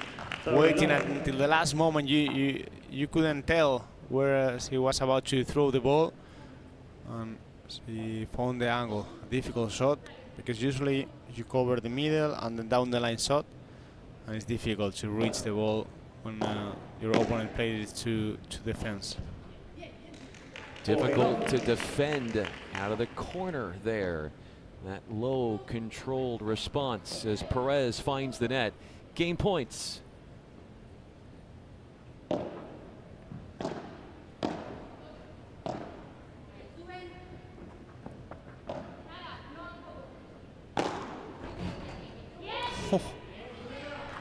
Huge first mass.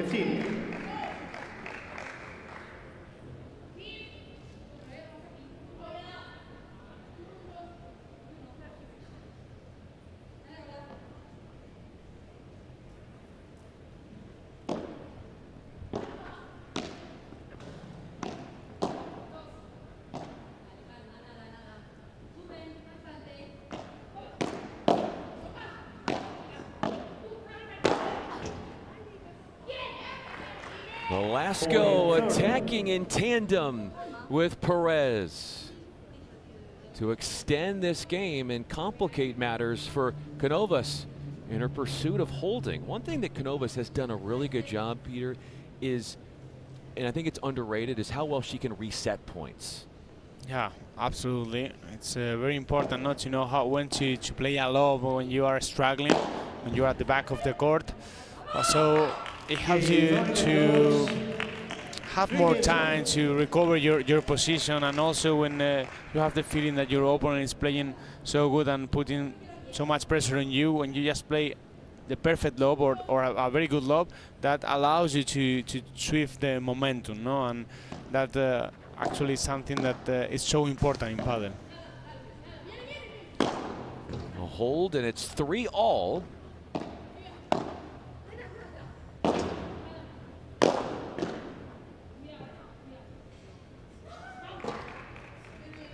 Doesn't quite have enough on it to eclipse the net.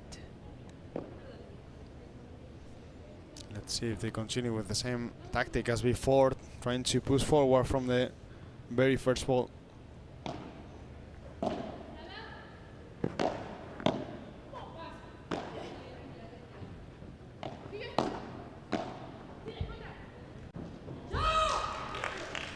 Is that a case of overcommitting and not having half the court covered? It just seemed like Velasco had moved in and forgot about an area of the court. It's very difficult once you see that your opponent is coming to the net. I would say that, yeah, if you stay close, then it's easier to close the angle, but also you are more exposed because you don't have that much time. No, I think Velasco tried to come back to the defense position, but she got caught in no man's land, and there is where you can't defend from that position.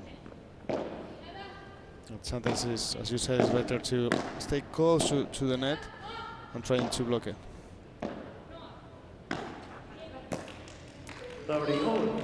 Look how these lobs through the tee are working. It was something that they talked at the benches, to focus on this kind of lob aiming the tee.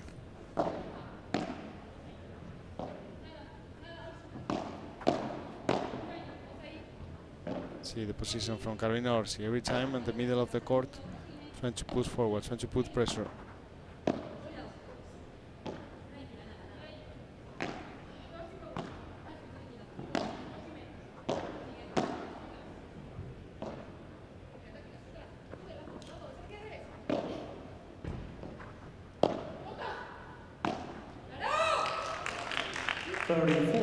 It's the touch on the lobs for Canovas. That is something that I know I can learn a lot from. I know a lot of people watching can as well. Yeah, especially because he's making a lot of half volley lobs or lob volleys, that are fast lob. So the Águeda in this case doesn't have enough time to recover the position. But it's very difficult to play a lob like that. Rips it down the line, past the defense of Orsi. No ad scoring, so the next .1 will give that team the game.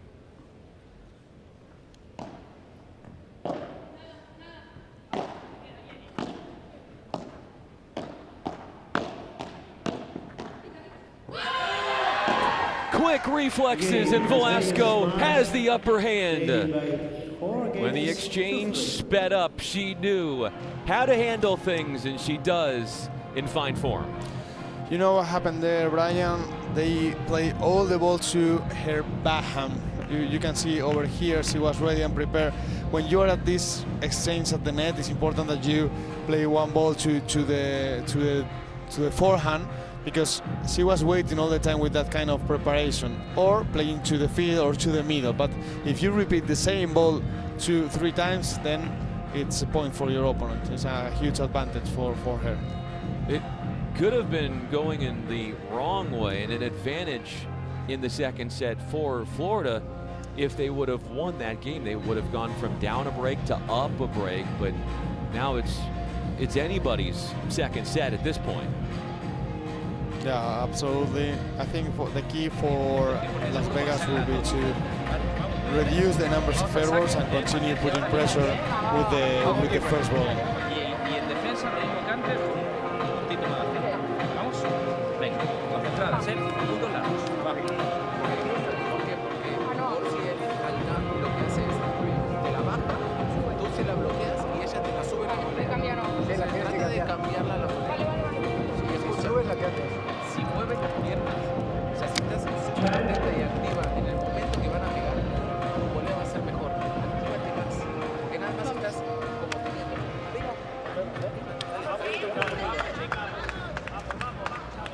You're asking Águeda Pérez to be more aggressive with the volley, not waiting for the ball. They're asking her to go for it.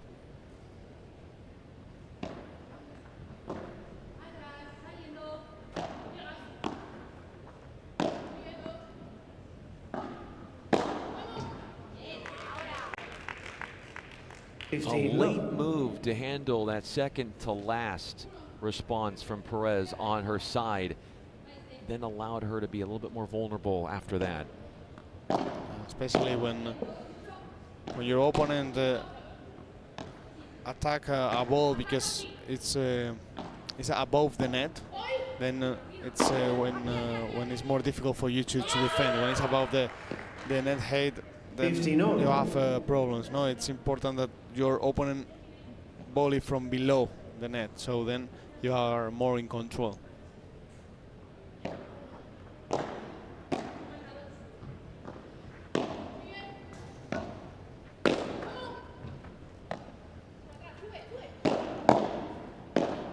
Oh. Pretty impressive.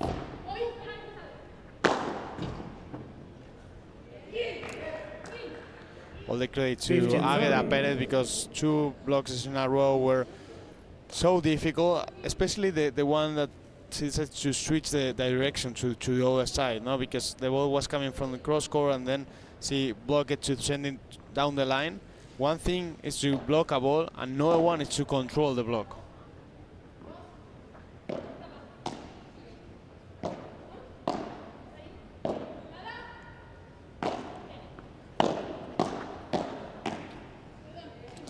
That's how you control blocks right there. Yeah, absolutely. And now with a little bit of luck, it's true, but playing very well, they get 3 break points.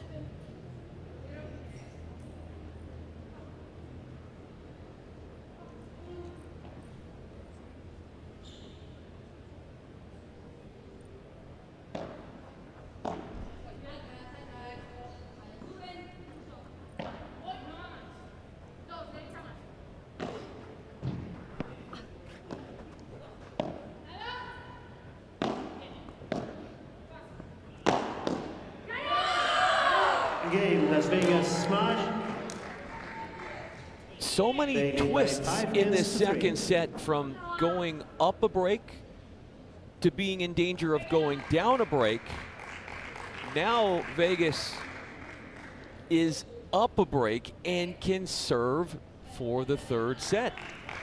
This usually happens when you have aggressive players on court. No, when 4 players are able to get winners, sometimes are more irregular on the game. No, and they make more mistakes in crucial moments, or they could make 2-3 errors in a row. But also they are able to get more winners. So sometimes it's a roller coaster, and the key is how you respond when you are down, when you have the chance but you don't take the opportunity. It's important to just keep focus and just try to fight back and try to stay in the game all the time, even though you are down in the score. And of course, believe in your game. There was some belief in Orsi that she could get to that one, but not quite getting to the altitude necessary to come up with an adequate response.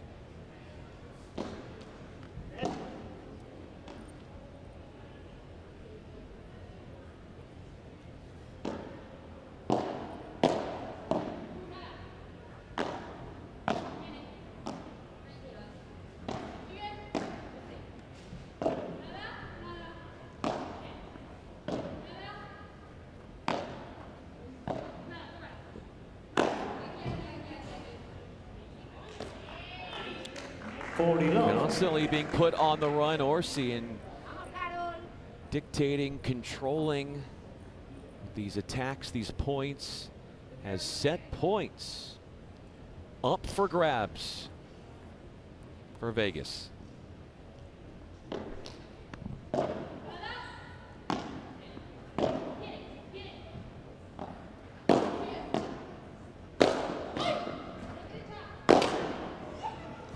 There you go. We are going to a third set super tiebreaker to 10, win by 2. Now 3 of our matches that have been played have gone to a third set tiebreaker. Yeah, that tells you a lot about how these players are so even. Know that the match, it defines it in just details. No? So it's very, very interesting. Let's see how they face this super tiebreaker. It's super excited. Sí, ahora te va a salir, entonces te voy cambiando, pero estás cómoda, pégale. Bien la defensa. Hay que seguir. Sí, exacto. Hay que seguir. Hay que seguir un poquito más. Sacan ellas. Hay que seguir un poco con la suya. Este primero, ¿eh? Acuérdate, anímate un poquito más. Tensas, ¿eh? Salida de pared, lo pegamos un poquito más. Vamos. Luego con el suyo si podemos. Sí, no te preocupes. Vamos con esto más. A pensar en lo que viene. Lo que Ahora, viene es un vamos. super tie, ¿eh? Vale. Vamos. Recordad que los puntos nos lo dan al revés y que eran puntos largos y que hay que jugar bien por Puntos ello. largos. Vamos. Actitud Vale. a competir, niñas, super tie, ¿eh? Vamos. Vamos a competir, no hay otra. A competir, vamos, Caro, ¿eh?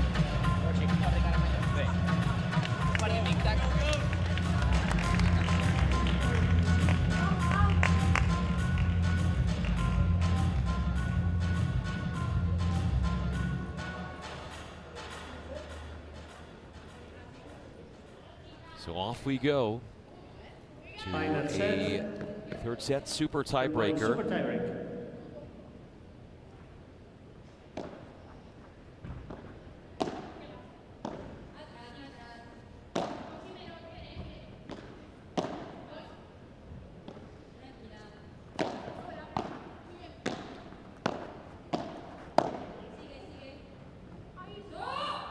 And our first women's match of the day, Houston Volts and Mexico Waves. Volts won their super tiebreaker 10-7. The men's version of that matchup 10-4 in favor of Mexico.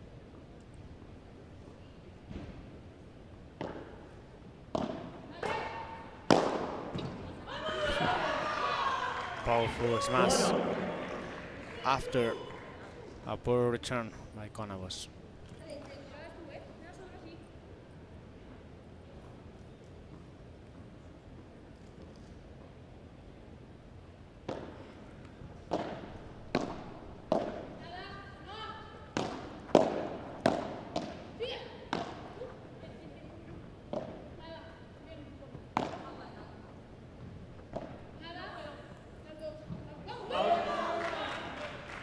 2-1, Las Vegas smash.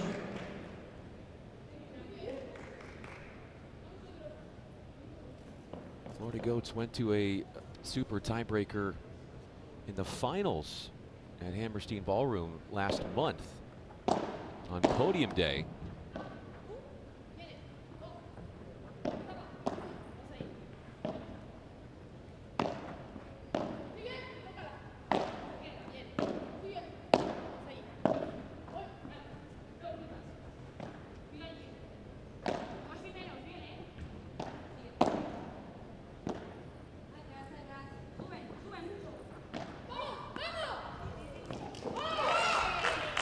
A sneaky finish, low percentage, but a favorable finish in the end for Orsi.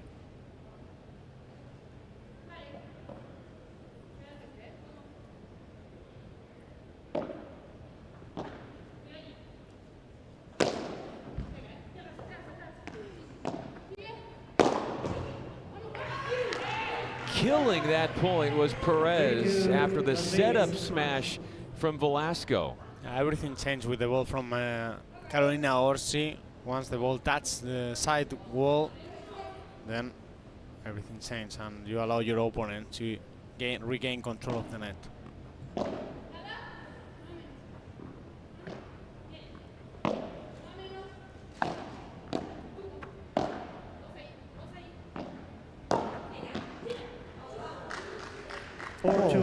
With all on her favor, sent the ball into the net. You can see how Cánovas thought that the first lob was about to go out, and then she stopped for a second and restarted again.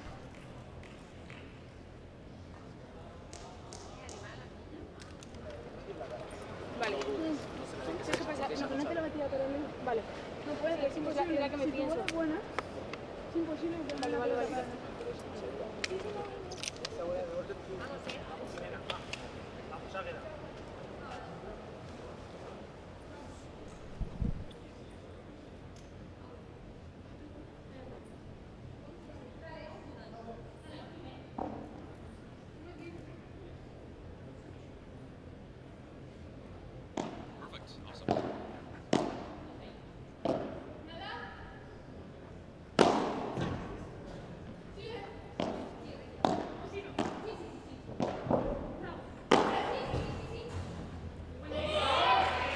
Using the wall to her advantage. Las Vegas smash. Velasco has put her team up 5-2.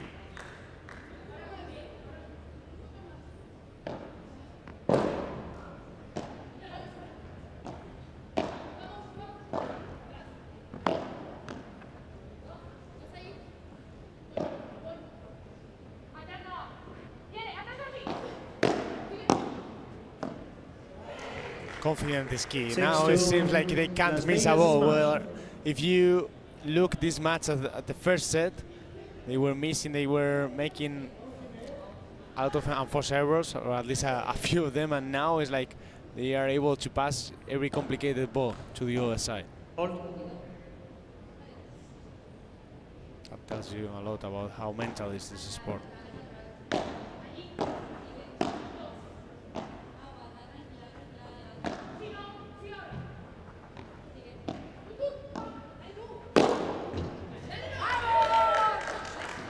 Forced to pop up, Cánovas then making Las Vegas pay for it.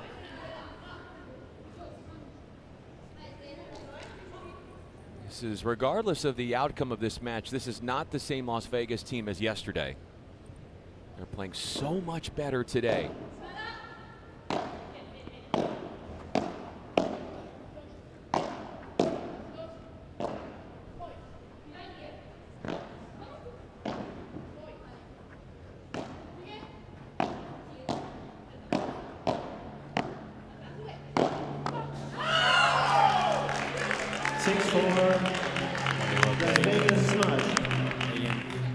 That ball to the feet of Águeda Pérez, playing with pressure. It was the only way to win the point. Águeda in no man's land, not much that she could do about it.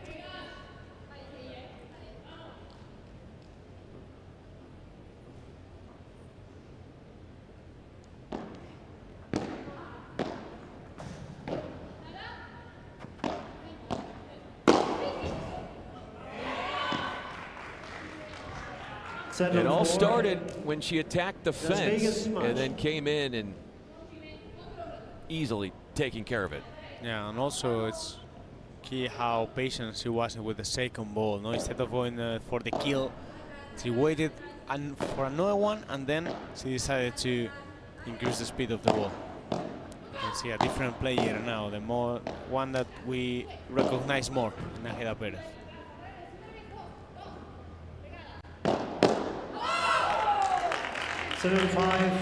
Las Vegas smash. I mean, that was a powerful bajada. Strong one, actually.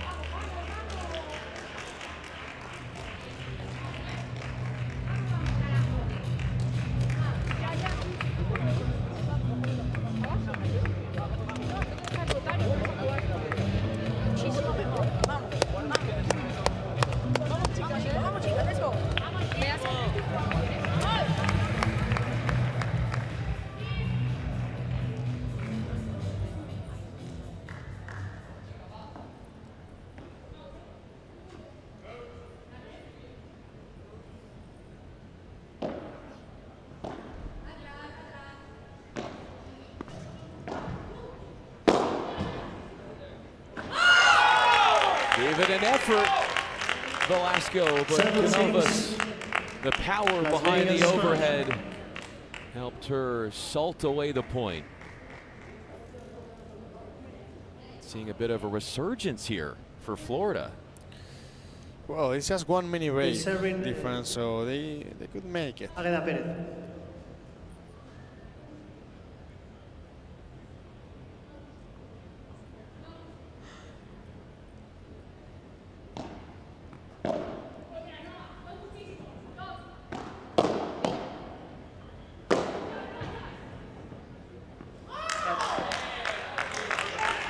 Trying to track it down, couldn't get to it. Orsi uses the smash to match her opponent at 7-all.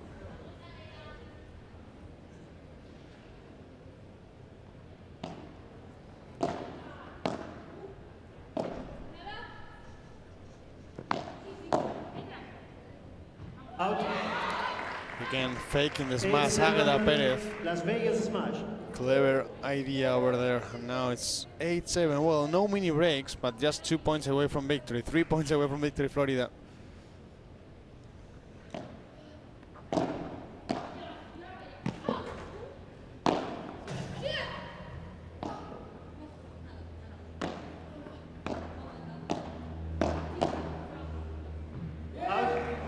One point away would be Las Vegas. A point from taking down the team that finished second at Podium Day last month in New York City. After losing yesterday 0-6, 4-6, and the first set of today 1-6. What a recover, and you got it. They got the victory, 10-7 in the super tie-break. Incredible performance. It's very difficult, Brian, I have to tell you, to come back from a set down, and when you don't have confidence, to turn things around and win this way.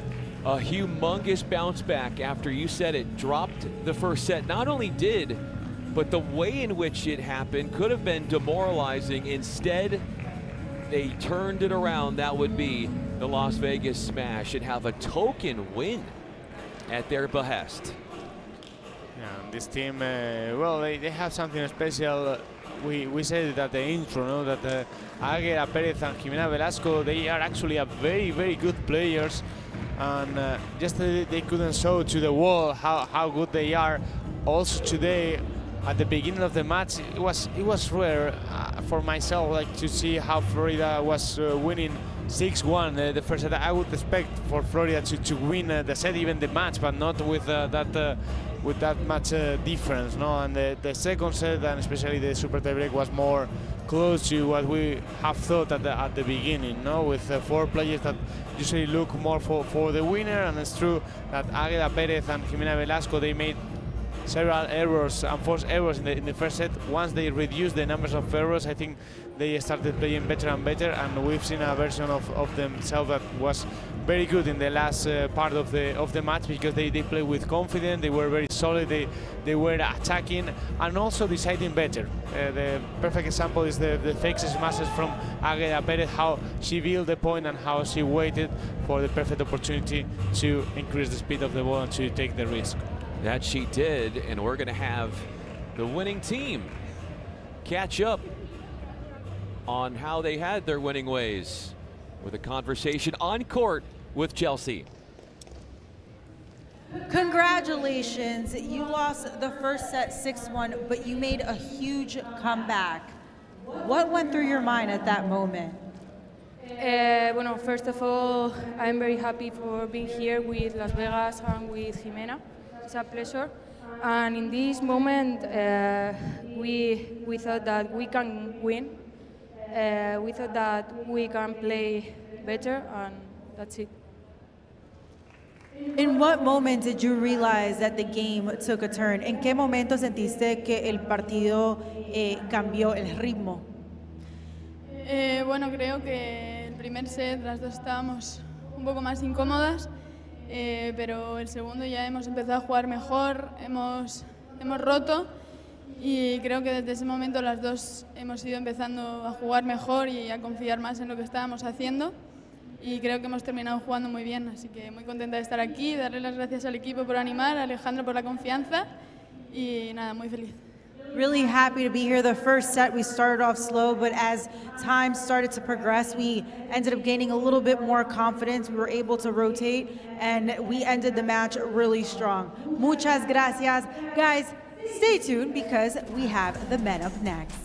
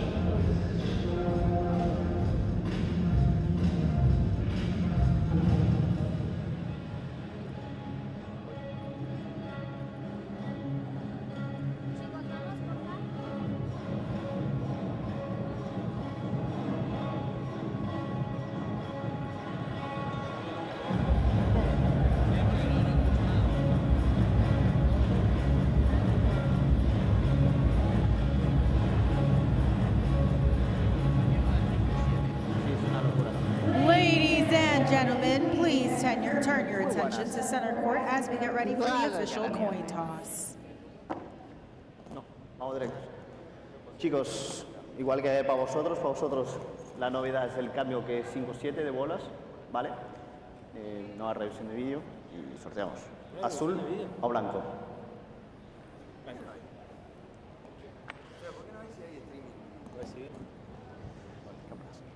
Salgo yo. Perfecto. Buen partido. 0-15.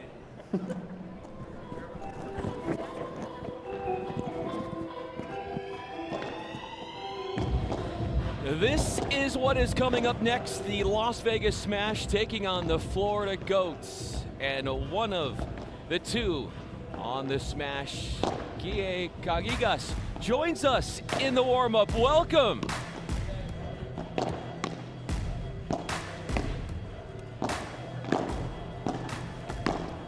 Guille, can you hear me? Yes, I hear you. Hey. Can you hear me? Yeah, what's it like, this transition from tennis to paddle? I honestly like it.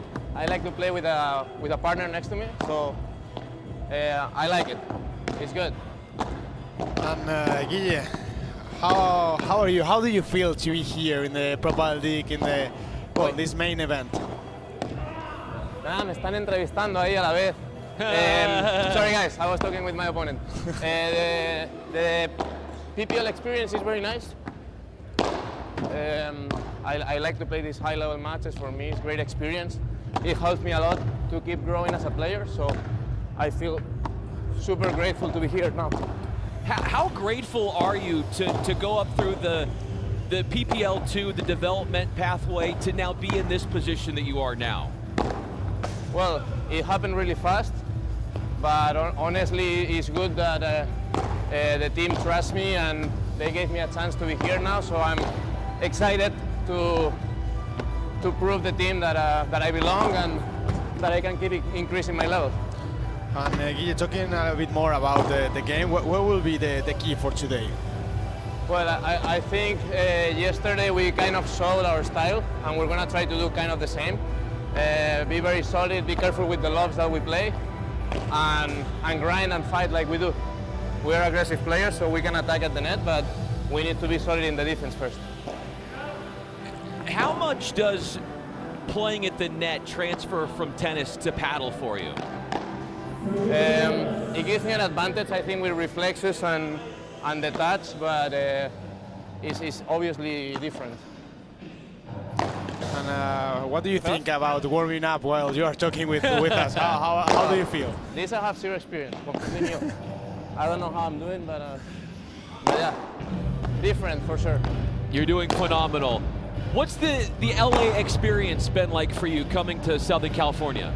I come here a few times every year. I really like it, so it's good. It's not the first time, so I kind of feel like at home. I have a bunch of people coming to support, so it's very nice to have that support here. And do you feel nervous now to face the match, or you are more relaxed about playing today? It's good to be a little bit nervous always. So obviously confident to go into the match, but nervous is good to have some tension. I don't see any nerves out of you.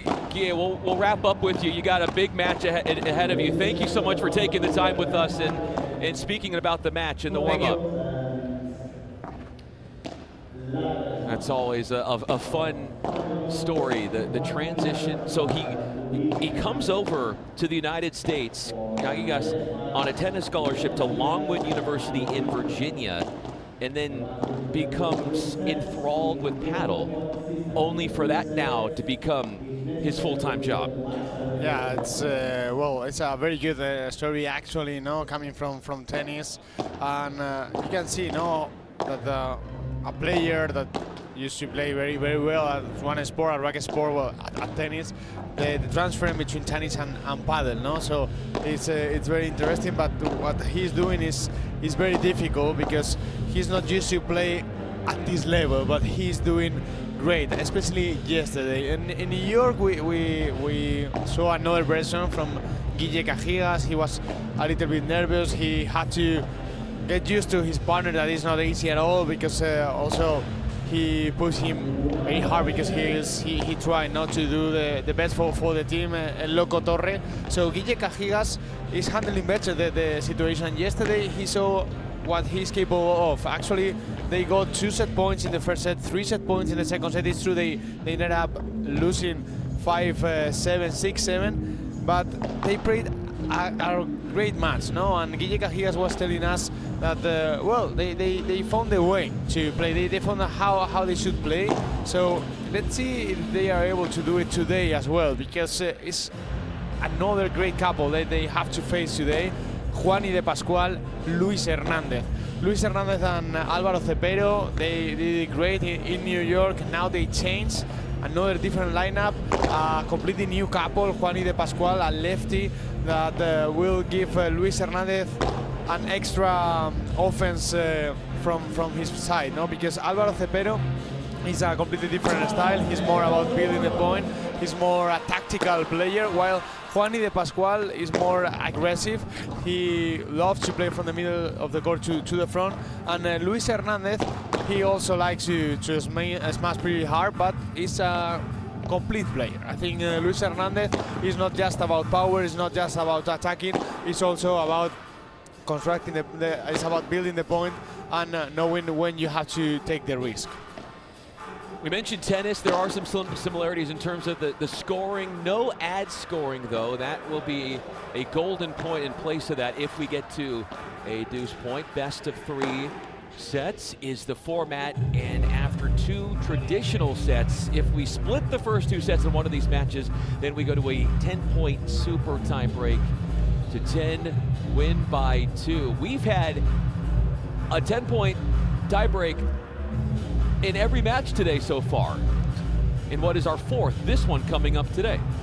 It's actually crazy, no? Sometimes we complain because we don't have that many super tie breaks. Well, we are lucky because in New York we have some of them, and here 3 out of 3 matches today, and we love it. No, it's something different. It's so exciting, and hopefully we will have more today, because I think it's one of the best things of the Pro Padel League, the super tie break, where every point could mean a turning point, and you can't relax just for a moment. You have to maintain the arousal, you have to maintain the activation level all the time if you want to win the match.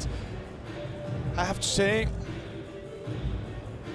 it could happen. It could happen again. Depends if Agustín El Loco Torre and Guillermo Cajigas are able to maintain the level that they offered yesterday. But if they relax just a little bit, if they don't perform as well as yesterday, I think the match will be for Luis Hernandez and Juani de Pascual. Words of wisdom from Peter Consuegra, who is a playing pro, along with the analyst. I'm Brian Fenley.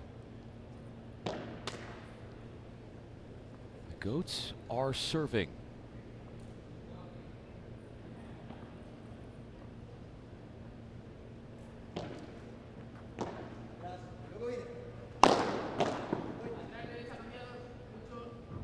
Out 15 left.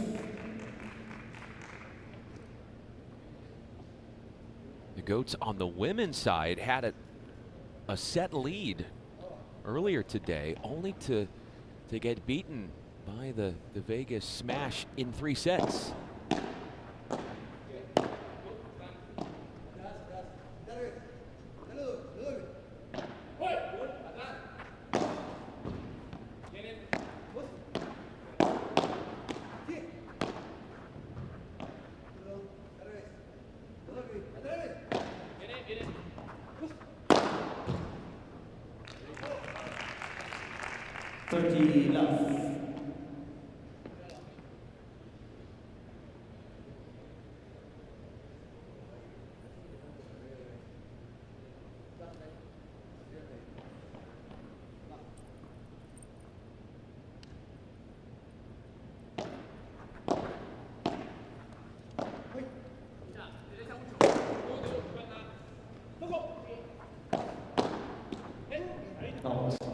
Those volley instincts we were talking to Cajigas about from tennis, parlaying themselves into padel. The way he handles right there, that block. One of his best strength, the block at the volley. Of course, the background helps him with the volley game.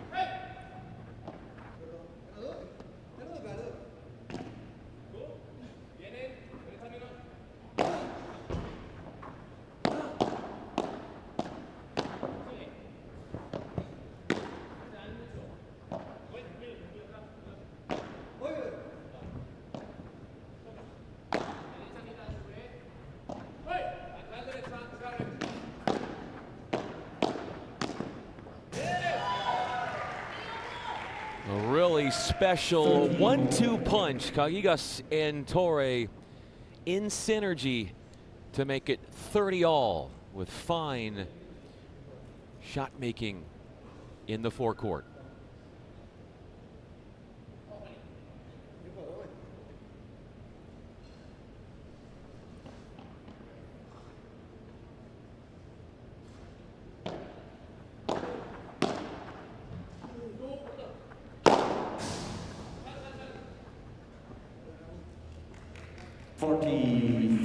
With a little bit of luck, but the fans benefit the play from team of Florida Goats, and they get the 40-30. Back in New York, Goats 1-1.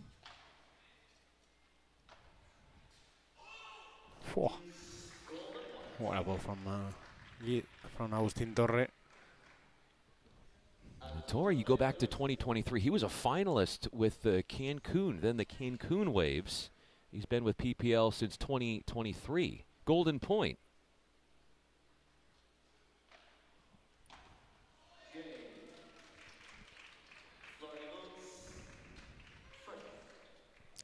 Well, the first Golden Point goes to Florida Goats, but a great start, actually. Once again, from Las Vegas Smash. Yesterday was the same. They had the chance, they couldn't make it, but they started awesome. I think they surprised Toronto Polar Bears, and Florida Goats, they don't want that the same happen to them. No, it's important to start winning. Don't let your opponent to take a break, and they made it so far with the first game.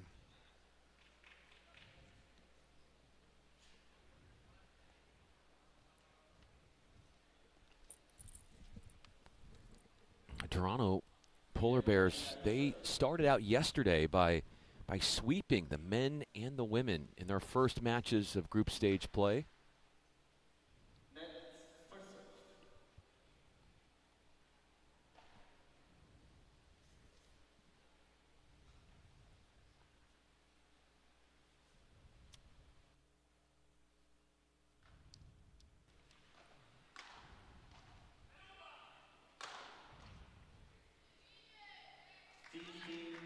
It's been the only, and this is 4 matches yesterday, and this is our 4th match today. That's the only team where the men and the women of one team won their first match collectively. And that men and women winning for the Toronto Polar Bears. All the other matches, it's been split. Men winning one, women winning the other as far as the team matchups. No, that's true. It's difficult, no, for the teams to win both. Of course, we've seen today, no, with 3 super tie breaks. Everything defines in just 2-3 points. That's the difference between these teams.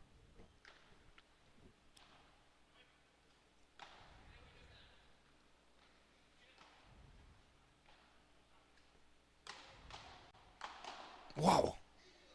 De Pasquale with a great reflex. But Torre takes aim at the fence and uses that to his advantage.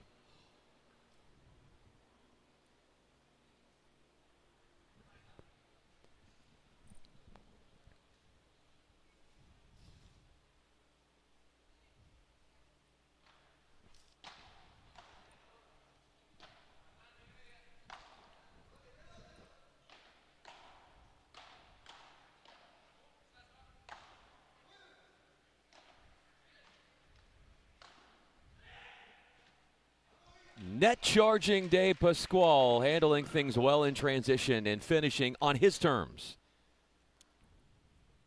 He did great playing through the middle, and actually both Cajigas and Torre were in no man's land, so it was more difficult for them to react to that ball from Juani De Pasquale.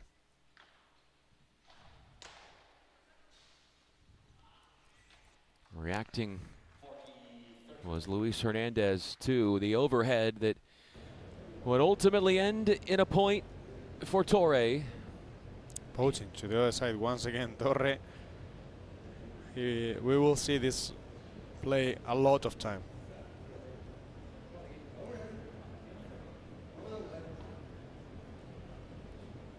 "26 years old, Cajigas from Spain.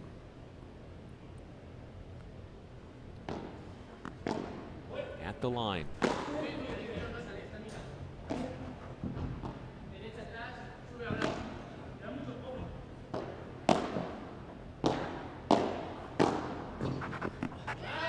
Torre, fine margins he's playing with.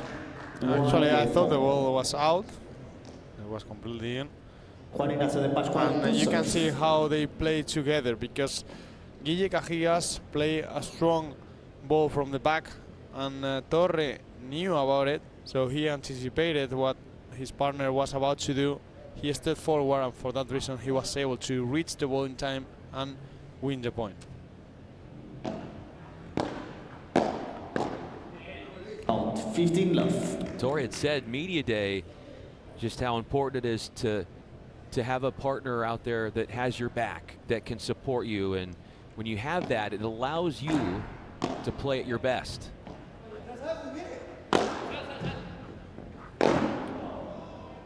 $30 left. Did he have to hit that as hard as he did when he exited the court?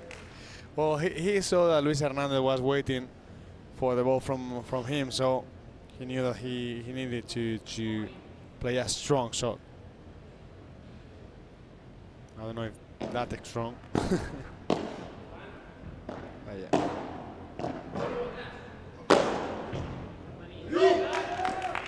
De Pasquale, the 21-year-old, offensive-minded for sure, asserts himself. Game points.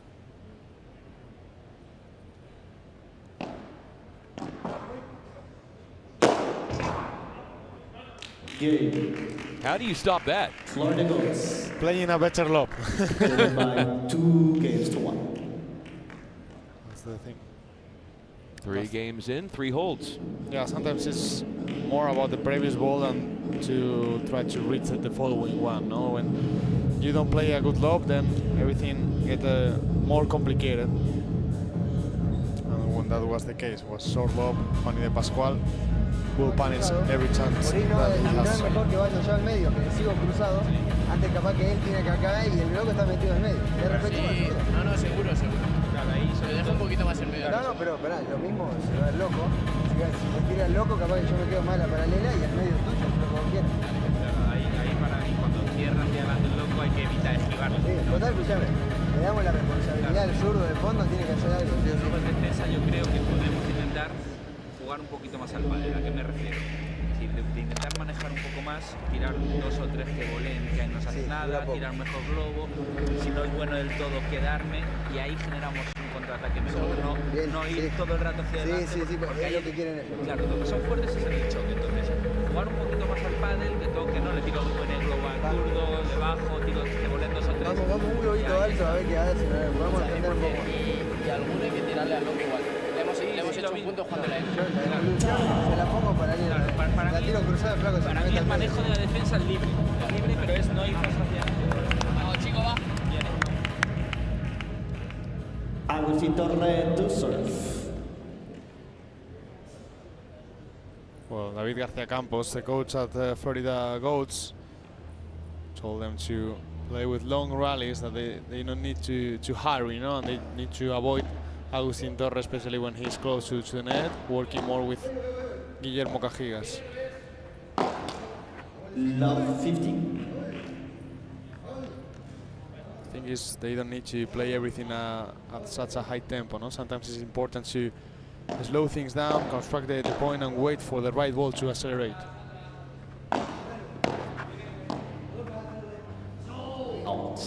But when you get hit it as hard as Torre does, how hard can it be to be patient, and how do you teach yourself to be patient? Well, the thing is, if you play every ball at the same high tempo, you become more predictable. And you also increase the risk of making mistakes. It's changing the pace gives you time to construct the rally and move your opponent around and create a better opportunity to attack. Also, it's about understanding the game and like in as a big concept. No, just thinking about attacking is when you have to attack. So with time, to understand that it's important to also play slow sometimes. Not every time play at the same tempo, so your opponents will find a solution easier. Finding a solution on that point was Torre, 31 years old, from Argentina.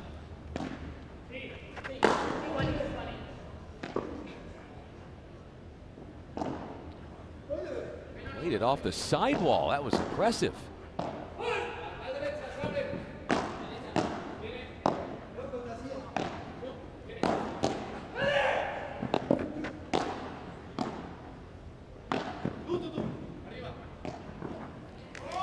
Had to switch sides, Callejas and Torre, and a bit of a miscommunication to bring up a golden point. We have the first break point for Florida Goats, the second golden point of the match.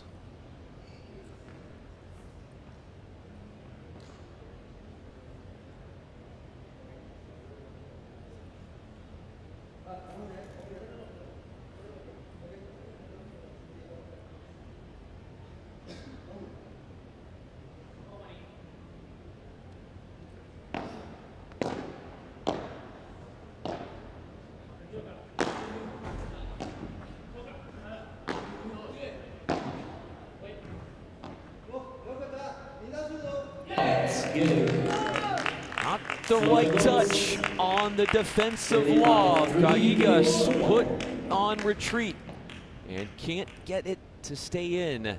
A break lead all of a sudden for Florida. Well, they are winning because they've won 2 out of 2 golden points. It could be the other way around, no? But the thing is, they were better in the crucial moments. The margins are so small when you think about that.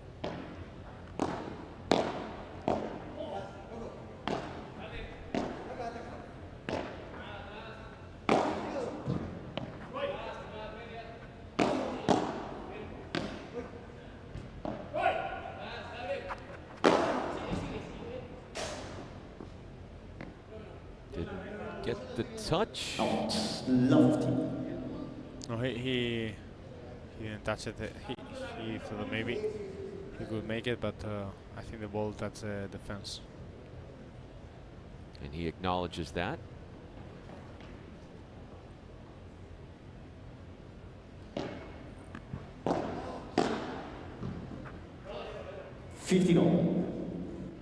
Guillermo Cajigas touched it twice, and you can't do that, so the point goes for Florida Goats.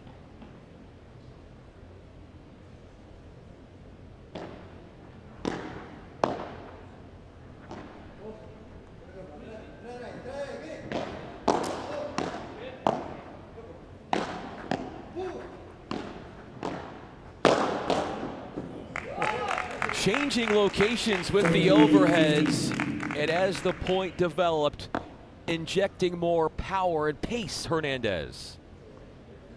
Every time that you have the chance to reach the ball above the net, it's important. Well, it's a good opportunity for you to attack, especially when you're at the bowling.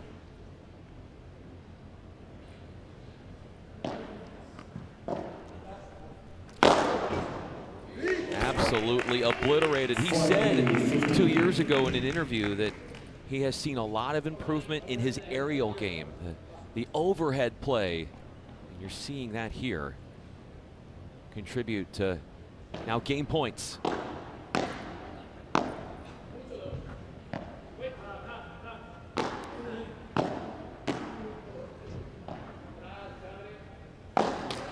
Good.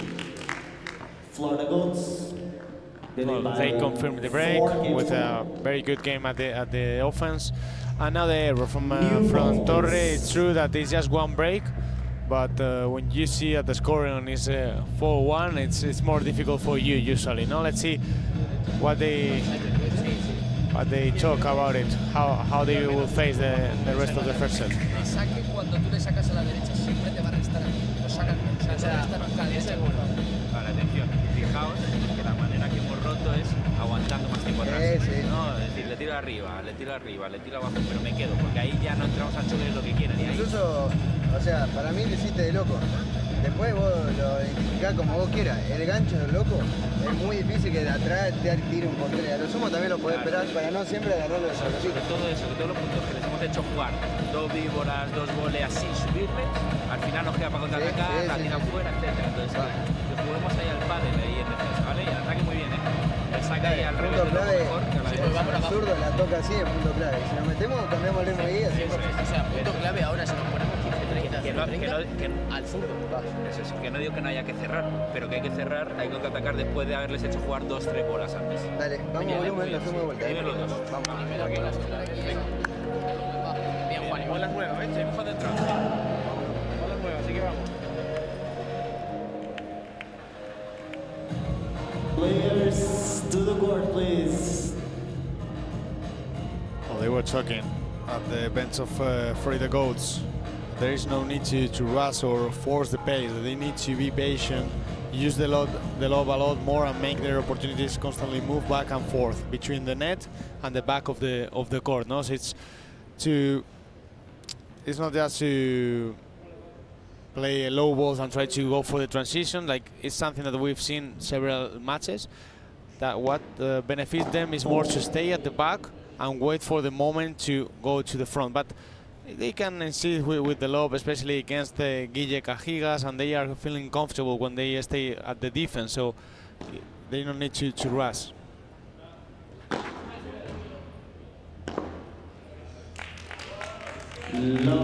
For Dave Pasquale, he didn't need to rush to get to that one. He put that one away with ease.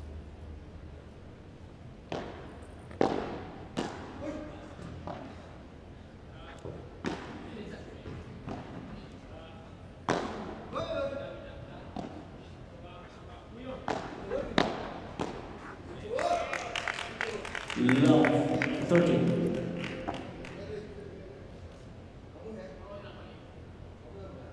Well, this isn't going Cajigas' way. You would think this is if you're a Vegas fan, a must-hold situation.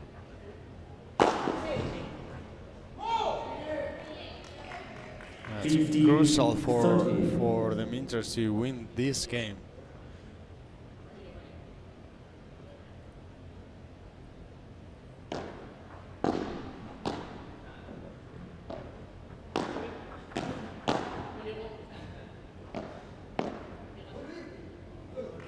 There's some miscommunication from Dan Pasquale and Hernandez, each pleading for the other to get that drop shot in both throws.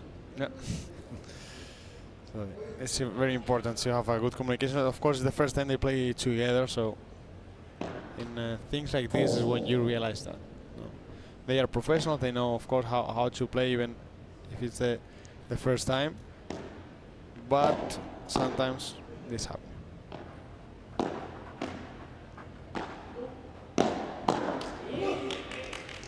The lob allowing Florida to build up the point in their favor by pushing Cajigas off the net for a break point. And once they do that, then they have the chance to play a low ball, no? Because if Cajigas is very close to the net, then he can make a better volley. But if you force him to play far away from the net and then throw a low ball, then it's more effective. It's not happen here, you can see. But this time, the second ball from Luis Hernandez, it wasn't good enough. So he exposed his partner, and Guille Cajigas played a good ball. Well, we have the second break option here, and it's the third golden point.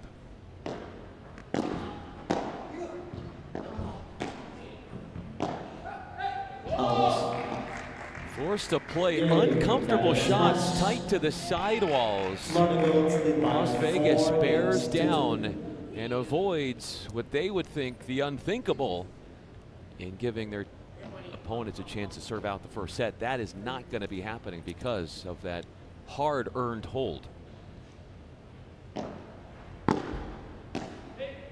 Out, love 50.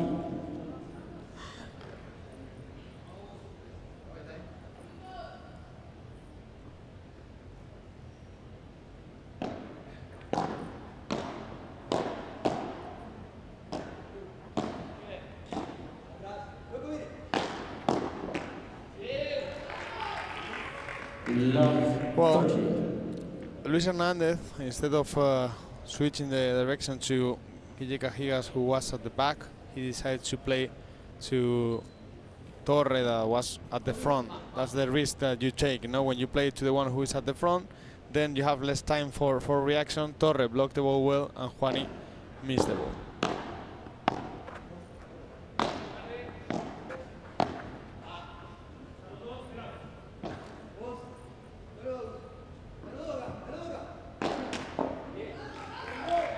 From being a point away from serving for the set at 5-1, now this Florida Goats team is in some serious peril.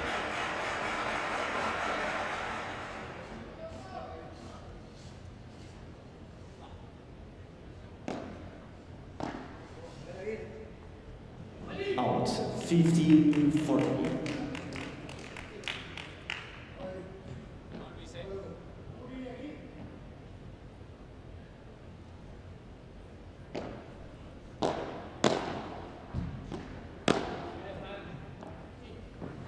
Out, 30. It's a smart decision from De Pasquale to let that one go.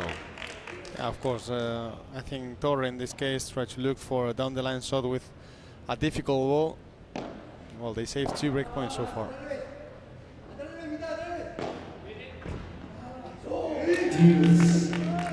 Strikes a fastball low, bouncing through the middle. And that leads to a 4th golden point. Agustín Torre to receive.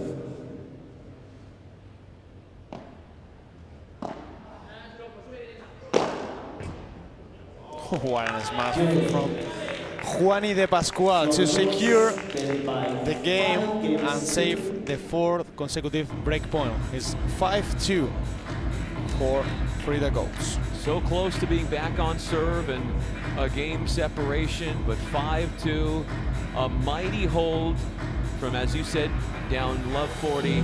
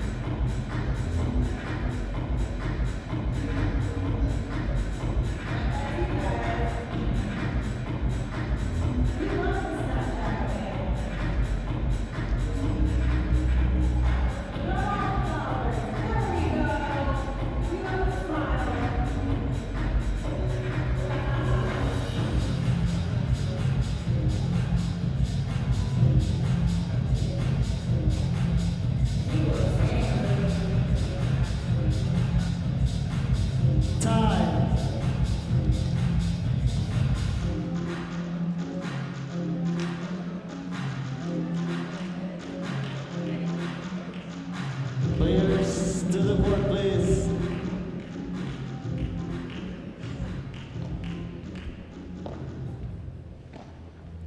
Well, a nice filter from Snatched, right? Yes, I'm waiting for them to get us on the Snapchat filter. That would be something very interesting. I think the people from home would love that, right? I think I shouldn't have given them that idea. Because now you never know. Maybe it does happen. what has happened, Florida Goats winning 58% of the points in this opening set and 70% of the service points, their service points.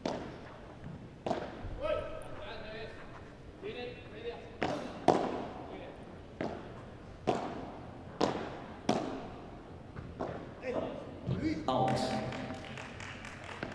15.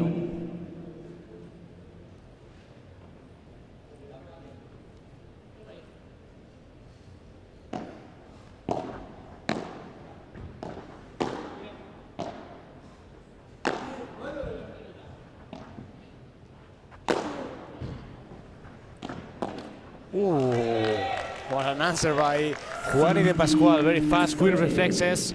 A perfect finish from the Argentinian.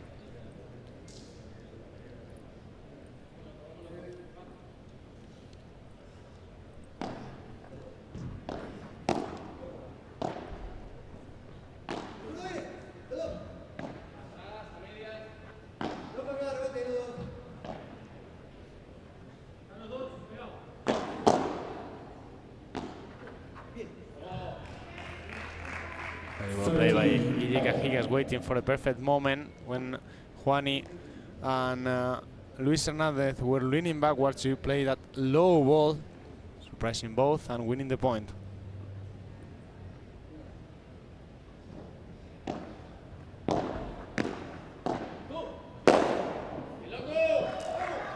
Clobbering that one and taking total command of the point right behind the serve was Torre, who zeroes in on game points.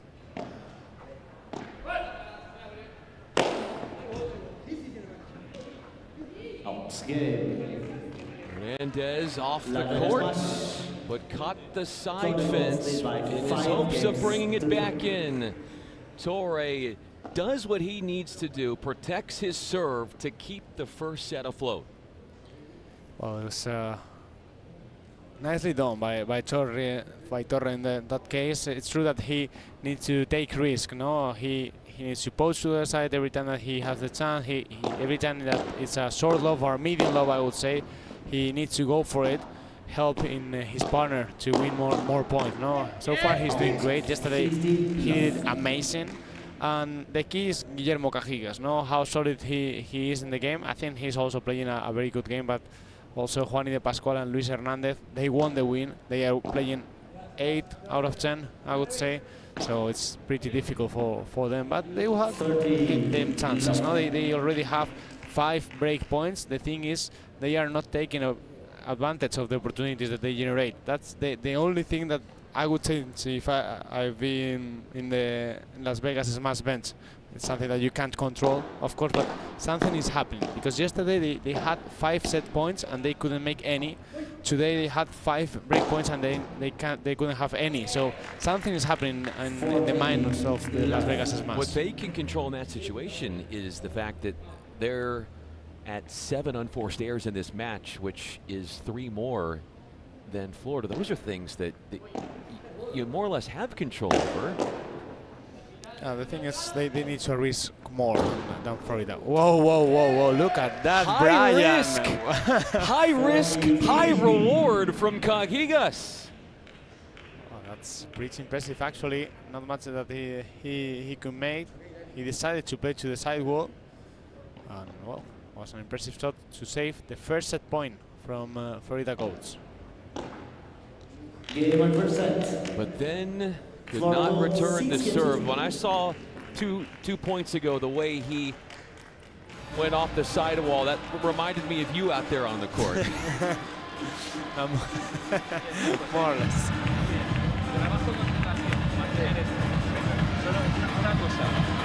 Cuando restamos, el loco lo saque su compañero, siempre se pega.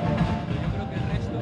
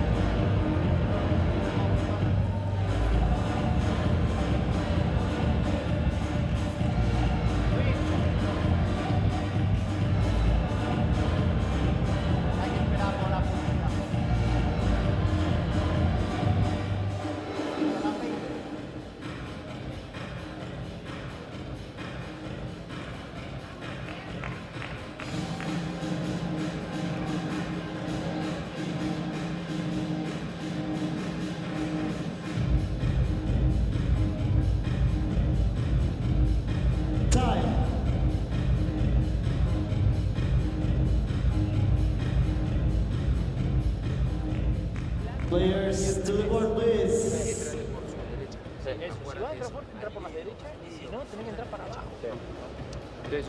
Vamos. Yo sí. O sea, sé lo que dices, yo pienso igual, pero digo que me tiraron fuerte para que yo no pueda tirar suave y tuve que tirar fuerte y la fallé, pero si puedo la aflojo, sí, obvio, vamos. Sigue. Well, they were asking Guille Cajigas to play more slowly, no? And sometimes you can't, no? Is what he was saying, that they play a strong shot to his body, and he couldn't make anything out of it. Well, it's very difficult, no? When you're in the position of Guille Cajigas, you have to play with so much pressure. I think he's doing great so far. And also, you have to take into account that they are facing a very good couple, Luis Hernandez and Juani de Pascual. So even though even when you are playing very good, sometimes just your opponent plays better than you, and you can't do anything about it. Are you speaking from experience? Yeah, of course. A lot of times I play like an incredible match and I ended up losing the game, no? But that does happen because you can't control everything. Well, actually, you can control a lot of things, and when you realize that is when you start increasing your level, no? It's part of the journey.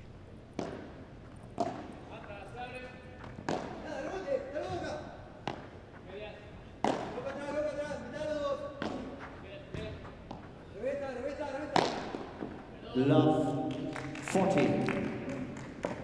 You said this in the prior match about the importance, if you lose the opening set, to try and hit the refresh button in the sense of clearing your mind, hoping for a different outcome to begin the next set. This is not the kind of start for Vegas after the first. No, 100% sure. Let's see if they are able to save that. This was the end of the story of this first game. The break goes for Hernandez and from De Pascual. They are in trouble right now. As you said, it's not what you have in mind, no? When you face the second set, it's like the opportunity to reset and to play another way, to have a better feeling, because it's another context, a completely different context. But Florida Goats played just amazing, and now they have to come back from a breakdown. It's tough, it's one set down, one breakdown, but it is what it is. So maybe it's trying to try something different for Las Vegas Smash. If they do something different, what does that look like? Well, I would play more down the line if I would be Guille Cajigas, so Agustín Torre can help him more.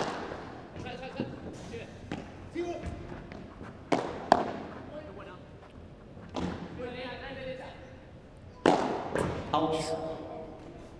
Love 50. And you could either play more solid game, reduce the errors, or the opposite, no, let loose and just try to go for the kill, no, for the winner. Different tactics you could use in this match. Right now, I think it's important for Guille Cajigas to play down the line, so Agustín Torre can help him more. If he plays cross court with Juani de Pascual, then it's more difficult for Agustín Torre to help him. See how those patterns play out. Love 30 here for Hernandez.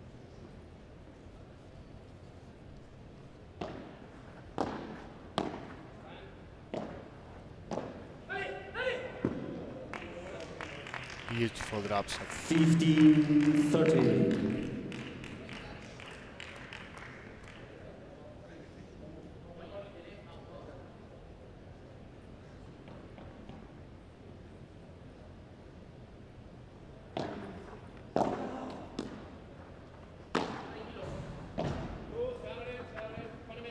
Out 50-40. Able to try a desperation attempt off the back wall, but catches the back wall on the other side on the fly, giving the point to Vegas. Break chances here have arrived. They had 5 in the first set, and they couldn't take any. That's a story for sure.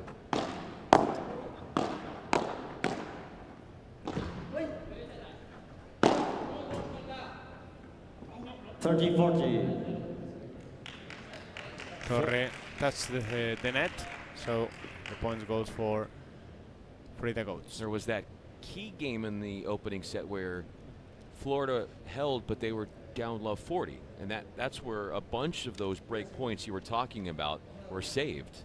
Yeah, and maybe that's the main goal for Las Vegas, no? So to take advantage of these break points. It's the only thing they are not being as good as in the rest of the stats, no? If we compare the performance of Las Vegas with the performance of Florida.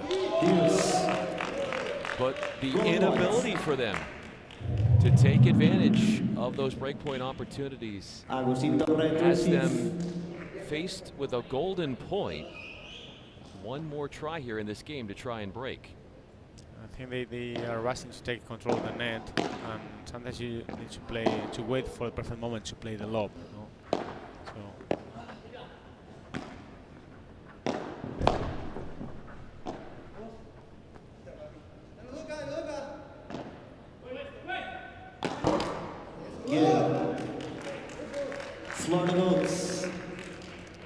Another chance that flies away, and that's because both of them, both couples, are playing differently when it's a break point. I would say that Juani de Pascual and Luis Hernandez are more decisive. They try to go for the point, and when they have a blob that is not that good, they go for the kill. They try to smash, and they are being brave. And on the other hand, we've seen more mistakes in these crucial moments from Loco Torre and from Guille Cajigas, and also they are not playing that like the quality of the lobs is not that good in those moments, no? Because well, it's normal because you are more nervous in the crucial moments, in the break points. But it's I think that is happening, and it's an explanation of how they are not getting those points. If you're Torre and he misses the backhand volley, how does he not? Well, how does he first of all? And Cajigas would be the first to say he needs to pick up his play. Ooh, that is sensational. But to not let Cajigas, as he's struggling, to affect Torre's game, and then maybe try to do better and carry the team if need be, and as Torre tries to find, or Cajigas tries to find that level again. What Cajigas could do? So I guess if I could say that in a much more condensed way, when let's say you're playing, when your opponent isn't playing at their best, how do you not let that affect you on the court? You're on this, just that energy, you try to pick up the energy. If my opponent is not playing that well, my partner. Your partner. Okay, yeah, it's always important to focus on yourself, no? To focus on what you can do and not try to do something else, not to try to do more, because if you focus on the things that you can control, then is when you start losing. You have a task, you have a goal, that you have a way of how you have to play, and if you try to do more than that, that's a problem. For that reason, it's important, if your partner is not playing good, that you remind yourself, okay, even though he's not playing great, I can do more than what I am doing right now. So I have to focus on my game, and I can't let me go. No, it's important, like you play. I knew this was going to happen. I absolutely knew this was going to happen. It was clear. As soon as I said something, I knew I was getting us in trouble. Well, it's I like it. I like it. It's now I don't like it. You can see. So that face, that's going to go on your social media platform, right? That's going to be your profile picture. Yeah, well, maybe it works. I should try it.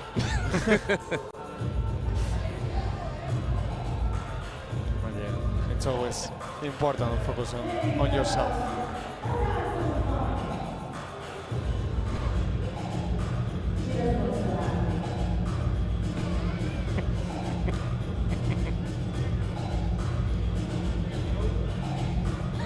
You love it, Brian. The Snapchat camera. This is bringing me back to the days. I do enjoy this. Very cool. Time.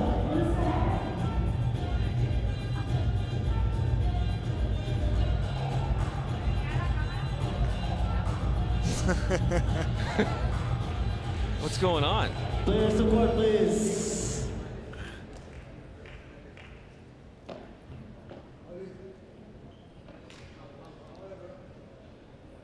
Juan Ignacio de Pascual to serve.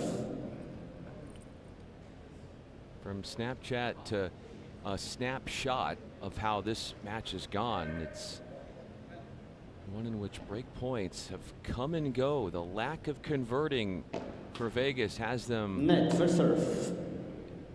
trailing in the match.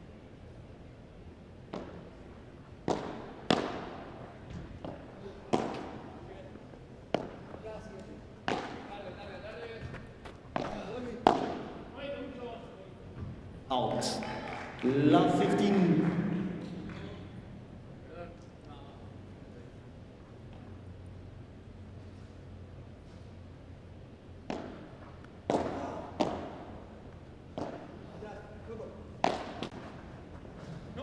Out. Love 30. Florida has hit the net cord twice in this game.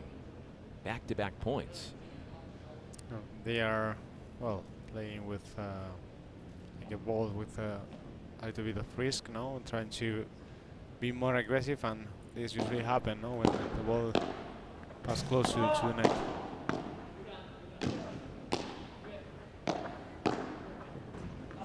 Love 40. Another love 40. So we saw one in the first set, but then 4 straight points for Florida to save their serve. Will this be any different?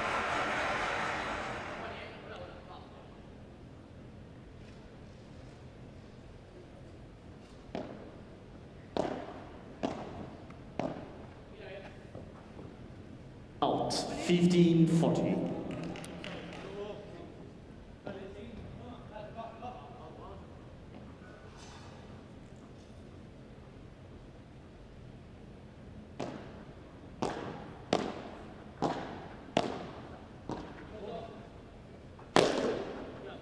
Hits Torre, so the point will go to Florida. Short lobs and more mistakes.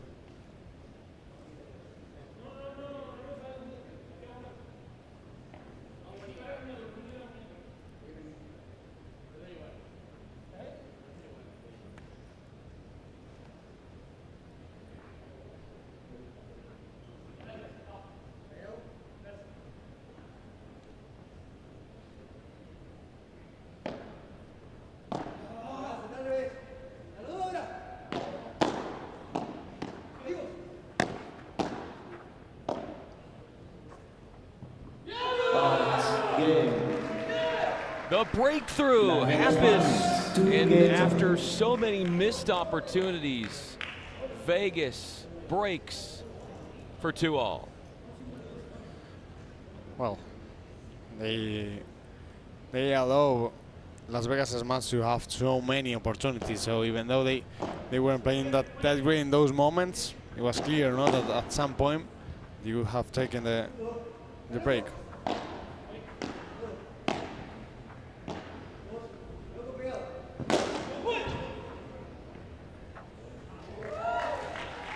Look at that, very well played by Agustin Torre. Easy for them, easy for him. 15 love. The Dormilona.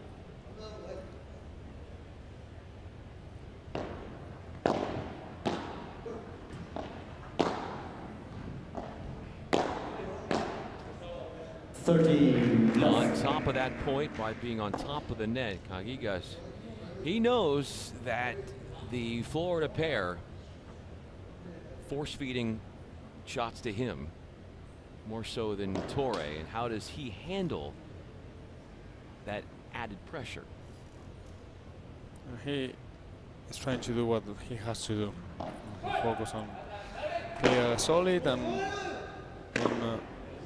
try to not making any unforced errors, or at least an error like in the decision. No, try to play more down the line. Try to stay focused on reaching the net and make it simple. Especially that's the main goal for him. Make it simple.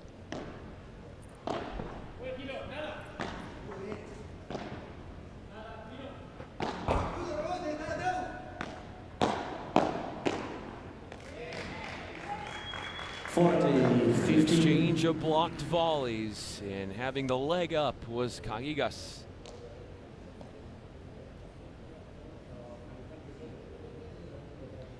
I mean, it's hard for Torre. You know, it's frustrating, I would think, and they're talking things out right now. It's frustrating for Kagigas because so many balls are going his way, but it's probably frustrating for Torre because he's not getting a lot, so he's having to poach and be more aggressive in trying to get involved in the rally. Depends how are you feeling, how, like, if you believe in your partner or not. But so far I think Torre is playing so good. Yesterday as well, so I guess he's handling the situation very well.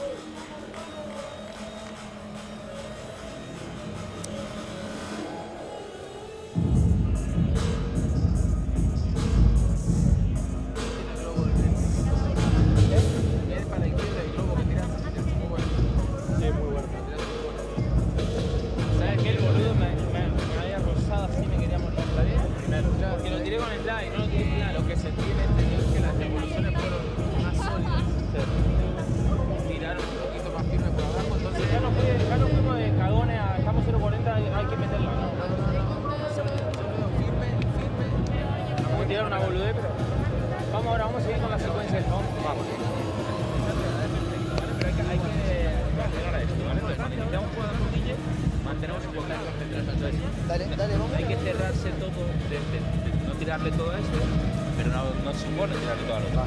¿Vale? Estamos ganando, vamos bien y después nos ponemos prolijos. Vamos a Lo único, si el flaco me la tira a mí o a vos y el otro va a salir por abajo, no te vayas antes del tiempo. Como recién que yo le tiro para abajo y ya loco se mete y te la pone a vos. Esperalo, yo lo hago bolear y ya después tiramos otro loco. No,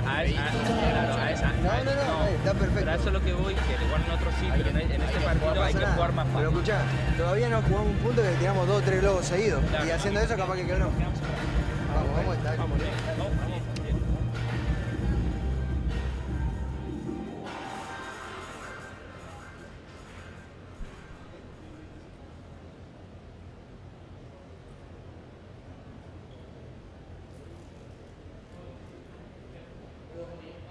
From down a break, now leading in the second set would be the Las Vegas smash. As Hernandez serves here 2-3.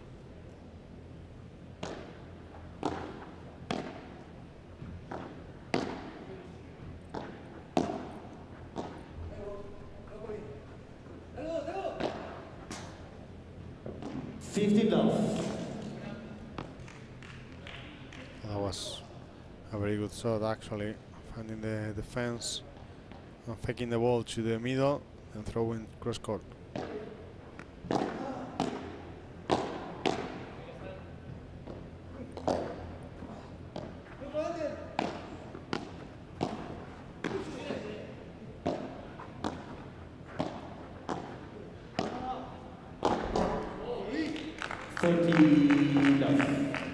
You think for Torre, because he's trying to help out a little bit, he's pinching more middle, that he could be vulnerable down the line. Yeah, I mean, that's another tactic that they could use, to play more with Agustin Torres, so because it's in a space, no, down the line, but they are not taking advantage of it. They prefer to play more with Guille Cajigas. It's more a conservative way to play, no, and actually it works in the first set, so they are trying to maintain that kind of tactic.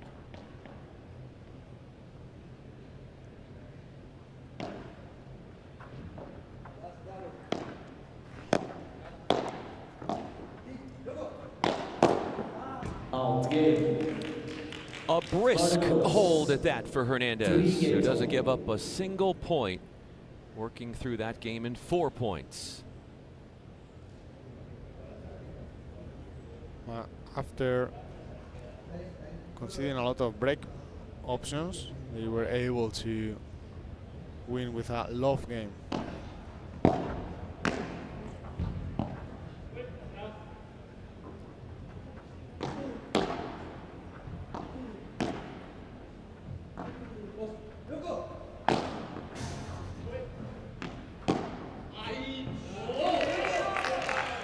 That was one of those points where Kakigas gets his steps in. He's gone to one side and then has to come back to the other side. He had to help his partner because of the good rule from Luis Hernandez, and is the we have 5 consecutive points won by Las Vegas Smash, by Florida Gold. Sorry.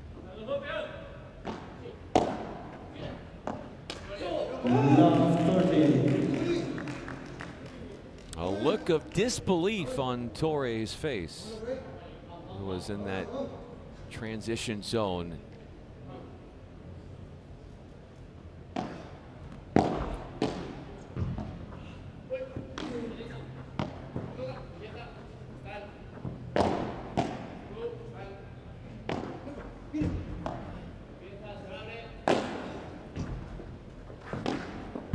Look at that. Very well played by Luis Hernandez. I think the smash from Torre wasn't good enough because it was easy to see that he was about to do that. So Luis Hernandez directly go outside of the goal, and he was already waiting over there to win the point. Well, it's 7 consecutive points for Florida Goats, and it's a low 40. That means they have 4 chances to get the break. A potential major turning point in the match. There it is, a love game and a love break. So back-to-back love games, both going to the Florida Goats, and they have, in their own right, restored order.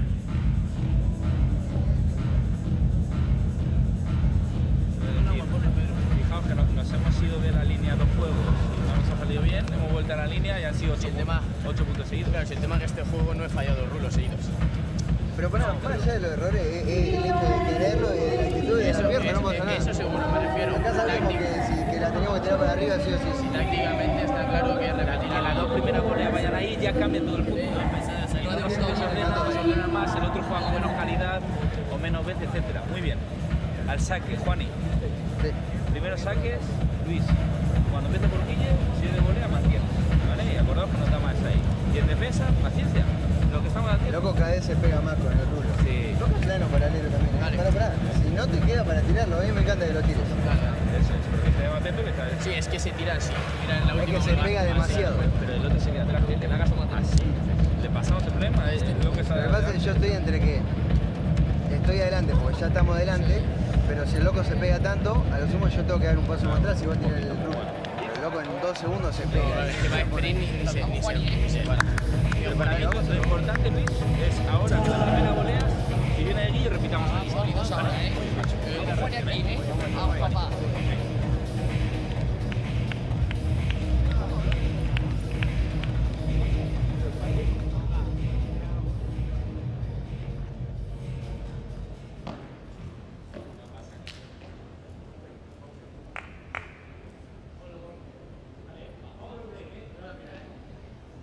Coming off that big service break, De Pascual standing tall at the line at 4-3.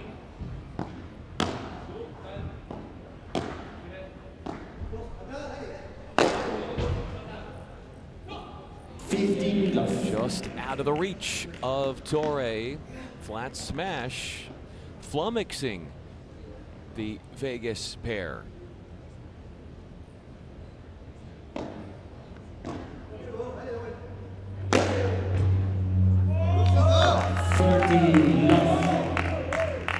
Does exactly the same type of thing. Short points, winning shots off overheads.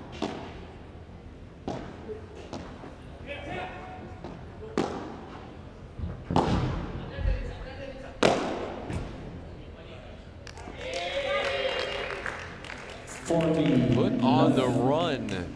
Made to move forward, made to go backwards. Gigas was involved in quite the adventurous point.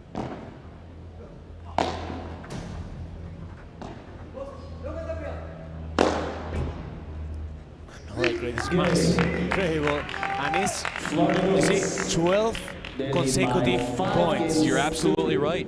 That's crazy. Smash central for the Goats.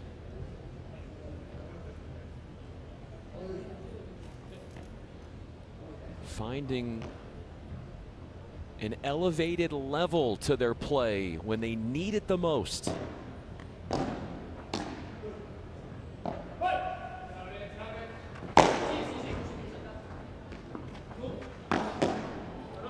Was right there to try to handle the block.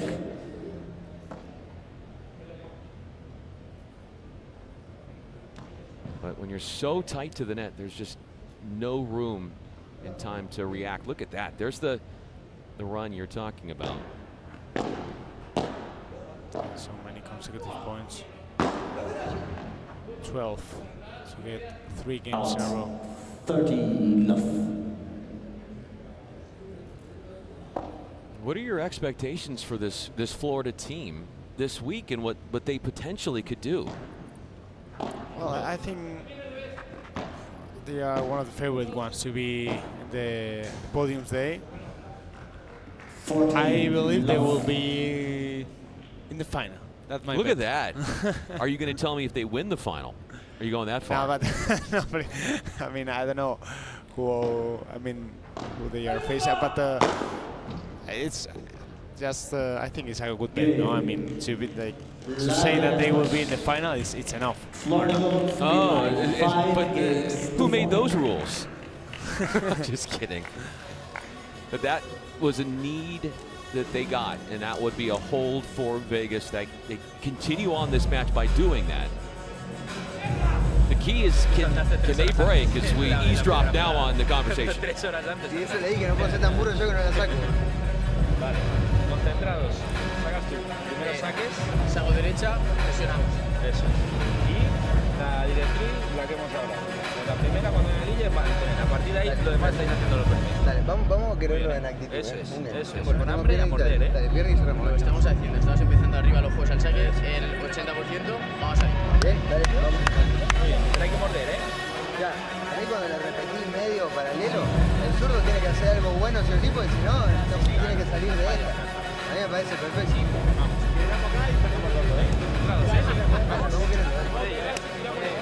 Si quieren acá para perder el siguiente, dale.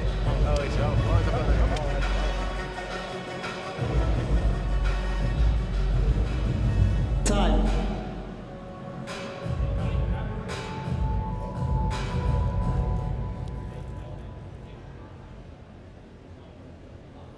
Hernandez has the match resting on his racket as he begins this 5-4 service game. Out 50+. The importance of the first volley to put pressure on your opponent, to keep the control of the point.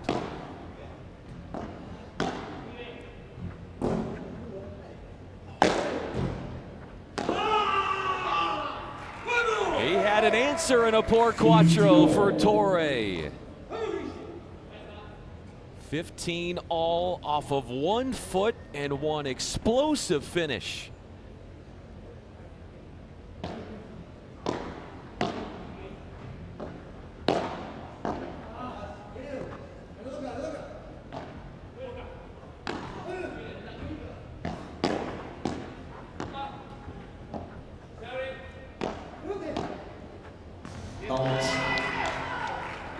How did you see that one playing out? I saw a half volley fest. Everybody seemingly going with the half volley there. I think Agustin Torre made it so good because he was so close to the net, and instead of risking with the smash, he decided to just play a top spin, a slow ball to keep the point alive and force the error from his opponent. Well, 15-30.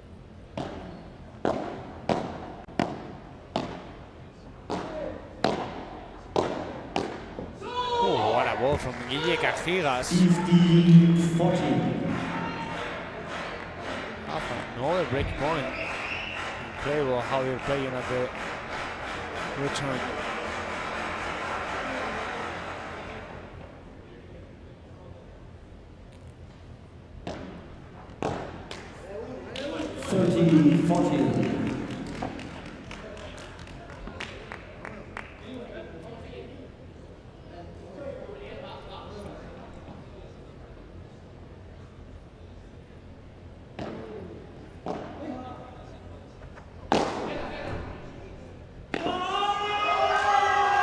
He has brought Vegas back into this thing. Torre crushing counterattacks and putting up a major impediment towards the path of closing out this match.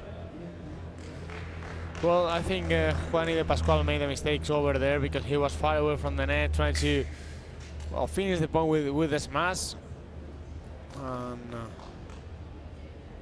now they are 5-all in the last moment. They got the break back. It's weird, no? Because they were able to win 12 consecutive points, and then like they relax a little bit and they allow for Las Vegas Smash to come back from that breakdown again. Yeah, it's a great point. How do you keep yourself thinking that you're trailing when you're not, when you have 12 points in a row and you know you're so close? It's keeping that focus. It's not an easy thing to do for so long. Yeah, actually it's well, when you are close to winning the game, match is when you have to ask yourself more. No, you have to keep in mind that it's not over, because once you think it's over, it's when you are far away from victory. No, it's rhetorical, but it's important that you keep the focus all the time, and you have to suffer until the end. If you relax a little bit, if you think that, as I said, it's over, then you start playing differently.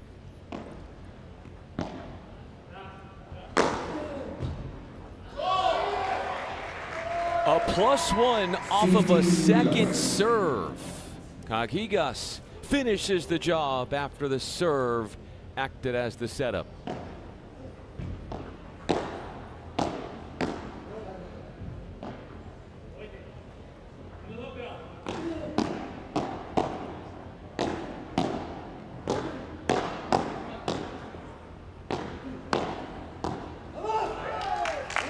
That ball was for Agustin Torre, actually, because he had to recover the position. It was a cross-court ball, and Torre was waiting behind Guille Cajigas.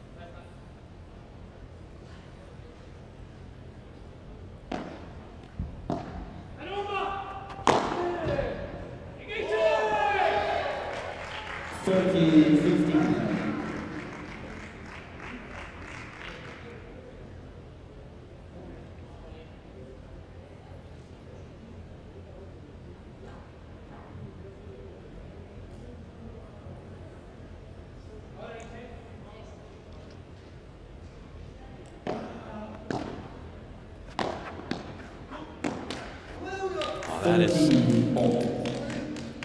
not characteristic of Torre. He usually can, if not win the point from that, at least induce damage. He's human. He is human after all.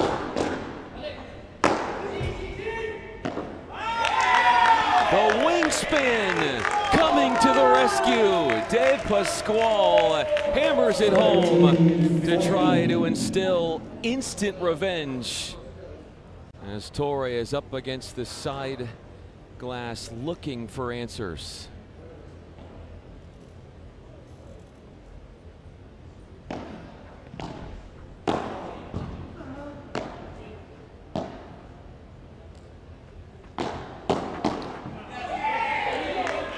Torre is complaining because he thought that Juani Pascual took twice the ball. He stopped, but Juani said it was good. So So like a double hit, essentially, is what. Game started by 6 games.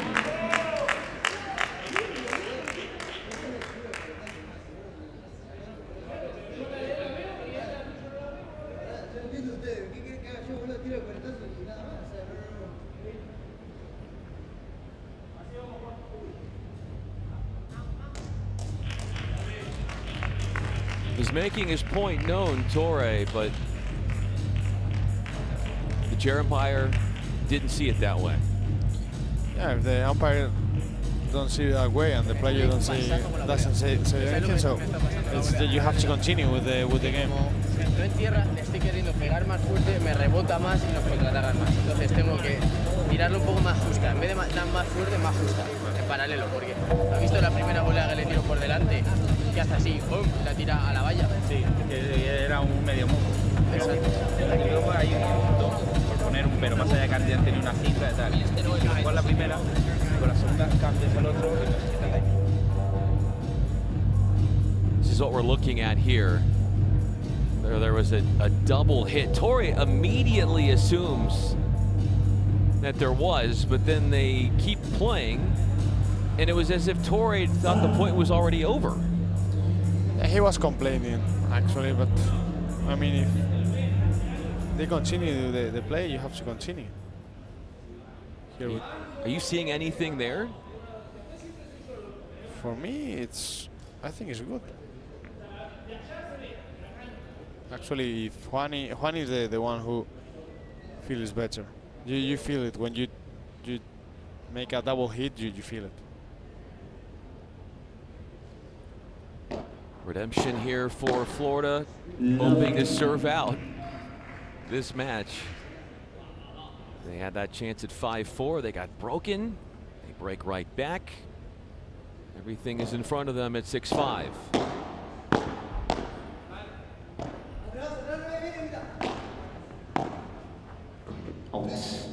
Smart decision from De Pasquale. How long does it take, Peter, to play this sport long enough to get a sense when you're up front that the ball is going to go long over your head and not to go for it? Well, it's hard to tell. I mean, it depends, I think, on the special awareness of the person. For me, I don't know. I'd say, I guess, 2 years, I would say. I don't know. I've been playing this sport for 14 years. How it's difficult for me to know when I reach that ability.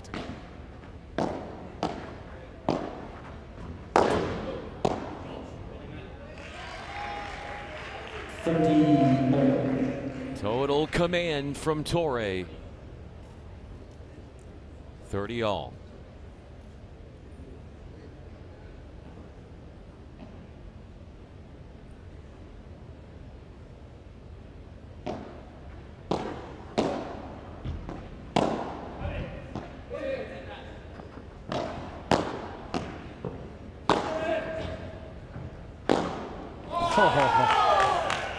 Juan De Pasquale sending the ball directly out, and now, for the first time, it's a double match point.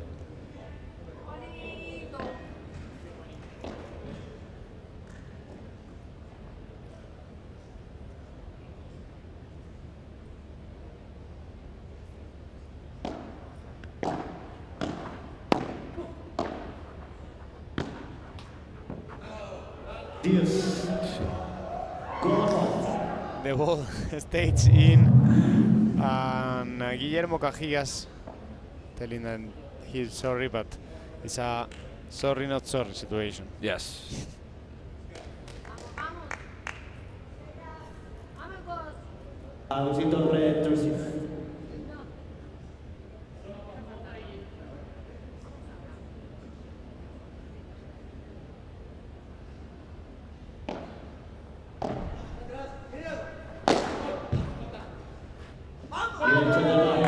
The Florida Goats finish strong and avoid going to a third set tiebreak, holding the upper hand, as Torre is still discussing some frustration he had with De Pasquale off what Tori thought was a double hit that went uncalled.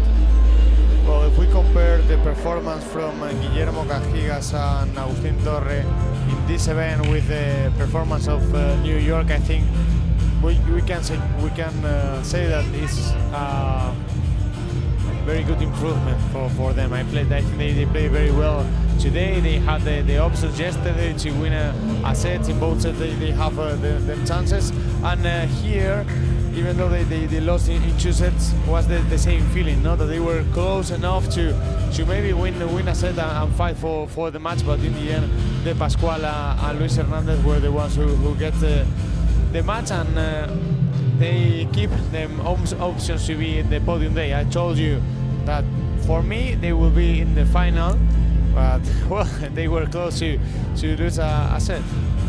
Does them winning the way they did tell you how they're going to do in that final if they get there? I think they need to play better. They need to play better than this if they want to be in the final. Of course, if they want to look for the champions. They are standing by with Chelsea to relive how they went on to win this important match. Hernandez and De Pasquale are side by side with Chelsea at the net. Congratulations on this win. This is the first time that you guys have played together. Incredible dynamic. How did it feel? Hello. I think we did a very good match. It's our first match together, and I was very comfortable with him. He's an amazing player, and I think we did a very good job to win in 2 sets. It was a roller coaster of emotions. How were you able to keep the calmness? Fue una montaña rusa de emociones. ¿Cómo mantuviste la calma? Tranquilo que te iba a hablar en español. Había asustado, no entendí nada de lo que dijo mi compañero. La verdad que muy contento de jugar con Luis, de estar con el equipo por primera vez en la PPL. Creo que fue un partido muy complicado, los chicos jugaron muy bien, sabíamos que teníamos que jugar bien para sacarlo. Y nada, muy contento de dar un pasito acá. Esperemos mañana dar otro pasito más y así, todo el fin de semana. We knew that this was going to be a complicated game and it was going to be full of emotions, but I'm very happy with my partner, with my team. We were able to get a good victory. Now we just got to prepare for tomorrow. ¿Y ahora qué? ¿Qué van a hacer después de este partido? Y a ver si nos pegamos una ducha y vamos a pasear un poquito, que estamos en un lugar hermoso, así que a disfrutar. Exactly. I asked him, now what? What are you going to do after this victory? Well, we're going to go take a shower and we're going to enjoy LA, of course. All right, guys, thank you so much. We have the next game at 5 p.m. Stay tuned because we have a full day of paddle still.